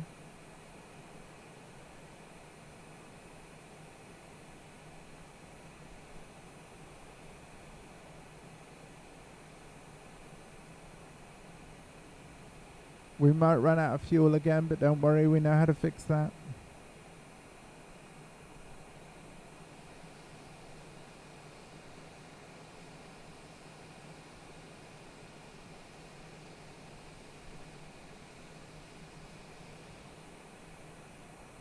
Malta, ladies and gentlemen, Malta.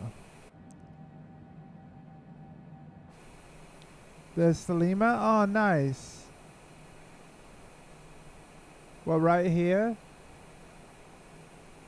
I know there's a bit of a delay between what I see and when you guys see it.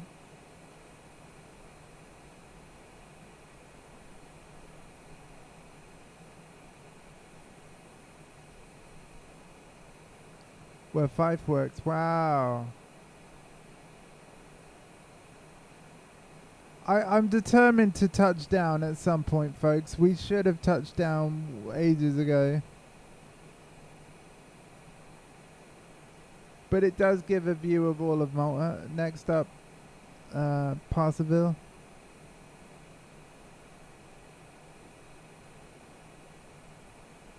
Cool.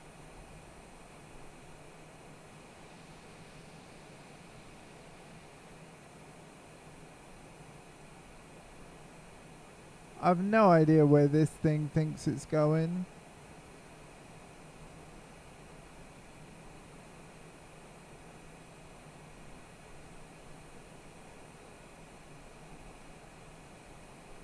Lookout Tower Haddock 01 is unfamiliar with the area. Request directions to the airport. Haddock 01 Airport is 7 o'clock 10 miles.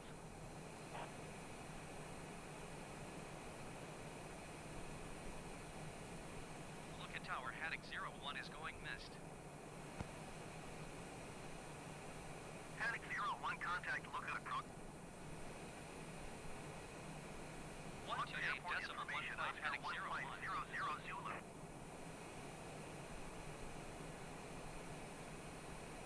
Lookout approach Haddock 01 is missed approach at Lookout. Haddock 01, you are 12 miles north. Maintain present heading and altitude. Expect vectors RNAV runway tree 1 approach.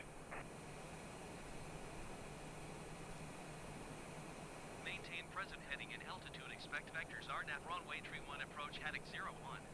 There's quite a lot of delay between what you say and when I see it, but because I mean I feel quite far away from Malta now. I have no idea why this is flying the way it is. Again, I think It's flying. Whoa!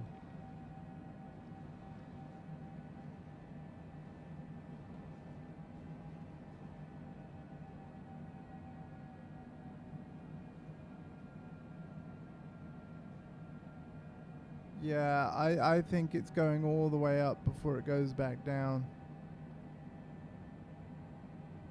Just stabling it again.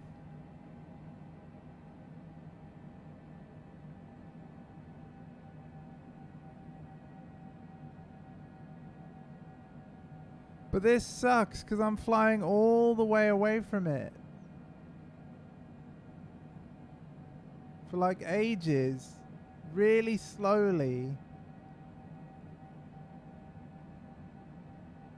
I might as well put my landing gear back up. And speed right up. In fact, I think I'm going too fast, like with my landing gear down anyway.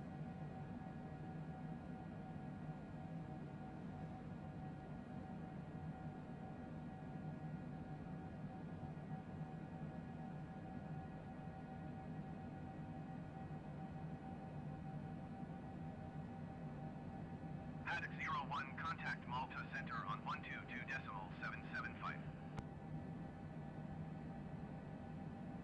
122.775 for Haddock I'll 01. be so glad when it's back on track. But I don't think that's going to be for ages.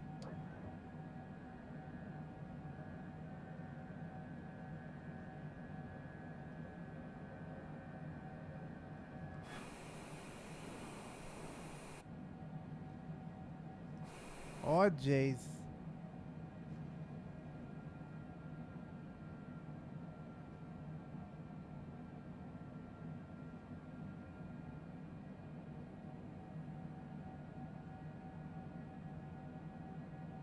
It's like, why are we going so far away?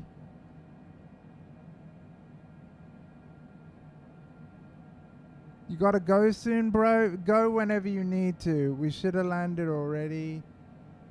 I messed up. I definitely, like, I need to disable the... I realized you wanted the, like, outside view of Malta as we landed. But yeah, I've got to be at the controls before we get to it. At least, though, we've got all of Malta pretty much on stream this time. I know we haven't found your house yet. We'll definitely do that. I think we'll do that in a smaller plane. Where we're already here. Like, we'll take off from Malta and land back at Malta. Rather than doing a long journey to it. Oh god, it's got me manually controlling the radio again.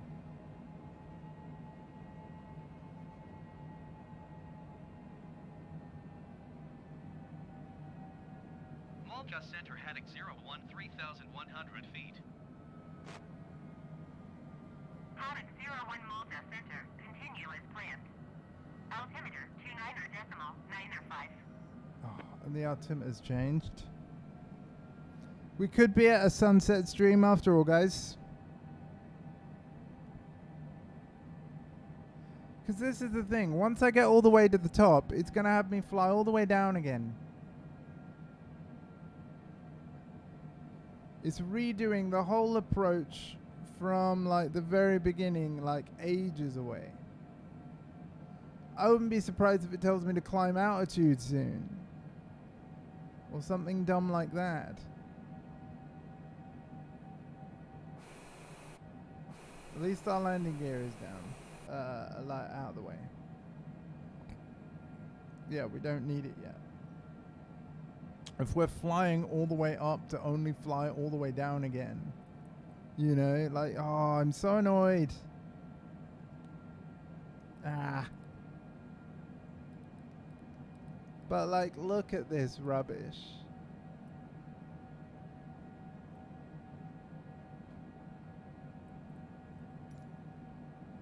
Malta Center, Haddock 01, requesting vector to next waypoint. Paddock 01 turn right, heading 145. Turn right, heading 145, Haddock 01.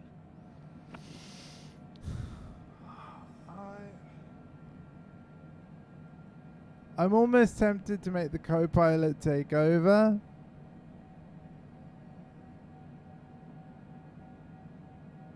Because clearly the ATC is like, yo, dude, you don't have to fly all the way up to fly all the way back. Like, we can just U-turn right now.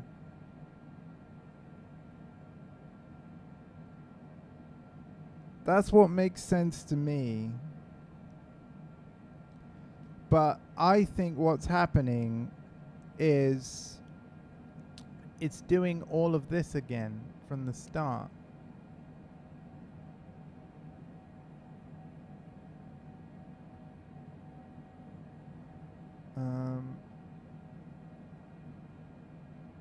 Which is not cool.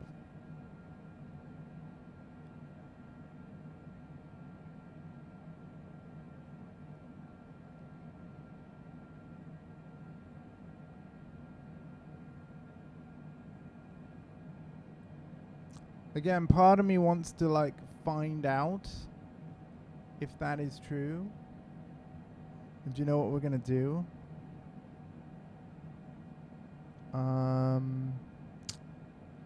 If we go to away from FMS speed mode,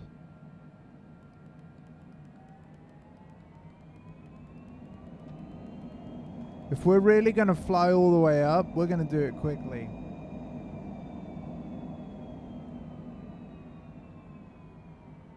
Oh, excessive airspeed. Well, excuse me.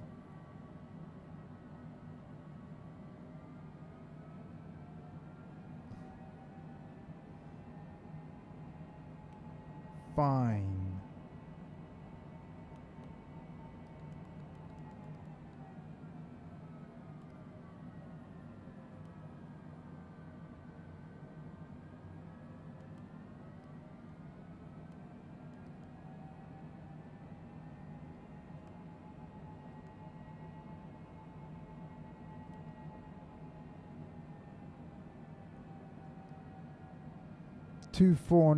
Well, what would we get away with?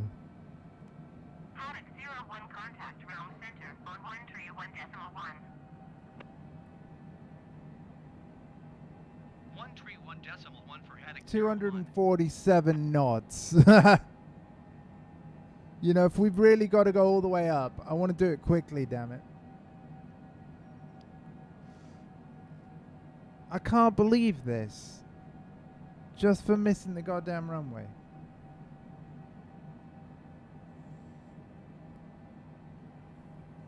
Disaster.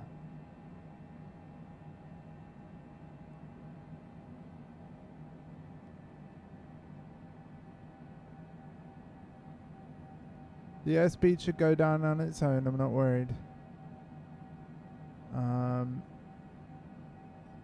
But it's like, my God, you know? Like, my God.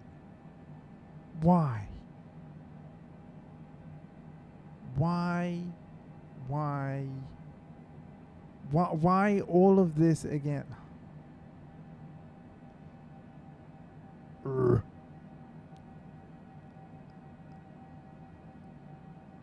God, and yeah, we're still manually managing the radio. Center, Haddock 01, 3,000 feet. Haddock 01 Rome Center, continue as planned. Altimeter 29.9 tree.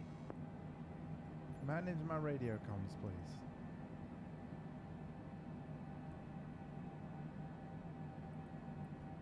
Thank you, AI.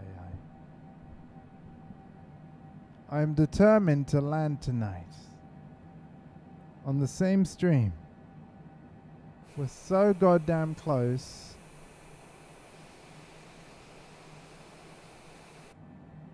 I don't know why it's making us fly all the way up to the tip of Italy, essentially.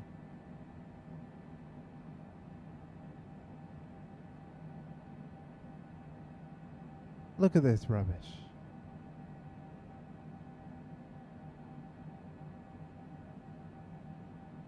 Really slowly as well, because we're low altitude.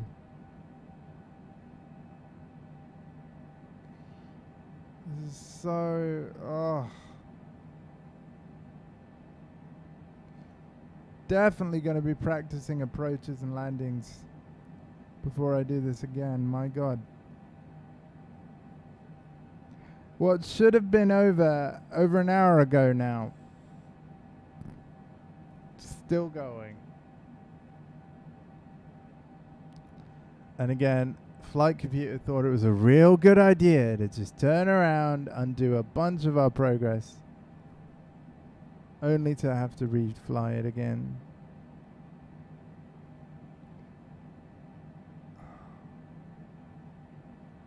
Why can't I just pick a part of the plan further along, like over here, further down, have you fly to it, and then directly follow along from that point? But no. No, because that would make sense, wouldn't it? Oh. Sorry, guys. Hopefully not much longer before the plane decides to turn around again and put us back in the right direction. You know, towards the airport instead of away from it. I could turn off autopilot and take matters into my own hands, but as we know, I've tried that once. It didn't really go so well. I thought it wasn't really worth the risk.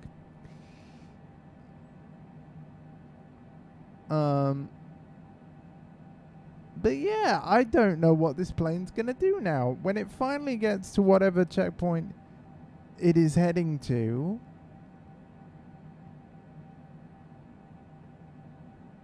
I really am curious what it's going to do after that.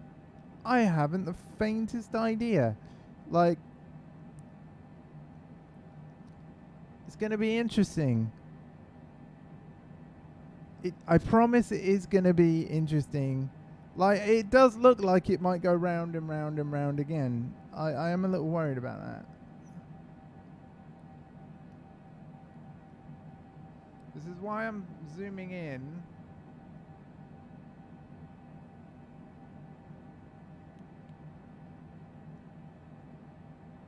Because, yeah, what I want to see is what happens. Can't believe you're still here, Tom. Feel free to watch someone else or have someone else in another stream. Like, I am amazed that 4 people are here to watch this colossal fluff up of a landing. I knew I should have disabled the autopilot before we were even over Malta. I knew that flying in those red lines manually was what we needed to do. And I didn't do it. But we will do it next time. Oh my God.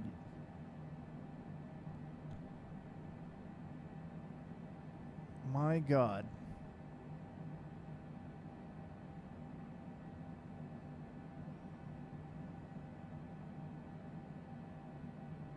Does a bit more than airport, that's why you got it. Does. It's just tiny.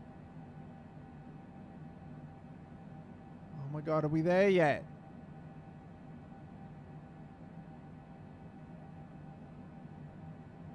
Are we still on FMS mode on the nav?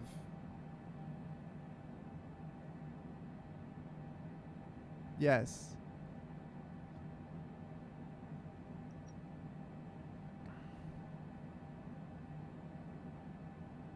And we can't go above this, because if we go to 250 knots, it's going to warn, like, be like, oh, you're below 10,000 feet. Don't go that fast. Oh, God. And how the heck does it think it's going to manage this U-turn anyway? Like, this is going to be crazy.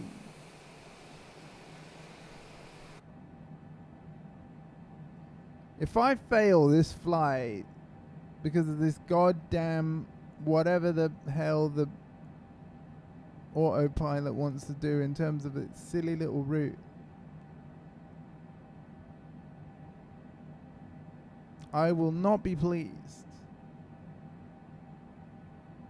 But look, it's flying all the way up, and then I bet you it's going to turn around. We are 72 miles from the runway. 73. Yeah. We should have landed by now.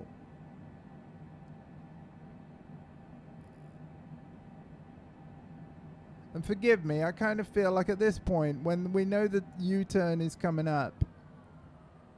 Oh look, see, auto throttle is backed off with the throttle. It's getting ready to do its crazy U-turn. Let's just see what this plane brain is gonna do.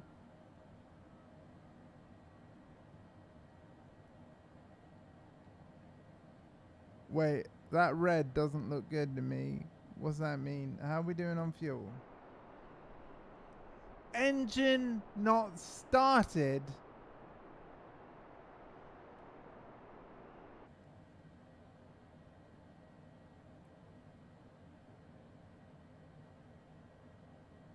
Tom, are you controlling my plane with your chat?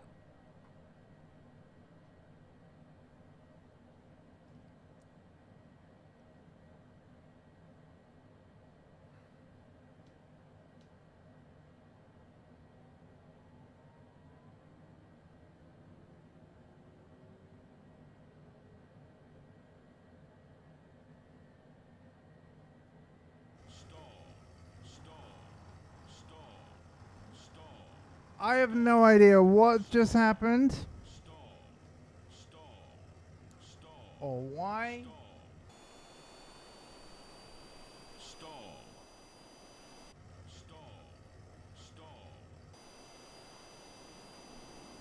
Oh guys, I think I found out why. We did. We ran out of fuel. No problem. No worries. It's cool.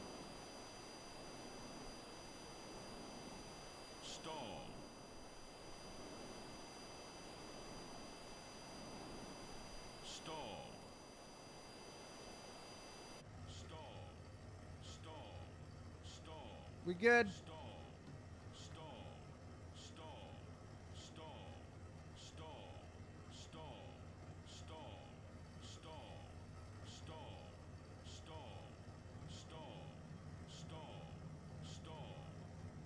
Yeah, we can start the engines in midair, can't we?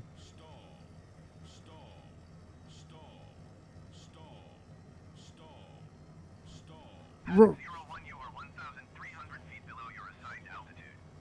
Climb and maintain 3,000 feet altimeter 29.902. Climb and maintain 3,000 feet, Haddock 01.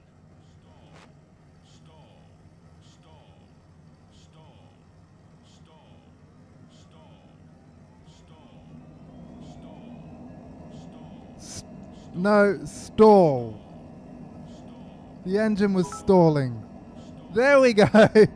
Thanks for the cheer, Tom. It was saying stall. And here's the crazy part. Now that we sorted out the fuel and the engine problem again, that's right on the U-turn though.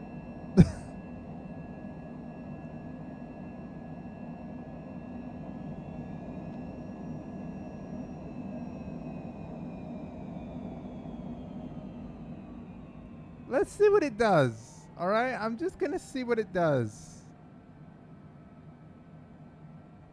Let's let this plane just do whatever. Just get me near that freaking airport so that I can attempt the land again, please.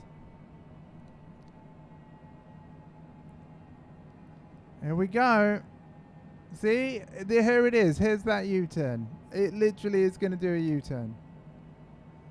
You stupid plane. You could have done that right near the airport. Why did we have to fly? Yes, we're not, we're fine. Look, yes, we were just coasting. Don't worry about it, okay? Why did we have to fly 87 miles away from the runway before we could turn around, Why? Why? Right, it's technically right because the approach part of the plan literally starts here, guys, this far away. So when I said like redo the flight, the approach, it's like, okay, let's go from the top. And I'm like, no. Why couldn't we just like see which checkpoint of the flight plan we were nearest? And why couldn't we tell the autopilot to be like, no, don't worry, you missed the runway, no worries, but you're nearest to this one. So fly to this one and then continue from the plan after that. Do you guys understand what I'm saying? Like what I hoped the autopilot would be able to do? Having to fly at less than 250 knots for 87 miles only to turn around again is incredibly frustrating.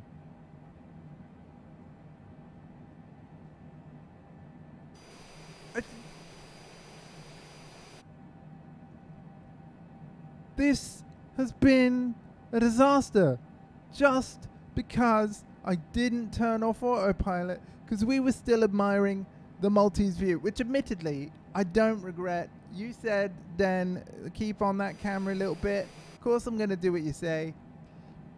I definitely got to, as soon as I see those red though, I've definitely got to like take the control into my own hands.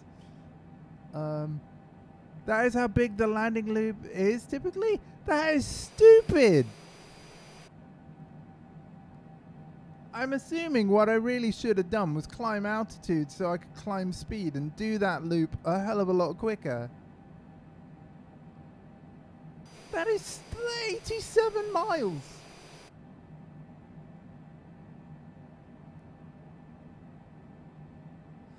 We better not miss that runway a second time. Oh my god. There was no other freaking planes!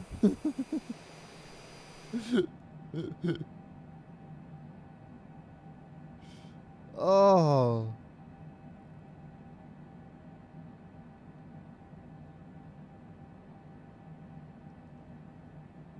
Oh my god.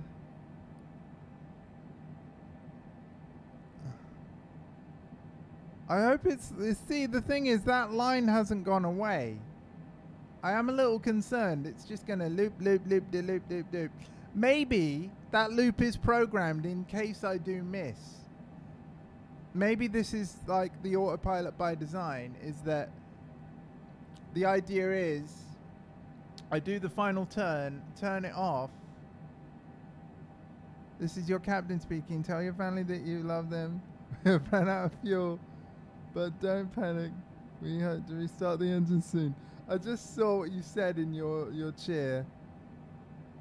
Sorry if the alert didn't come up and if it didn't read it out. In fact, Tom, did it read your chair out, or have I got to fix Streamlabs again?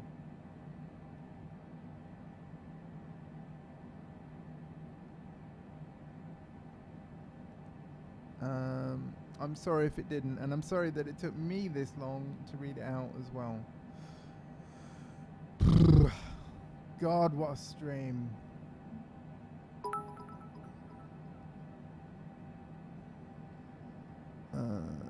Test. Oh my god, Tom, you didn't have to do that.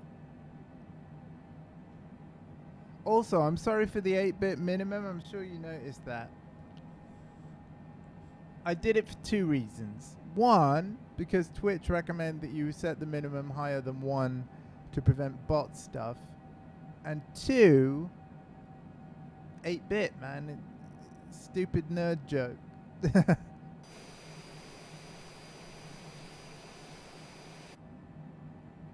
I could have made it 16-bit, but I thought that was a bit much. I didn't read it out. Well, since we've got a while, boop, I'm fixing that. But I'm going to do it from the website because I've found that doing it from the program is a bit, it just doesn't always. And yeah, I'm fine with fixing it on stream because you're not going to see anything you shouldn't.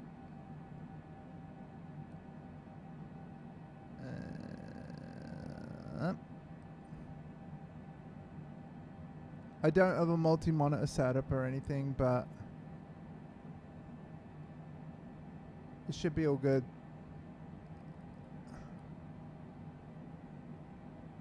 I've got like auto login and all that stuff. Yeah,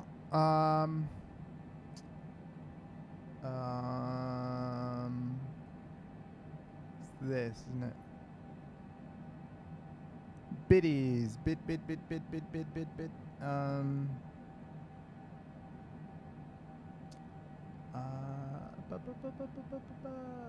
text to speech. It should have read it out. Ooh, can we have Emma?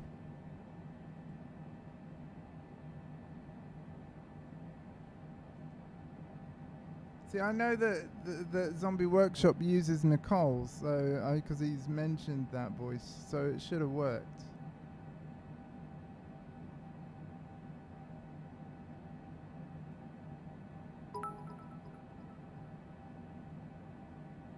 This is a test bit alert. That's definitely Nicole's voice still. I'm confused. I'm very confused. I definitely hit save settings.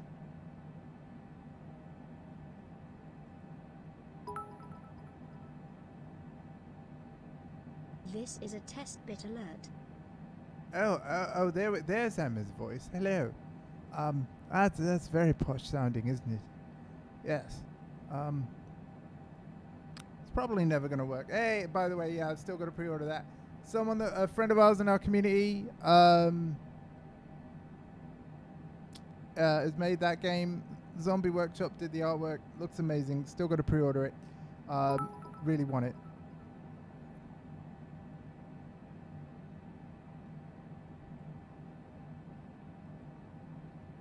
It didn't read it out, and the test worked. I'm not going to mess with it again.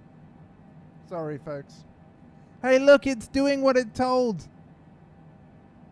Look at that.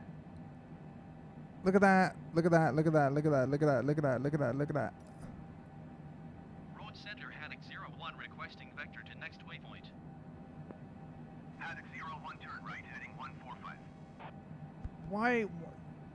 Oh, okay. I'm heading Turn right, 143 heading anyway. 145, Haddock 01. Okay.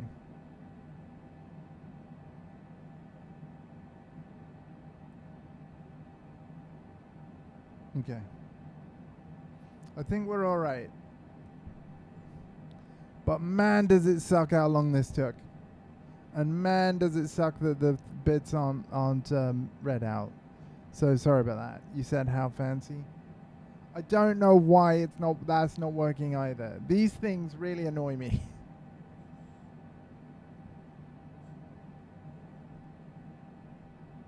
Because I know that there's like a Streamlabs Prime thing, but I don't want to pay for it if it's not if even the free stuff isn't going to work, you know. And I don't understand because I know that I use the same program as Lucan for streaming PC stuff. So I don't know what I've done wrong that prevents it from working. This is kind of why I prefer like streaming from my PS4, because even though you don't get alerts and stuff, it's very simple to set up, and every feature that is there works. But hey, yeah, we are literally getting to sort of sunset territory here.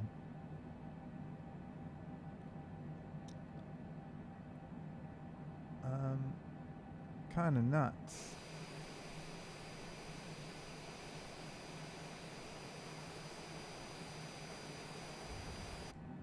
you know what else is kind of nuts? 01, contact Brindisi Center on 123.9. I've been sat here streaming for 5 hours. 123.9 or 5 Let's go even 01. crazier with this stream. You guys, I'm going to be right back. But as you can imagine, after 5 hours of constantly streaming this, I need the loo. So I'm going to pop to the loo. I'm going to turn the mic off, go to the loo, maybe grab a drink, be right back. We're going to let autopilot do its thing. 10 more hours. 10 more hours. No. But I am going to do a rather funny... like, seriously, this stream is something else at this point. I'm going to be right back. We're going to let the plane just do whatever. If I crash now, I'm sorry. We'll just have to try again another time. But yeah, I got to go. I'll be back, though. And make sure that if anyone comes in, if you see the viewer number go up, let people know that I'm going to be right back. Let's see if I can actually use the facilities. Like, get out of the pilot seat, use the facilities on board, and then come back and be back in the pilot seat. I'll see you guys in a bit. Toodaloo.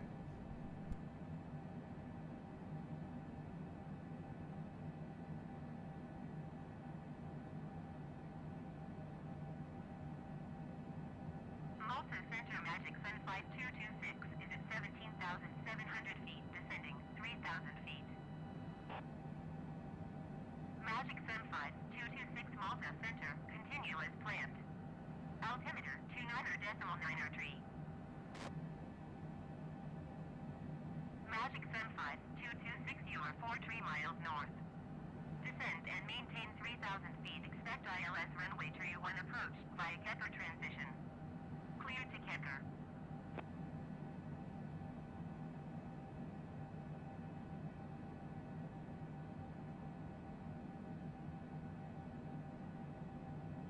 Descend and maintain 3,000 feet. Expect ILS runway 31 approach via Kepler transition. Clear to Kepler. Magic Sun Flight 226.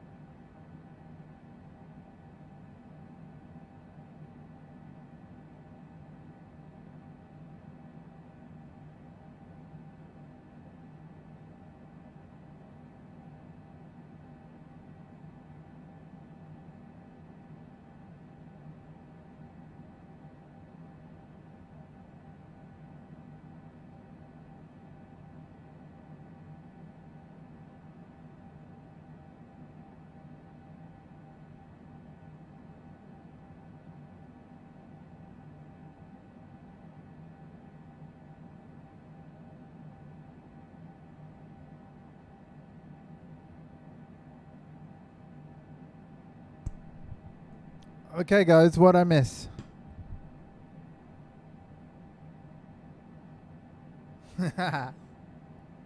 Hello. I really need a wave emote from Lucan. I need to sort that out.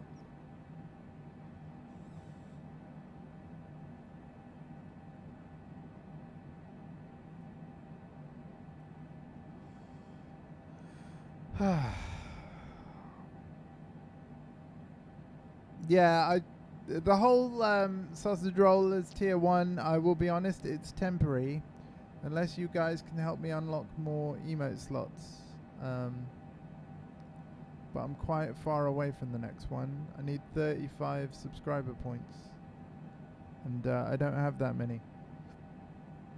I was close to having that many a few months back, and I didn't realize that you lost subscriber points if people don't renew.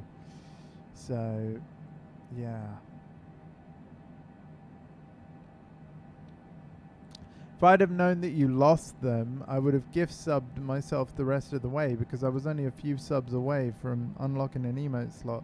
I was actually a bit gutted when I realized that, because of course I would have liked to have unlocked it, because I thought, well, once it's unlocked, I don't expect to get to that level of subs again, so it's sort of like I'd rather have unlocked something I was close to and then just left it at that. But anyway, I don't want to complain about subs. That's a good way to lose subs. Whoa.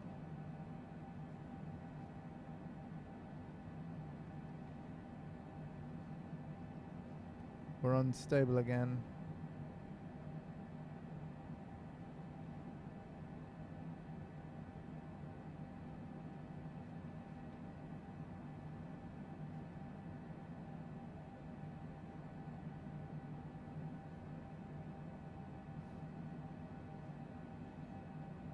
Keeps happening. So annoying as well.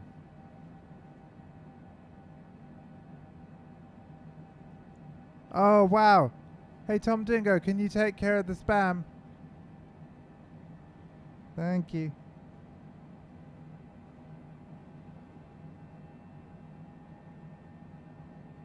I'd do it too, but you know, flying.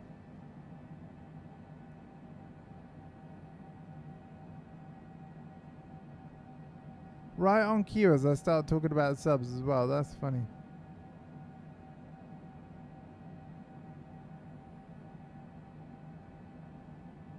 I've got to get to my iPad to delete that myself. But yeah, Tom, can you get rid of that message, bud? Cheers. Oh, look, there's another plane doing the approach right now. Can I watch them do it and learn?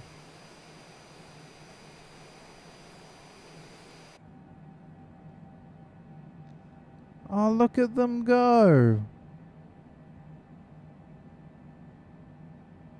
Oh, damn. Okay.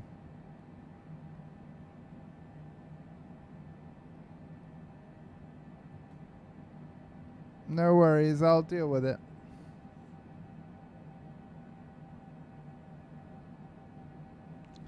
Oh, damn. You know what? I can't deal with it either. Yeah, no. It doesn't work if you post it. That's not how that works. Because he has to click on his message.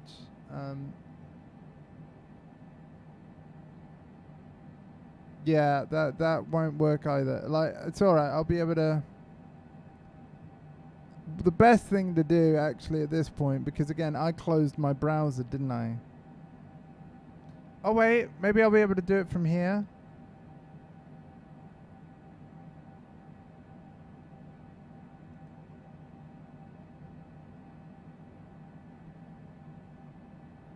Ban. And then I should be able to delete the messages we don't need. So, for example,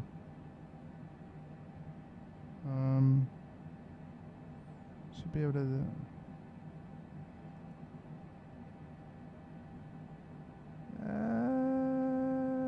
let's see, am I able to... How do you... Click To reply. There's a way to delete messages, isn't there?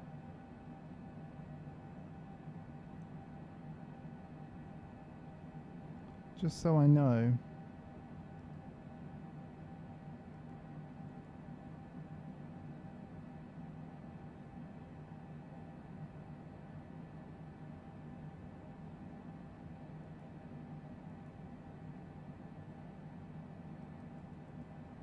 Yeah, don't worry about it. But yeah, there should be.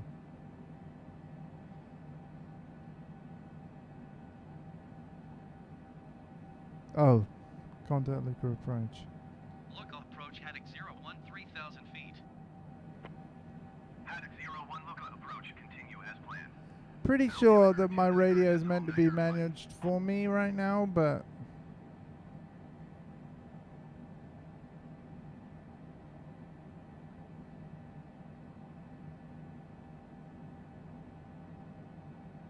Look approach Haddock 01 would like to change destination to Luca. Haddock 01 is cleared to Luca Airport as filed. Squawk 1132.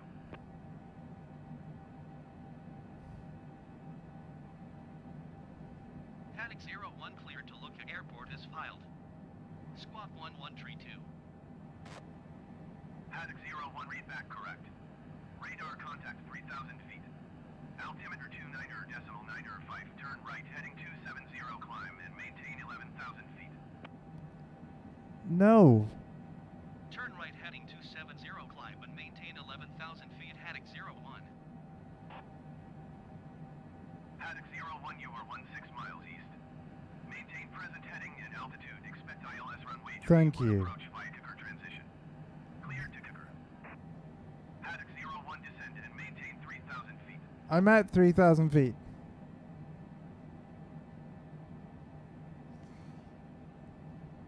Descend and maintain 3,000 feet. Expect ILS runway 31 approach via Kiki or transition cleared to Kiki or Haddock 01.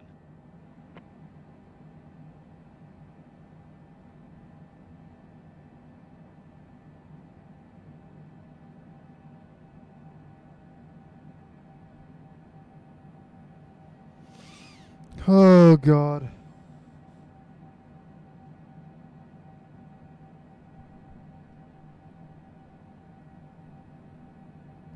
I'm worried that it's not going to do the proper approach thing and that it's just going to do that loop again.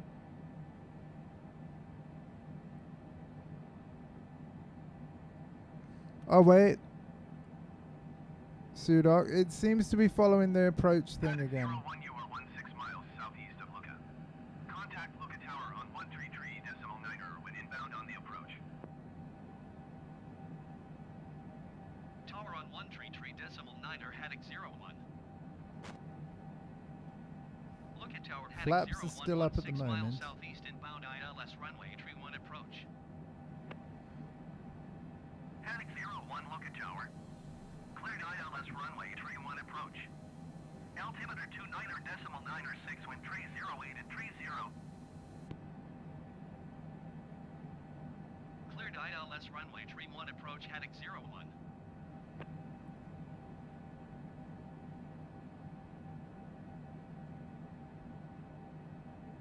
What's it doing now? Looks correct.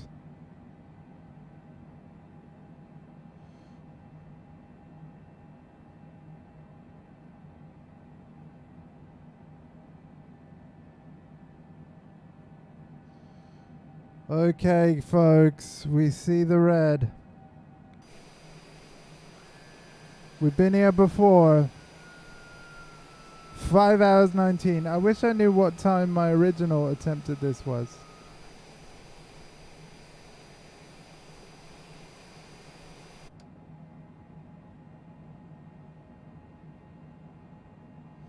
Okay.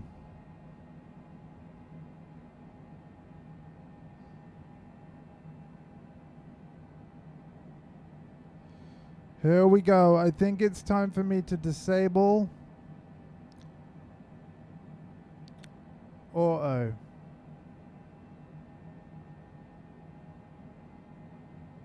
Very soon.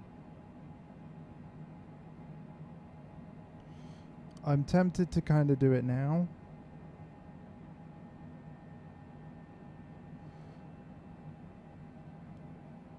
Autopilot.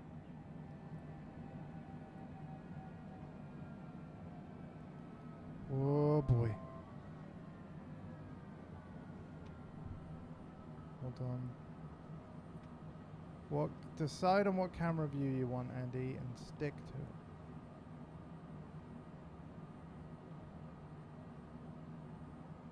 Oh god, taking damage from excessive speed.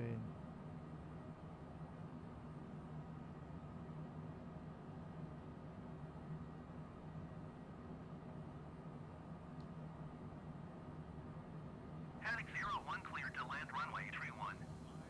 Follow the generic on crosswind. Wind tree 08 at tree 0. Cleared to land run. We just landed in the sea!